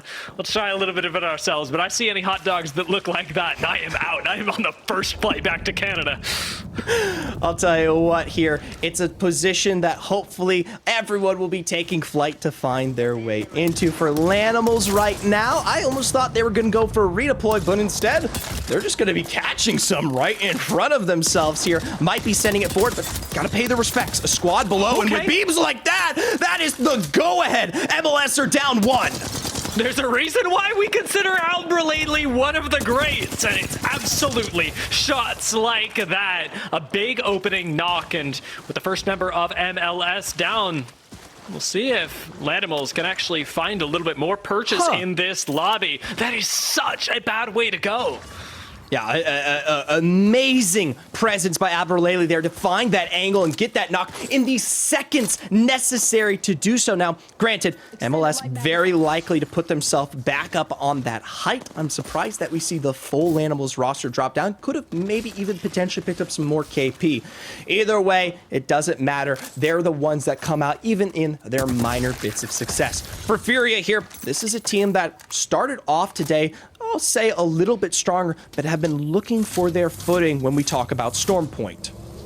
That they have, and from up here, you do have access to one of the most powerful Valkyrie ults in the game. So if you're looking for footing, if you're looking for those god spots that you talked about just before we got into our games on Stormpoint, Zephyr, I have to say, the rotation over from the command center outpost by the gravity cannon is second to none, and it can put you dead center of almost any zone in the map. But for this one in particular, we're getting crowded, and we are going straight towards a lot of open ground.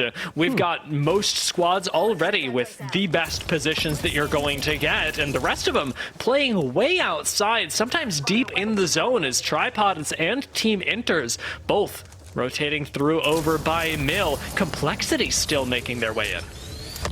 Shocked to see them taking their time this long here, especially for a squad like Inters, who definitely has a little bit more of a catered rotation coming through from Mill. But we get that nice next zone that comes through here, and sadly, we are going to be pulling away from the northwest, and this one more directly towards a very familiar ending on the outskirts of Cascade. Furia should have been able to pick up that scan knowing that their rotation in was clear for that Valkyrie. Just as Saucer talked about in the halftime, you want to make sure we know where everyone is, and then we are landing somewhere safe. It may not be the best position, but it does technically carry them into the next zone and allow Furia to potentially gatekeep squads that would try and rotate around through wall. A team like perhaps BBB that doesn't want to push through everyone else. The Lanimals, who last we saw taken chunks out of MLS, have set themselves up just a few feet away from where we last saw them claim their prize, and ready to go. They are looking for their next engagement. Just takes one more knock like that from Alberlately or not even Lou to open things up, and that's the most terrifying part about Lanimals. It's that any of them can go off at any moment.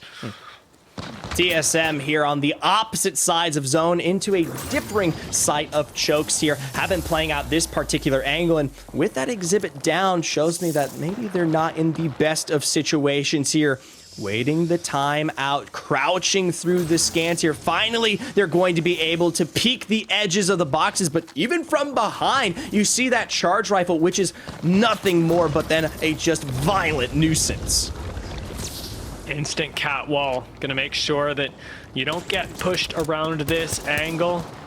And plenty of space bought by TSM in the meanwhile to poke over at this, as now they don't have to worry about the charge rifles that would otherwise be going straight into their backs. With a bang ult coming in over top of them though, there's very little safe space to play. And Hal manages to find a position where they no longer have to worry about those missiles. Down to cooldown.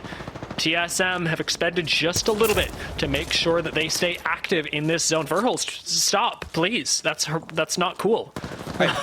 I'm more than happy to see it, especially if it's holding back squads that allows reps to find knocks on Bird ahead here. Now, granted, I don't know if they get resets, but XSET on the other side of this are making sure that Sleepy Panda is finding his end as well. TSM, they pull back. They understand that they are in what will be a gatekeeping position. They have to deal with the north side here first before they make any moves ahead. Remember, I mean, without a Valk, without a Wraith, playing through with that Horizon once again, it is a limited space you're allowed to cover when you need to move forward, especially without a Dark Veil.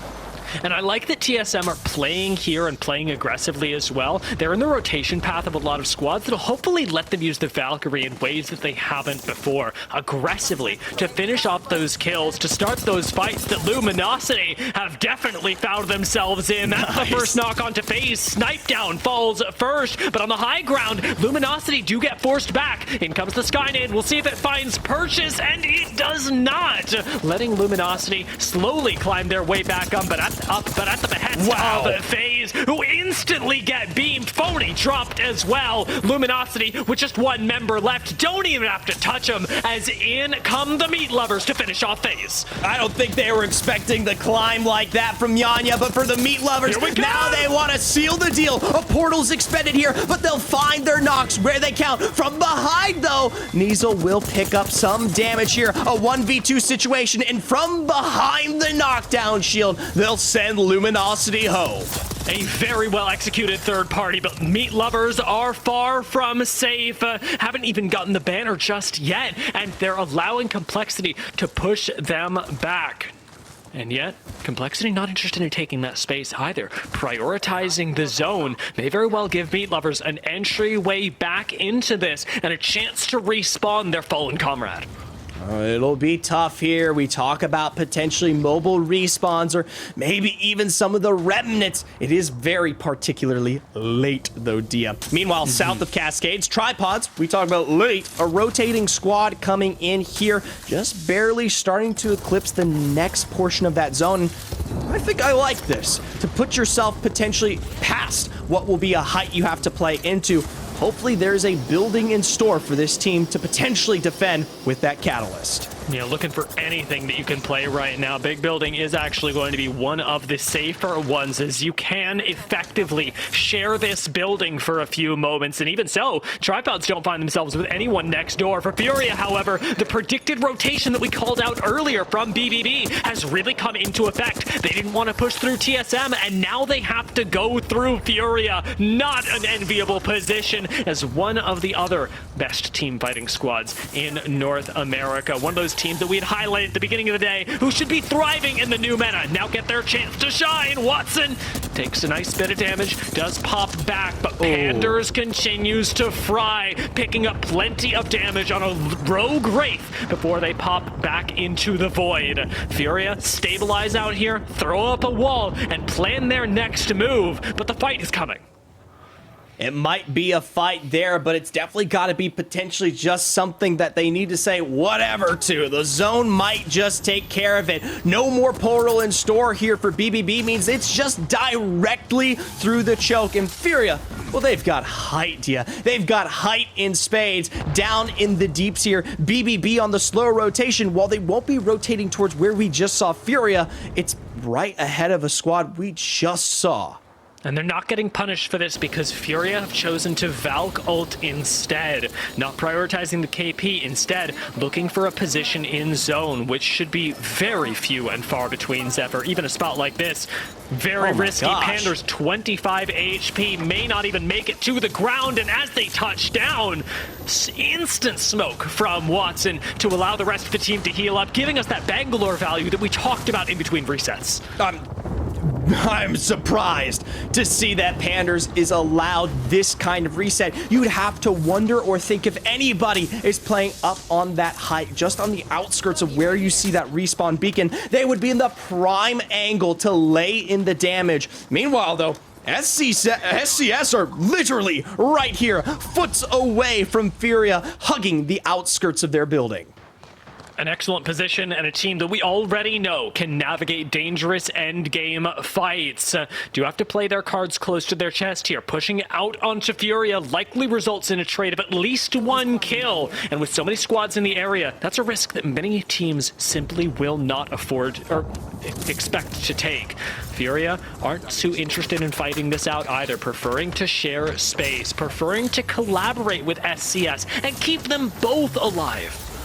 I don't know about that. At the end of the day here, SCS, maybe they're just looking for one good opportunity, one good peek through the crack to lay in the damage there. You see it in full view from the outside of that wall there. It doesn't bring anyone from Furia down, but it is so punishing, and it just goes to show how dangerous this position for Furia truly is. Now, granted, they might survive some of these northern rotations as we see Team Diverge, who are just coming from the same area, fall. But I can't imagine endgame will be looking good for this team unless they take some fights. We get to jump back in with Xset, however, who on this low ground in the middle of the open have gone unpunished. They picked up a few kills, played their game silently but confidently, and are waiting for the rest of the lobby to come to them into these positions where there's just simply not a lot of cover to play around. Xset have got plenty of range here and ultimately are finding some decent damage, as Rise unfortunately will not be making it into our top 10. Inters neither, both taken down. For Xset here, they've gotten themselves at least some extra spacing to work with. You can already see Fun starting to set up what will be their next position, but they need to make sure, especially as they look towards some of those buildings on the opposite side of the Cascade wall, as they provide damage. But no, turn right round back towards where we saw TSM. They know for a fact with this north rotation, they might be able to put some damage down. There goes the Catalyst wall. See if any ordinances can find purchase through this. It's not looking likely. There's so much extra space. A little bit of damage does tickle TSM on the other side of this, but the challenge here is to let TSM find effective cover on the other side. They appear to have done so with a few rocks out in the open, and they're right towards this zone. The big problem is that TSM are unable to clear their backs. Everyone who's going to be challenging this squad is coming out of Cascade and are currently safe in buildings. We'll have to see how TSM navigate this, because with no Catalyst wall available just yet, they're going to have to deal with so many teams coming from Cascade that it would take out even the best in the world. And right there, the scan coming through, it immediately shows that TSM are very much not safe here. Clearly spied out, and what I can only assume is Xset from across, and what I can only worry about might be LTC and so many, like you said, of these other Cascade squads. For Furia, we talked about the spot surviving, but this is where you truly get to see how punishing it is. Double drops down for SCS. They're more than feeling confident to start peeking on the outside, knowing that they have good numbers advantage and need to start making it happen. Fury are just in shambles below them as well. SCS notably still not dropping, not taking the risk of a third party, but using this pressure that they've got inherently. Until Fury bite the dust, there are two squads here, and nobody's going to just walk up on that willy-nilly. We do have Rez going off just below them, and SCS, if anything, now would be their time to drop. Here they go, looking for the punish on that pickup. And with a full thirst Zera, they weren't able to get the follow-up knock. Either way, while Furia may run for the hills there, SCS needs to start planning what this next rotation holds in store for them. They lose out on not just this current building, the one ahead and straight out into the open, where just maybe if they come in late enough, they can play through with height. Xset. Meanwhile, for TSM on the opposite side, Xset's pushing. They're just forcing TSM out into the open. Verholst has a good instinct with the Horizon ultimate, but there are too many angles open on TSM. Taking to the sky, he's going to use it in the opposite direction, exposing all of TSM to the fire from Xset, unchallenged as they come from behind. That's going to be TSM taken down to, I believe, just a solo as Tripods and Meat Lovers go down simultaneously. Verholst is still finding knocks. He is still going on, but Xset on the opposite side of the cat wall, take no prisoners, pop over and wipe down TSM. Rotating out, the job is done. Xset have eliminated their biggest threat. For them right now, it's setting up into a position they can defend from, but for Oxygen, it's looking towards Land, who's coming through from Cascades. A double knock found almost just generally secures that. It is all said and done here for Oxygen. They themselves, with their own Cascade wall, are able to create the space that blocks off that XSET sight lines. But when we talk about end games here, they are coming from the low. XSET from above will be so dangerous. Only 3 teams left. We'll see what Oxygen can do. They're navigating off the low ground, but they have the zone coming directly to them. Able to play effectively on the defense. Could turn this game around for them and put them right up near the top of the leaderboards, closer than they already were. But XSET have already demonstrated an incredible amount of aggression this game. That is going to be the biggest problem for our Oxygen roster. Oxygen trying to create angles there. You can see Zenile is left on the backside, and it's almost immediately that we see it capitalized on by XSET. Crust, of course, finished off, brings it back down to a straight 3v3. Like you said, Sykes trying to take that mid-range high ground, is able to find a bit of damage, but they are still fighting around. Look at the flank, though. Almost finds necessary damage there. Enemy goes for the wide swing, picks up some good damage on Nocturnal, and now Oxygen full send it forward. They've got high ground, but it's a trade of a 1-4-1. Oxygen no longer in the driver's seat as Sykes trades another 50 flesh left on Oxygen, and XSET, just in the nick of time, find themselves a win. It was close, but this is one of the best teams in the world, and you cannot challenge XSET. I love the fact that we discussed this roster before we approached Game 5. It almost felt like we were biding our time to see them pick up another win here in the remnants of Stormpoint and North America as a whole. You proud of yourself, Randy? I am. I'm very proud of myself. Thank you. My parents are proud. My grandparents are proud. Everybody's proud. My whole circle. They're very proud. That's good. Me too. And you guys are proud of me, I'm sure, right? Yes, of course. We celebrate your victories. Okay, good. I'm just checking.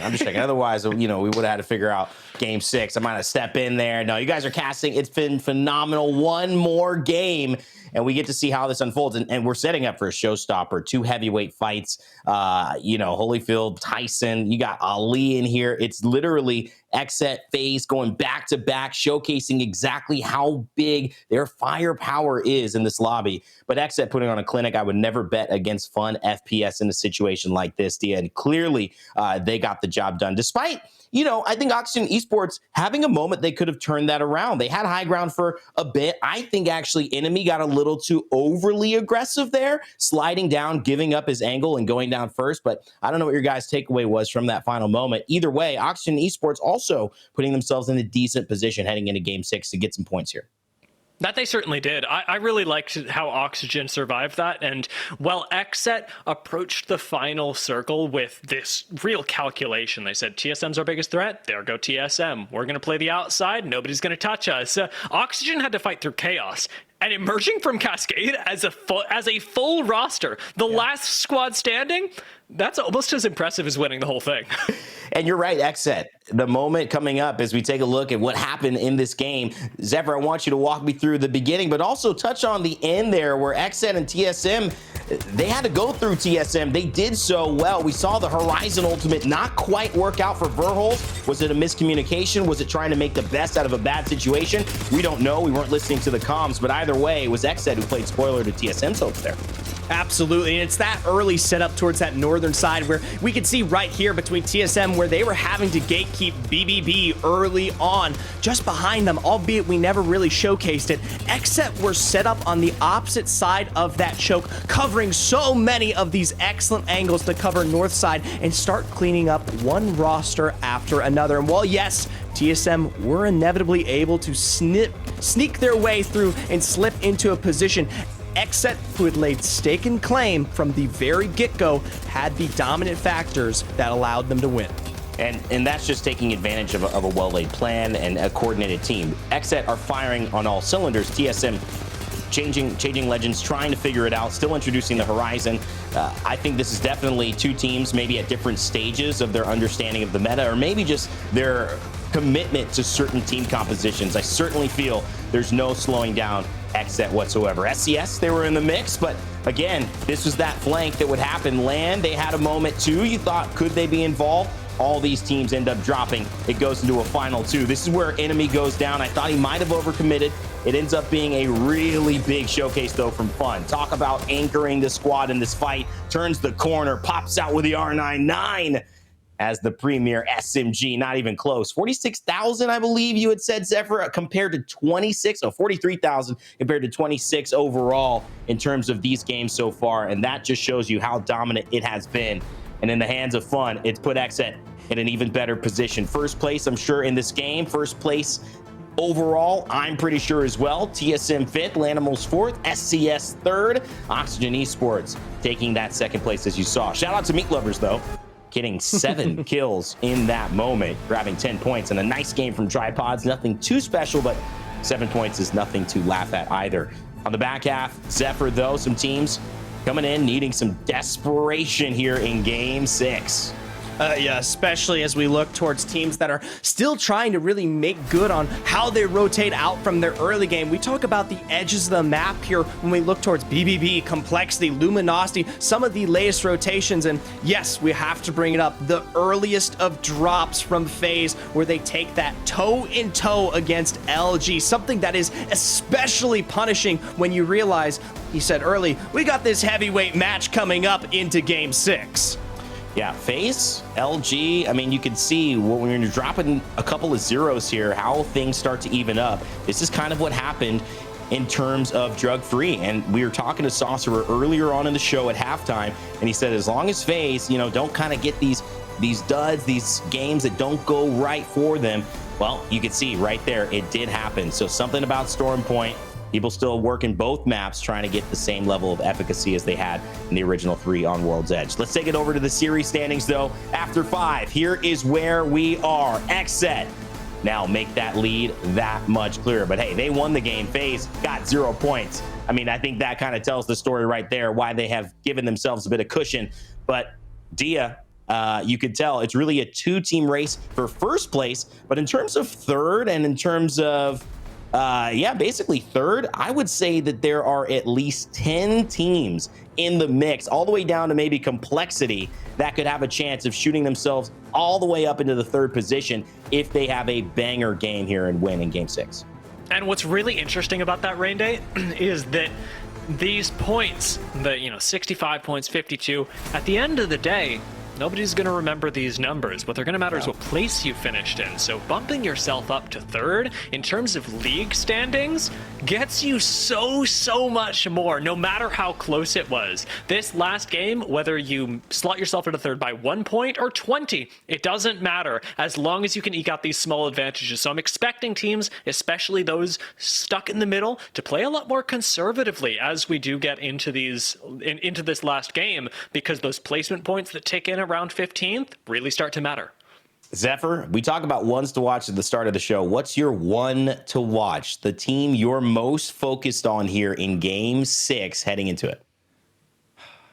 I have to say, it would be a blessing to not just see this roster from FaZe find a decent start on day 1, but to come out on top of it all, to show that these changes were crucial in benefiting this squad into their movement towards Split 2. Yes, they come out with a massive dud in that last game, but they have developed some incredible performances on what was, Game 4 of Storm Point, where they were wiping the Wobby left and right, and plenty of other fantastic performances on World's Edge earlier. Well, listen, Frax having his moment of resurgence, maybe getting that credit, that shine, that spotlight that he is so well deserving of, grinding so much in this ALGS. We've got Phony with the marriage buff, looking good, wearing the top hat out in London after the playoffs. And you've got Snipedown, who's just the best looking guy, basically, on this half of the hemisphere. He's already married. He doesn't need any more. But hey, they all got 3 things going for him. Let's see if FaZe can get that 4th thing, which is a W today here in day 2. I cannot wait to see it. We're going to take a quick break, ladies and gentlemen. When we come back, guess what? Game 6, all or nothing. Xset at the top. FaZe chasing. A bunch of teams in the mix. Don't go anywhere.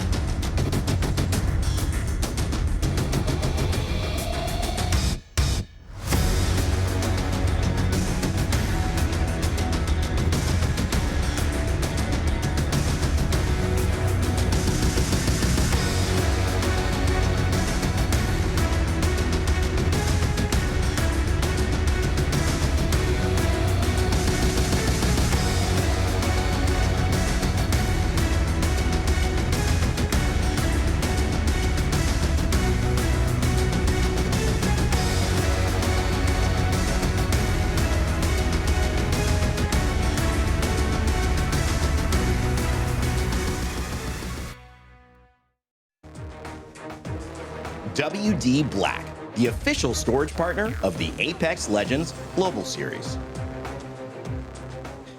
Welcome back, ladies and gentlemen. Game 6 underway. I know I teased you like we were about to jump into it, but we were waiting for that lobby to get set and ready. But this is the last game, so might as well wait for it, get it right, get it tight, get ready to move forward and see who will win tonight. I know that there is so many options for teams in terms of stories, but two have taken the driver's seat in terms of this lobby. It's been Exit and it's been FaZe.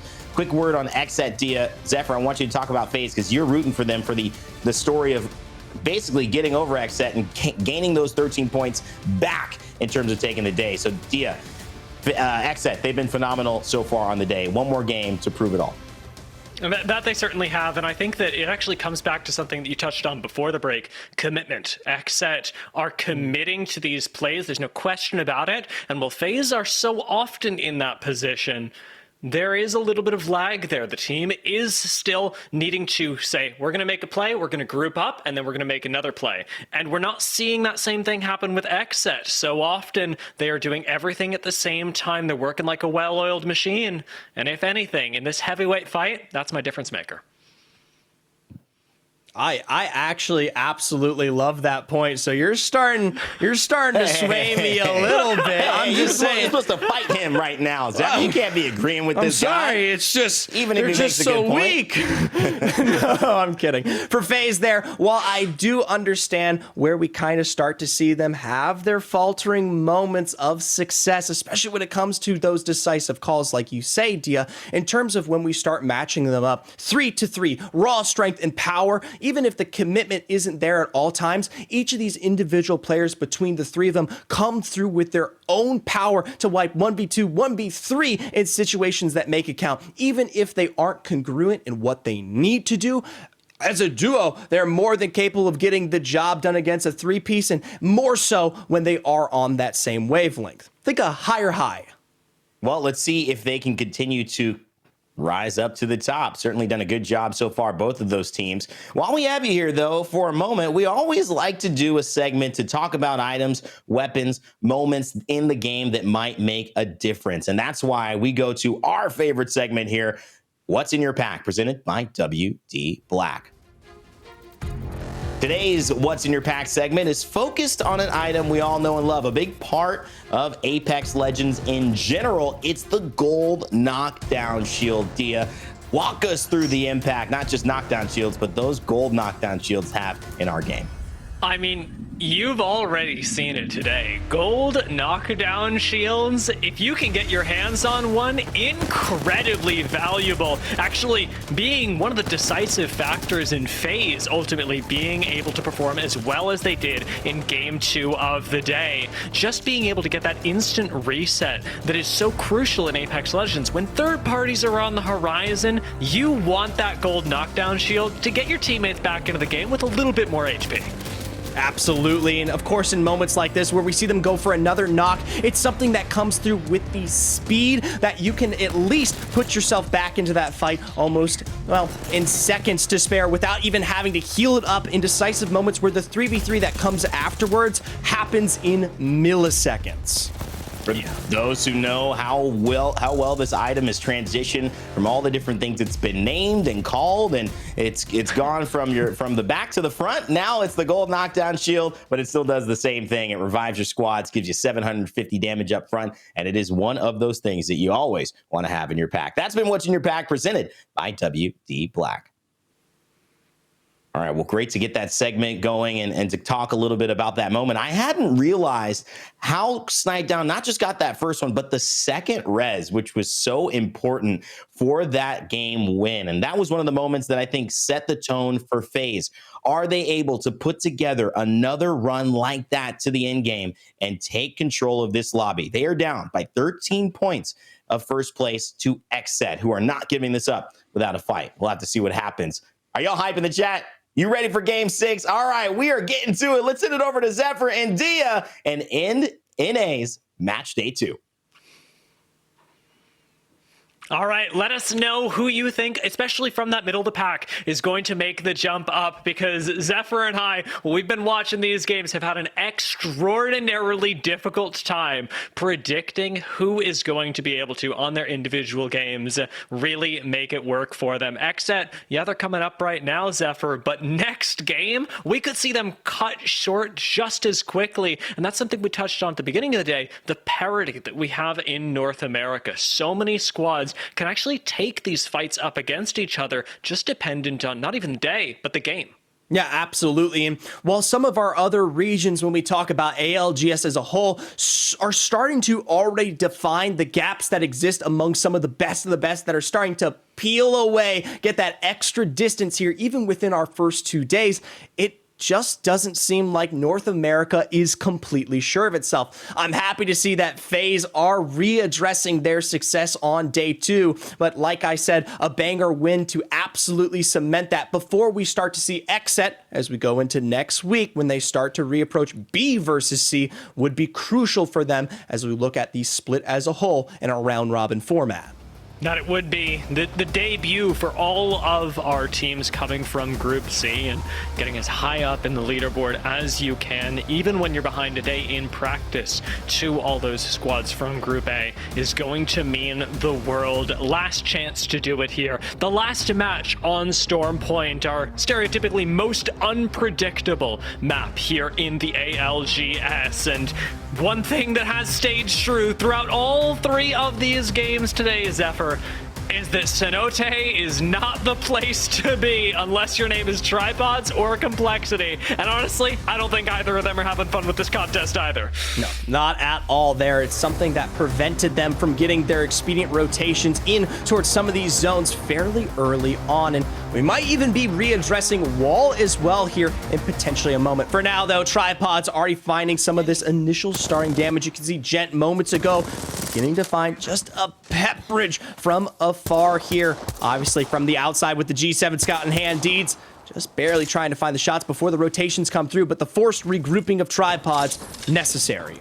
Now, Zephyr, we've talked about this so much because it's happened every game and said, this isn't good for Tripods, this isn't good for Complexity. So why do squads do it? We go into these things and we're aware that there are contests that can happen. There are 50-50s off drop. And I mean, I want to talk about what the positives of this are, even if they're not immediately evident.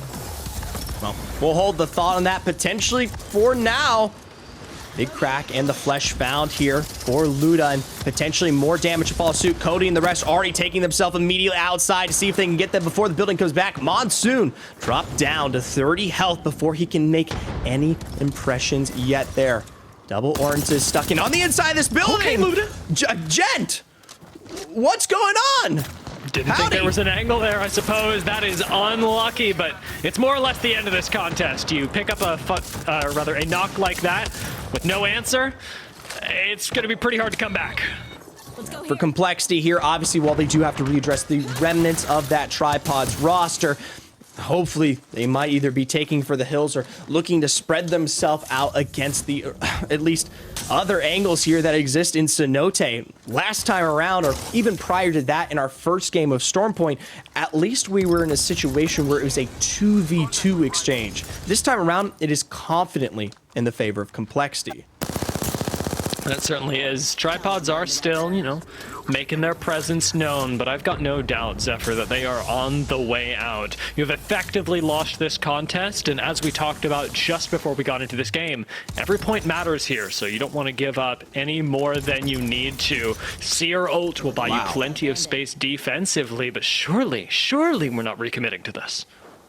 And trying to sneak their way through, utilizing that, and Merc's on the side here, even though he's got him lit up across the board. Doesn't quite find the cracks or damage. Back up to the second floor with the massive big on the 55 there. 44 on the scan on the back end. Will continue to put damage down where it counts, but no knocks yet. Nothing to give them the numbers advantage. Just more time here for Complexity to reset. If Tripods win this, it would be the fight of the day, the fight of the week. And coming around the side, Nick Merckx is relentless with this Mastiff, but he's starting to be toyed with. Cody drops down and no mercy takes out the Tripods with the rest of Complexity. It was a long fight. It was a scary fight for both teams, but Complexity do manage to take that advantage and turn it into so much more. It's a bit of a shame for Tripods, a rough day for them. Just on that position alone with 0 points, we'll finish out with 18 and something that exists below, at least right now, 16th place overall. You talk about those overall standings that truly count towards North America as a whole. It's going to be something that, thankfully, the reason why the rest of ARC seasons exists. JQ? Not bamboo is not appropriate cover. There we go. You're right. JQ, unfortunately, not able to make himself as tiny as he would have liked. And SZN confidently on the push as they jump up and take this fight by storm. Seer ult will make sure that they finish this off in relatively clean fashion, as full information is going to be the friend of any aggressive roster.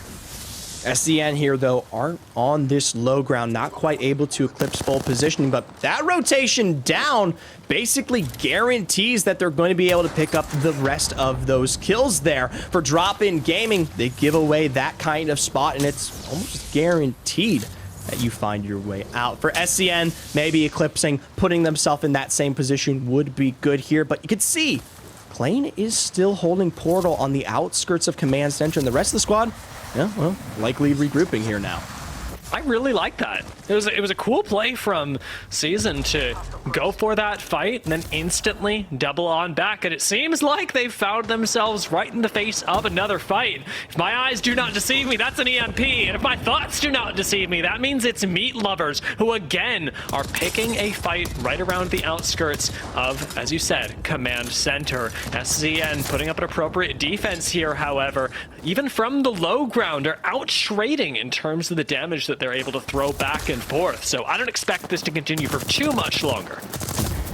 MLS, in the meanwhile, though, will be our next squad to fall, and that one's a little bit sadder. It's a better day for MLS, especially when we start to compare it to our first beginnings of North America on our match day 1 here, but going out in 8th, especially when we started to discuss those kind of middle of the pack rosters. That's already one that is done, Dia, and I know there's about 10 or 12 more that can easily shake things up here.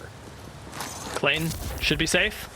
Into the void he goes, and a little bit more cover gotten on the other side of this is going to be more difficult to nade out and to harass, perhaps even see or cancel. Bullet L going to be able to cover the rest of this, but pushing up onto height may not be something that SCN feel comfortable doing just yet. A lot of their cooldowns not really applying in this situation. Things like the Catalyst Wall and the Wraith Portal not giving them a bunch of value, but nonetheless, they're going to try and take this engagement, every kill point really mattering to this squad.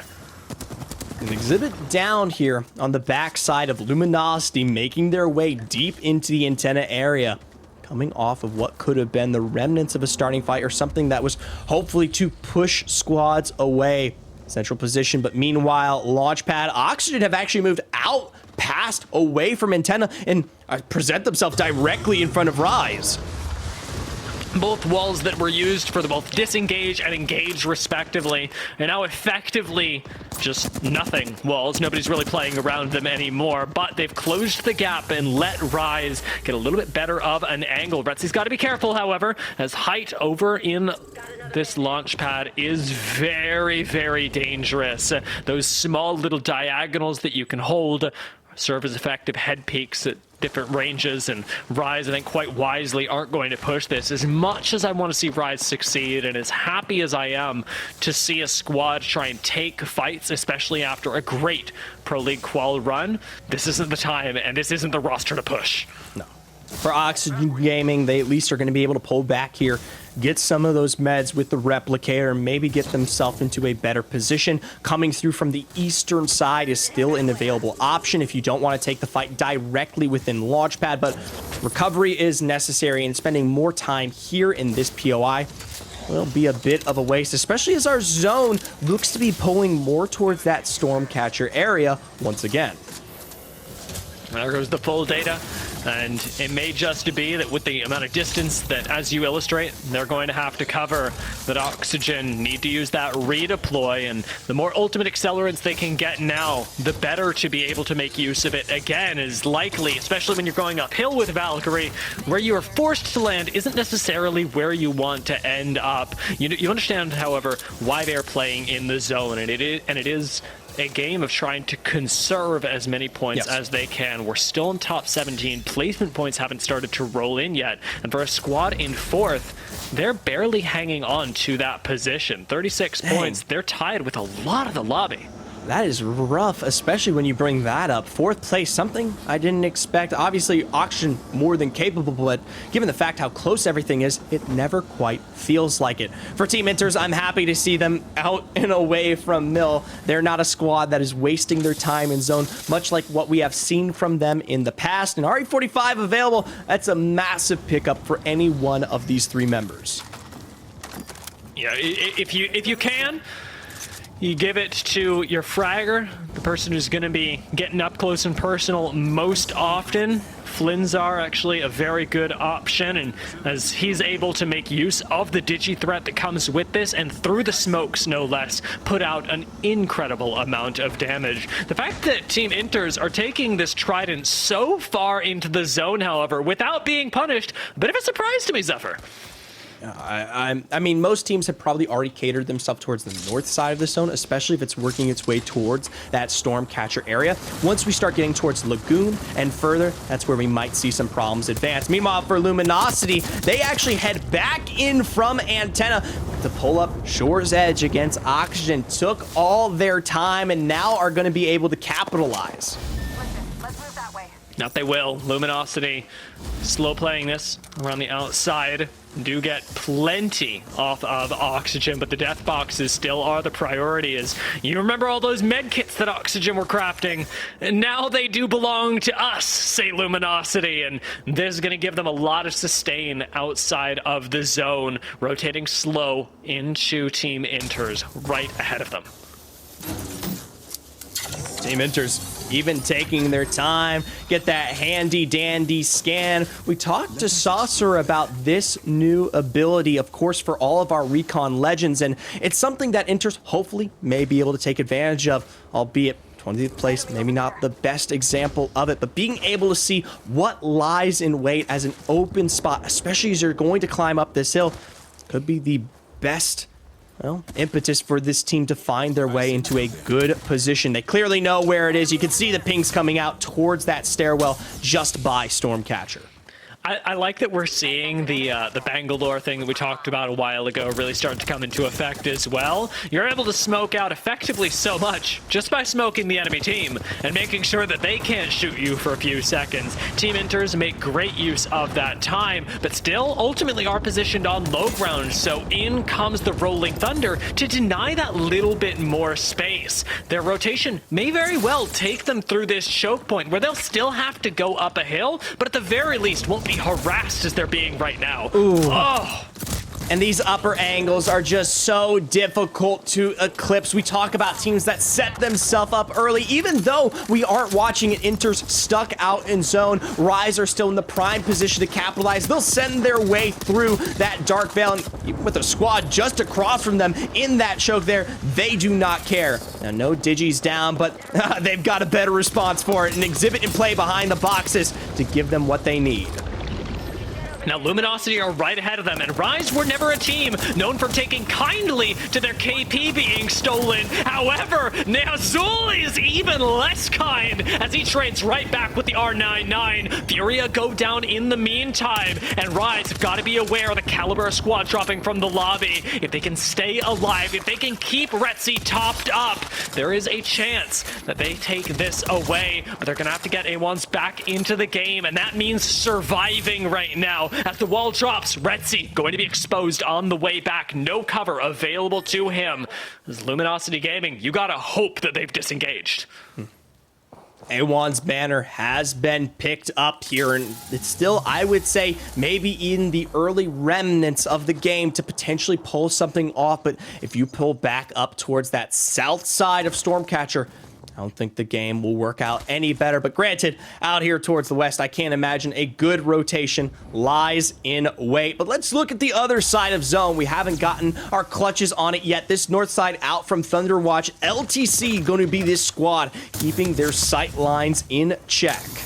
Not in a very proactive position, using a lot of the defensive cooldowns that they've got so far, and with a wall just ahead of them, the threat is imminent for LTC. They don't have sight lines, and you're waiting on that Seer ult from BBB, who likewise want to be able to take this fight and clear out their backs. It is a slow play, as BBB do not want to expose themselves to unnecessary risk here, but Designful takes quite a bit of damage, even eating some flesh now, and ultimately isn't going to be able to commit to the push onto the low ground. It does look like it's a three-piece across the board here that these teams are going to have to deal with. And with that Dark Veil down, it's guaranteed that the south side that BBB wasn't having to deal with are now in play. Designful there, and Chaotic LTC. Much already beginning to take angles and find the end of LTC as a duo in a 2v3 situation. Didn't even get to catch it. Why? Zach Mazer, he don't need to be there. Trust these boys getting the job done. Yeah, he was doing other things. I mean, there are squads to keep at bay here. There are red Evos to get, Zephyr. I mean, come on. Like, the man has priorities. That's crazy. That is crazy, It is. And it does speak to the positioning that LTC took, I will say. I mean, in a spot like that, they're backed into a corner. There's a wall right in front of them for over half that fight. It's not like they've got a whole lot of say in what happens to them. No, not at all here, but they do have some say potentially in these end game zones. Pulling away from Stormcatcher directly out into the open. You have to look towards BBB and Sentinels as we start to discuss these end games. Team Diverge does host a position directly in the middle here, but it's going to be dicey whether they can pull themselves together. For TSM, we have to see them find success here and now. A drop onto Dottie, make it one more with Lou, and send Lanimals home. Verhost, please. That is why they call the man Big E. Taking down Lanimals in a style like that. TSM have moved themselves up several places in the lobby with the 3 KP and now top 12 position. The rotation, however, may still claim them early. And the problem with being a world champion after the playoffs is that TSM can never shoot high enough. If they win first place here, people expected it. If they get anything but first, are they really world champions? Those are the expectations that TSM have, and they're trying their best to live up to them right now. We'll see how far they can go. Scary, scary words. I'll say that here and now, but thankfully for them, we talk about winning that fight has such a crucial impact on them going into the zone. While they may not be in height like BBB or Sentinels, you can already see from Verhulst's position that they are ready to go from the south side of the zone, and when those teams are forced to drop from Stormcatcher, albeit it's not a lot of cover, they're going to be one of the first entities to potentially take advantage of some of those knocks from across the way. There's a lot of pressure on TSM, and as they rotate in, let's jump into a listen-in with them to see how they deal with it. They're walking down a tree! Cracks, right there. Nice. I just Stormcatcher. I got Kraber, I'm batting! Kraber dead. Nice. Everyone on the right's dead. Everyone, never mind. That's a down guy, that's a down guy! I have to get to Evan, or how? Cannon team. Knock one cannon. Shoot the cannon, down, he's in the corner. Gold knock. Behind!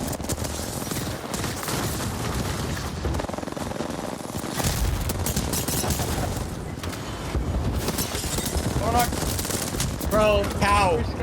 We got Where did they come from? They ooved us. Stormcatcher. From above, what a play. Giving no quarter. TSM, can I get you some extra meat? Because the meat lovers show up from the sky. That was a really unfortunate end for TSM, and not one that they really could have seen coming. But now we jump in to see who's got that God spot that you mentioned, Zephyr. The high ground that so often determines our Storm Point games belongs to our other Titan of the lobby. Xset and FaZe, they just went down. There's no way that FaZe will ever be able to make up the points that count to usurp XSET. This, from this moment on, Dia, is a victory lap for this team after the rest of a successful day here. And the fact that they find some major way against all of this to present themselves in high ground angles is incredible when we just watch the chaos unfold from the explosion from that Stormcatcher. Now we've talked to death about the way that XSET like to play and about the commitment that they bring to the table, but look at who they are in an end game lobby with. BBB, who are fighting for their redemption arcs. Team Diverge on the low ground, who just want to make that top 10, who have some of their first debuts in Pro League. Sentinels, who are struggling to come back to dominance, and the Meat Lovers, who have got that deadly game plan with the crypto. We'll see what they can do as SCS go down and we are devolving into fights. Out goes the EMP, and BBB have got no shield. They've got a box to play and it is not looking like enough. Not enough at all here. The Meat Lovers coming through from the low ground almost immediately present the damage where it counts, but it is at the expense of almost their entire life there, picked off from the opposite angles. It's none other than XSET that continue to clean up across this lobby.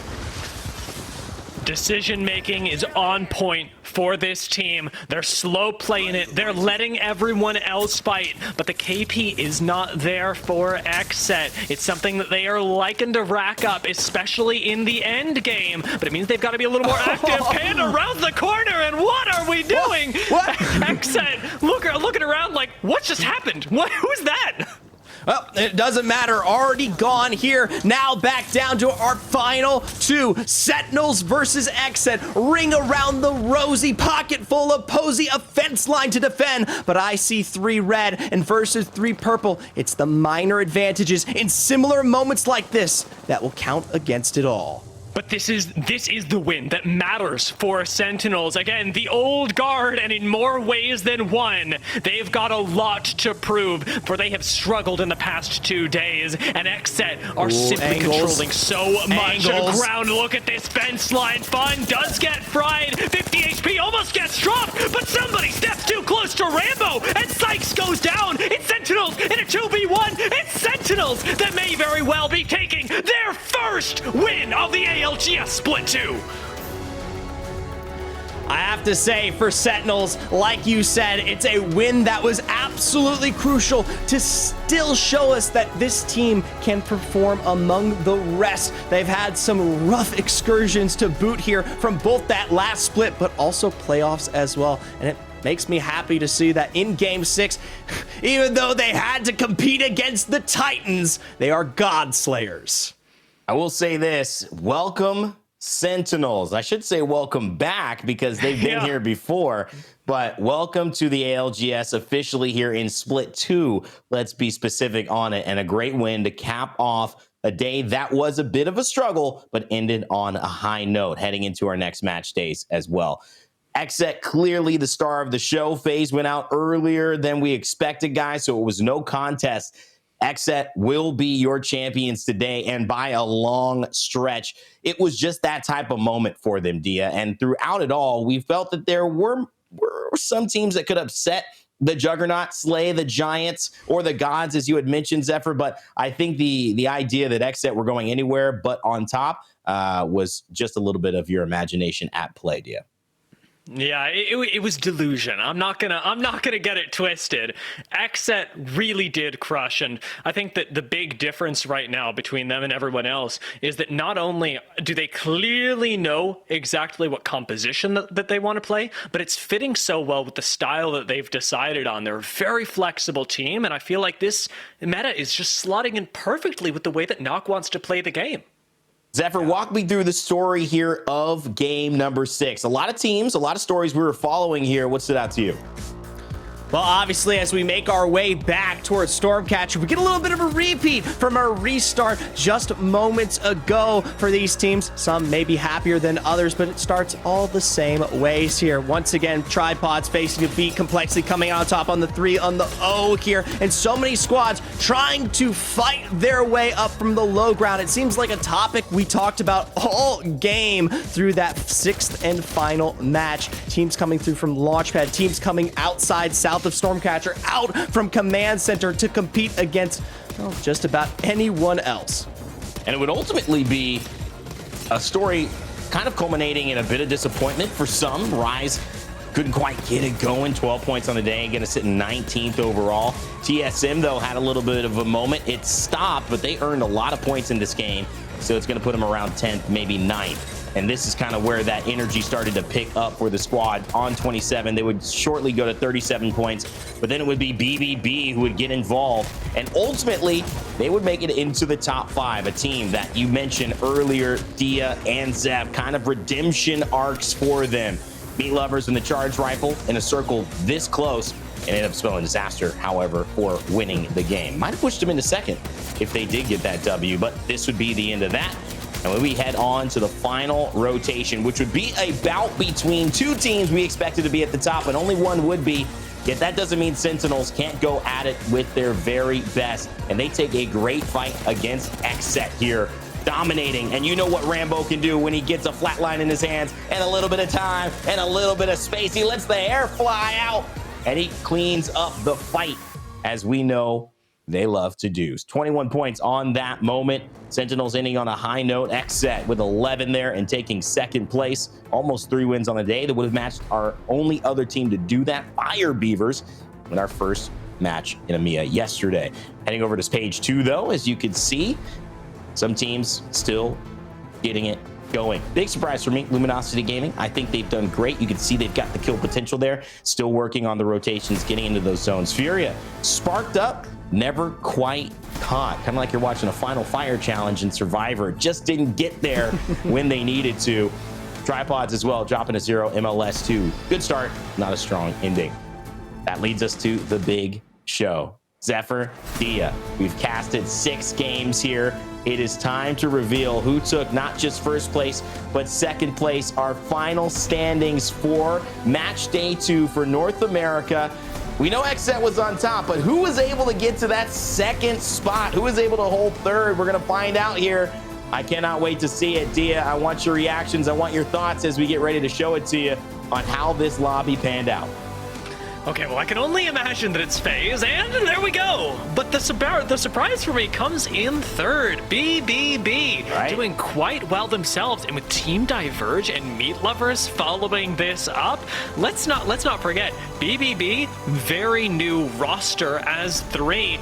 Controversial that they ended up getting together, and remember that this is part of their sort of contrast with Lanimals, who have the other part of the Cloud9 roster. Then we've got Team Diverge and Meat Lovers, who both had to qualify through the Pro League quals pre-split 2 and are in the top 5 on the second day of ALGS. There's a lot to digest here, Rain Day. I know, and I haven't even eaten dinner yet. There's a ton going on here. I'm full. Zephyr, give me your reactions to this as well. I have to say, I mean, it goes to show the chaos that exists within North America as teams are truly trying to figure things out. A lot of our top contenders from last split, where we had almost this constant trifecta between the likes of XSET, of course, the Guard and what was their presence, and TSM again and again. And this time around, those similar teams, those same players are struggling through and through. Obviously, better performances here today as we look at groups A versus C, but still looking to reset and find that performance. And the one roster that stands out as a reoccurring successor, none other than XSET. That is something that everyone has to take note of. Yeah, I would say put some respect on their name, but it is already there. It has been there. They continue to just be excellent. That is the way I would categorize XSET.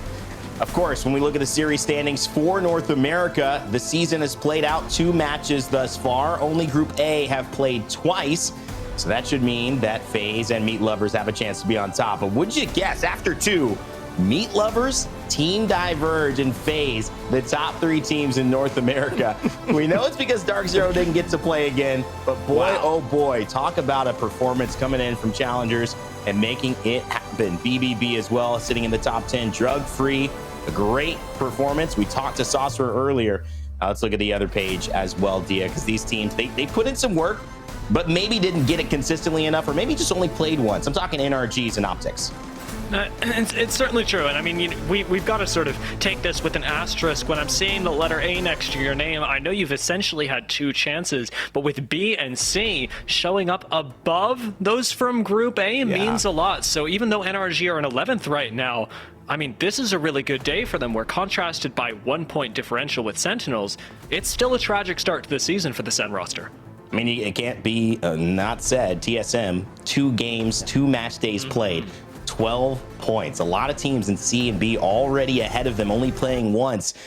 Something's got to give. We'll see the adjustments they make. I'm sure that will be a dramatic storyline over the next few weeks and scrims and streams. I'm sure people will be tuning in to Hal's stream right now to see what the conversations are after this broadcast is over. But the final page, I think this, Zephyr, what would you kind of, add as an adjective to this? Teams that are hopeful, teams that have a little disappointed. How would you categorize this and kind of slanted? It's been a rough start here for some of these teams, but most of them, once again, that asterisk that Dia says, it's just the beginnings here, and they're going to read this, and they're going to understand that in this next upcoming match day, that's truly what's going to count, because I'm noticing some of the best do exist within that A group here. So for B and C, potentially setting their sights on the challenge that lies ahead. Who will come out upon the top and set themselves above the rest in North America?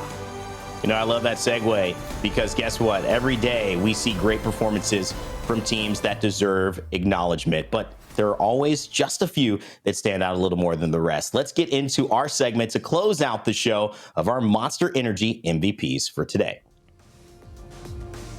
All right, let's get it started. Dia, we've been talking behind the scenes. Zephyr, you too. Dia, I'll start with you. Who was your Monster Energy MVP for match day 2 here in North America? Well, thank you for asking, Randy. My Monster Energy MVP has to be Snipe Down. We were talking about FaZe all day, but Snipe as the defining characteristic of this roster, like we said, brings that little bit of extra spice, brings that killer instinct. While on a team with Phony and Frex, we are seeing this player come to succeed. It is him that they are allowed to highlight with 4,500 damage over the course of the day, 16 kills. Snipe is lethal, and his percentage of knock conversion to kill conversion is second to none. 17 knocks on the day, 16 kills. It says a lot. Not many people are escaping Snipe. Yeah, in any way, shape, or form, in any game either. He'll chase you all the way over to Halo if you go over there. He'll come right back to Apex if you try to come back. Zephyr, talk to me. Who do you got for your Monster Energy MVP?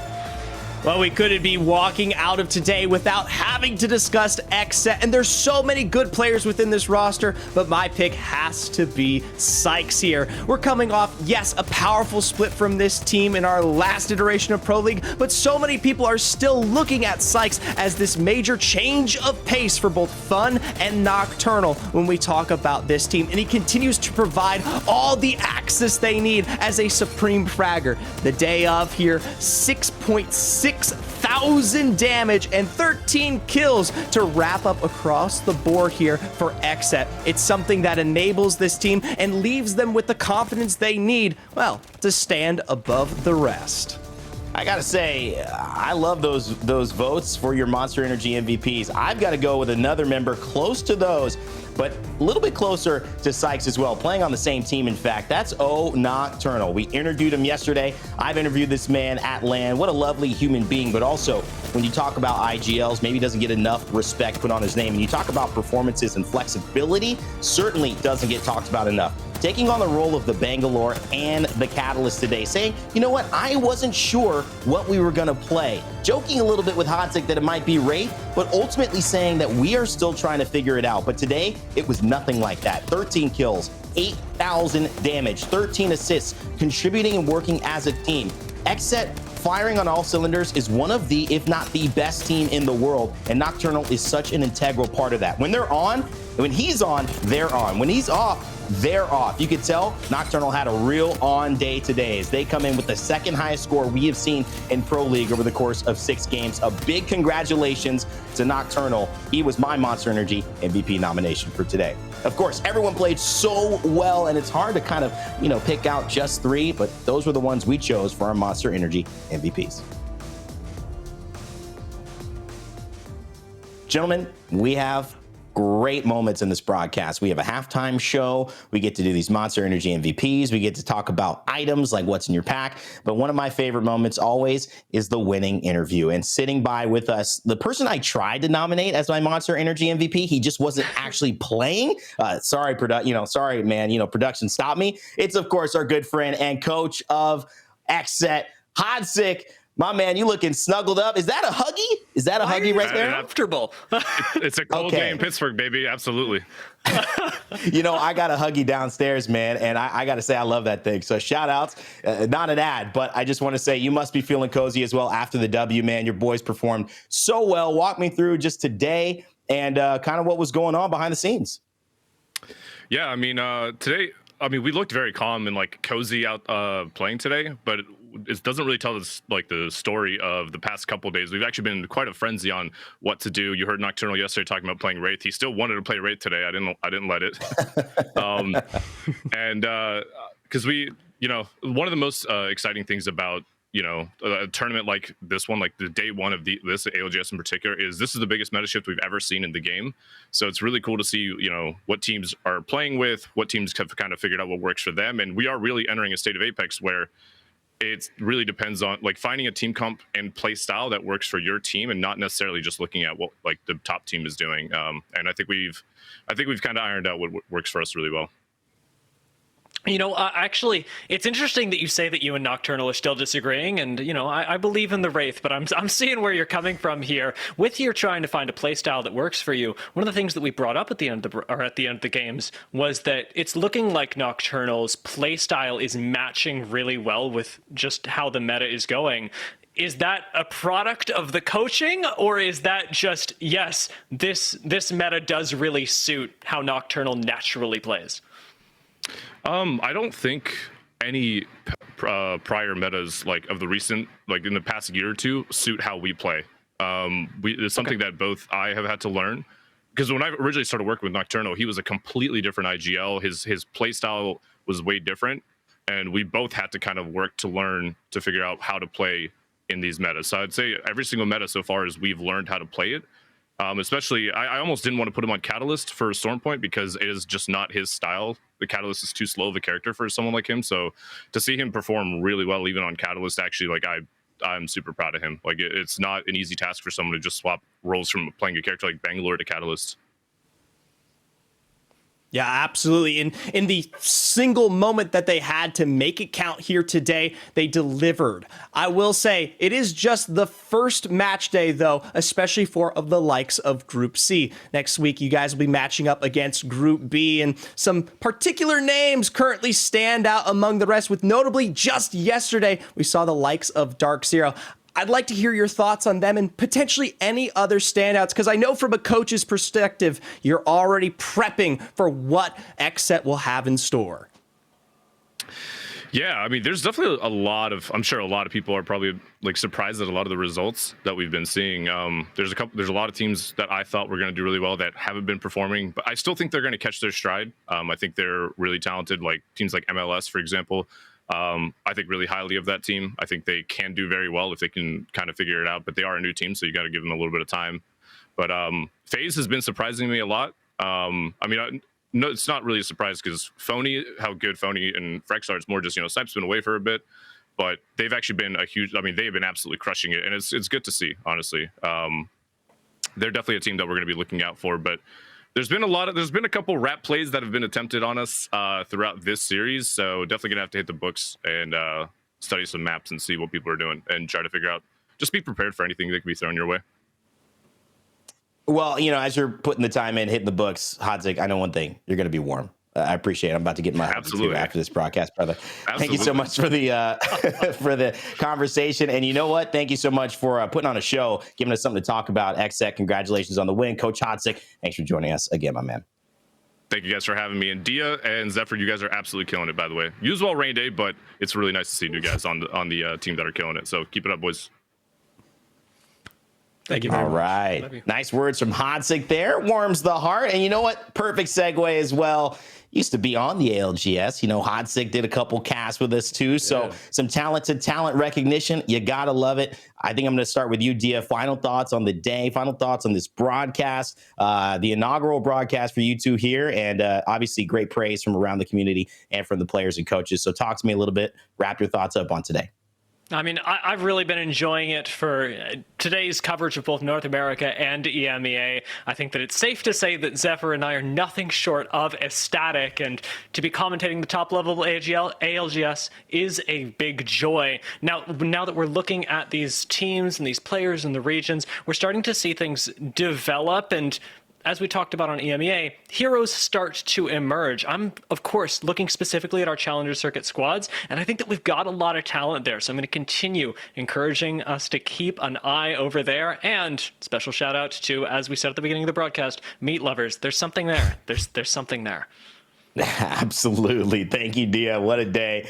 Zephyr, as you finish the chuckle and get ready to give us your final thoughts, man, congrats again on the inaugural broadcast. We've loved having you. What does this mean today in terms of the gameplay and your experience here, wrapping up your final words? Yeah, absolutely. Always ecstatic, like Dia said, to be a part of it. 12 games in a row is more than I could particularly ask for. And when we talk about North America as a whole, it has been a show. It has been more of a show than anything I have ever particularly seen in any of the recent splits that I have watched here across both year 3 and even further past that to year 2 as a whole. Dia brings up heroes. I think of challengers, and for North America, I'm starting to look at maybe an Apex cinematic universe, because it feels like for them, anybody can quite come out on top. Who would have thought meat lovers, Diverge are sitting at above the rest right now? Not me. But it's great to see you guys here calling that action and highlighting these teams. Thank you again from all of us for a great show. We're going to say goodbye now, but it hopefully won't be the last time that we see you two. Man, what a time. North America, EMEA, back-to-back, an opening weekend for fans and the community to enjoy, huh? I had fun. I know you guys did in the chat as well. And you've been letting us know throughout Twitter, throughout Twitch, throughout YouTube that you've been having a great experience, and we really do appreciate it. Well, that's it. The split's over. No, I'm just kidding. We got another match day coming up. Let's talk about it, because guess what? Match day number 3 is next Saturday, 11 a.m. Pacific time, 7 p.m. CET, 6 p.m. GMT. Nasky and the Pioneers, let him cook. Oh, they've been cooking right there. Talk about a top 3 performance. Only Alliance and Fire Beavers challenging them in EMEA when we first saw them. And guess what? Fire Beavers are going to be right back there. The highest score, 3 games out of 6 that they won. OJ Rain, 9 Impulse, Taskmaster on a mission. Expect to see them at LAN and expect to see them trying to hoist that trophy. But of course, we also have to talk about Dark Zero. Zero and Jin Burton crossing the arms, crossing people up here in the final end games, taking first place in their first performance. And talk about our Cinderella story. We talked to Sorcerer, but it wasn't a lot of talking that needed to be done to see how well they performed. Back-to-back wins to start it off. Can they do it again in match day number 3? All of that action coming up to you, so make sure to stay tuned on our socials at Play Apex Esports and on YouTube at Play Apex Esports here and on twitch.tv/Play Apex as well. You follow all of us on the broadcast too. Our Twitter handles have been all around us. And for everyone who's been doing watch parties, everybody who has been hanging out in the chats, everyone who has been supporting, whether tweeting at the hashtag ALGS or just silently watching, whether on a phone, an iPad, or any type of device, we appreciate you. You are a part of our community. We love you, and this thing doesn't run without you. From all the production, everyone behind the scenes, the talent, the crew, and all involved, we want to wish you a very happy Sunday. Enjoy the rest of your week, and as always, never give up, never stop gaming. We'll see you all next time.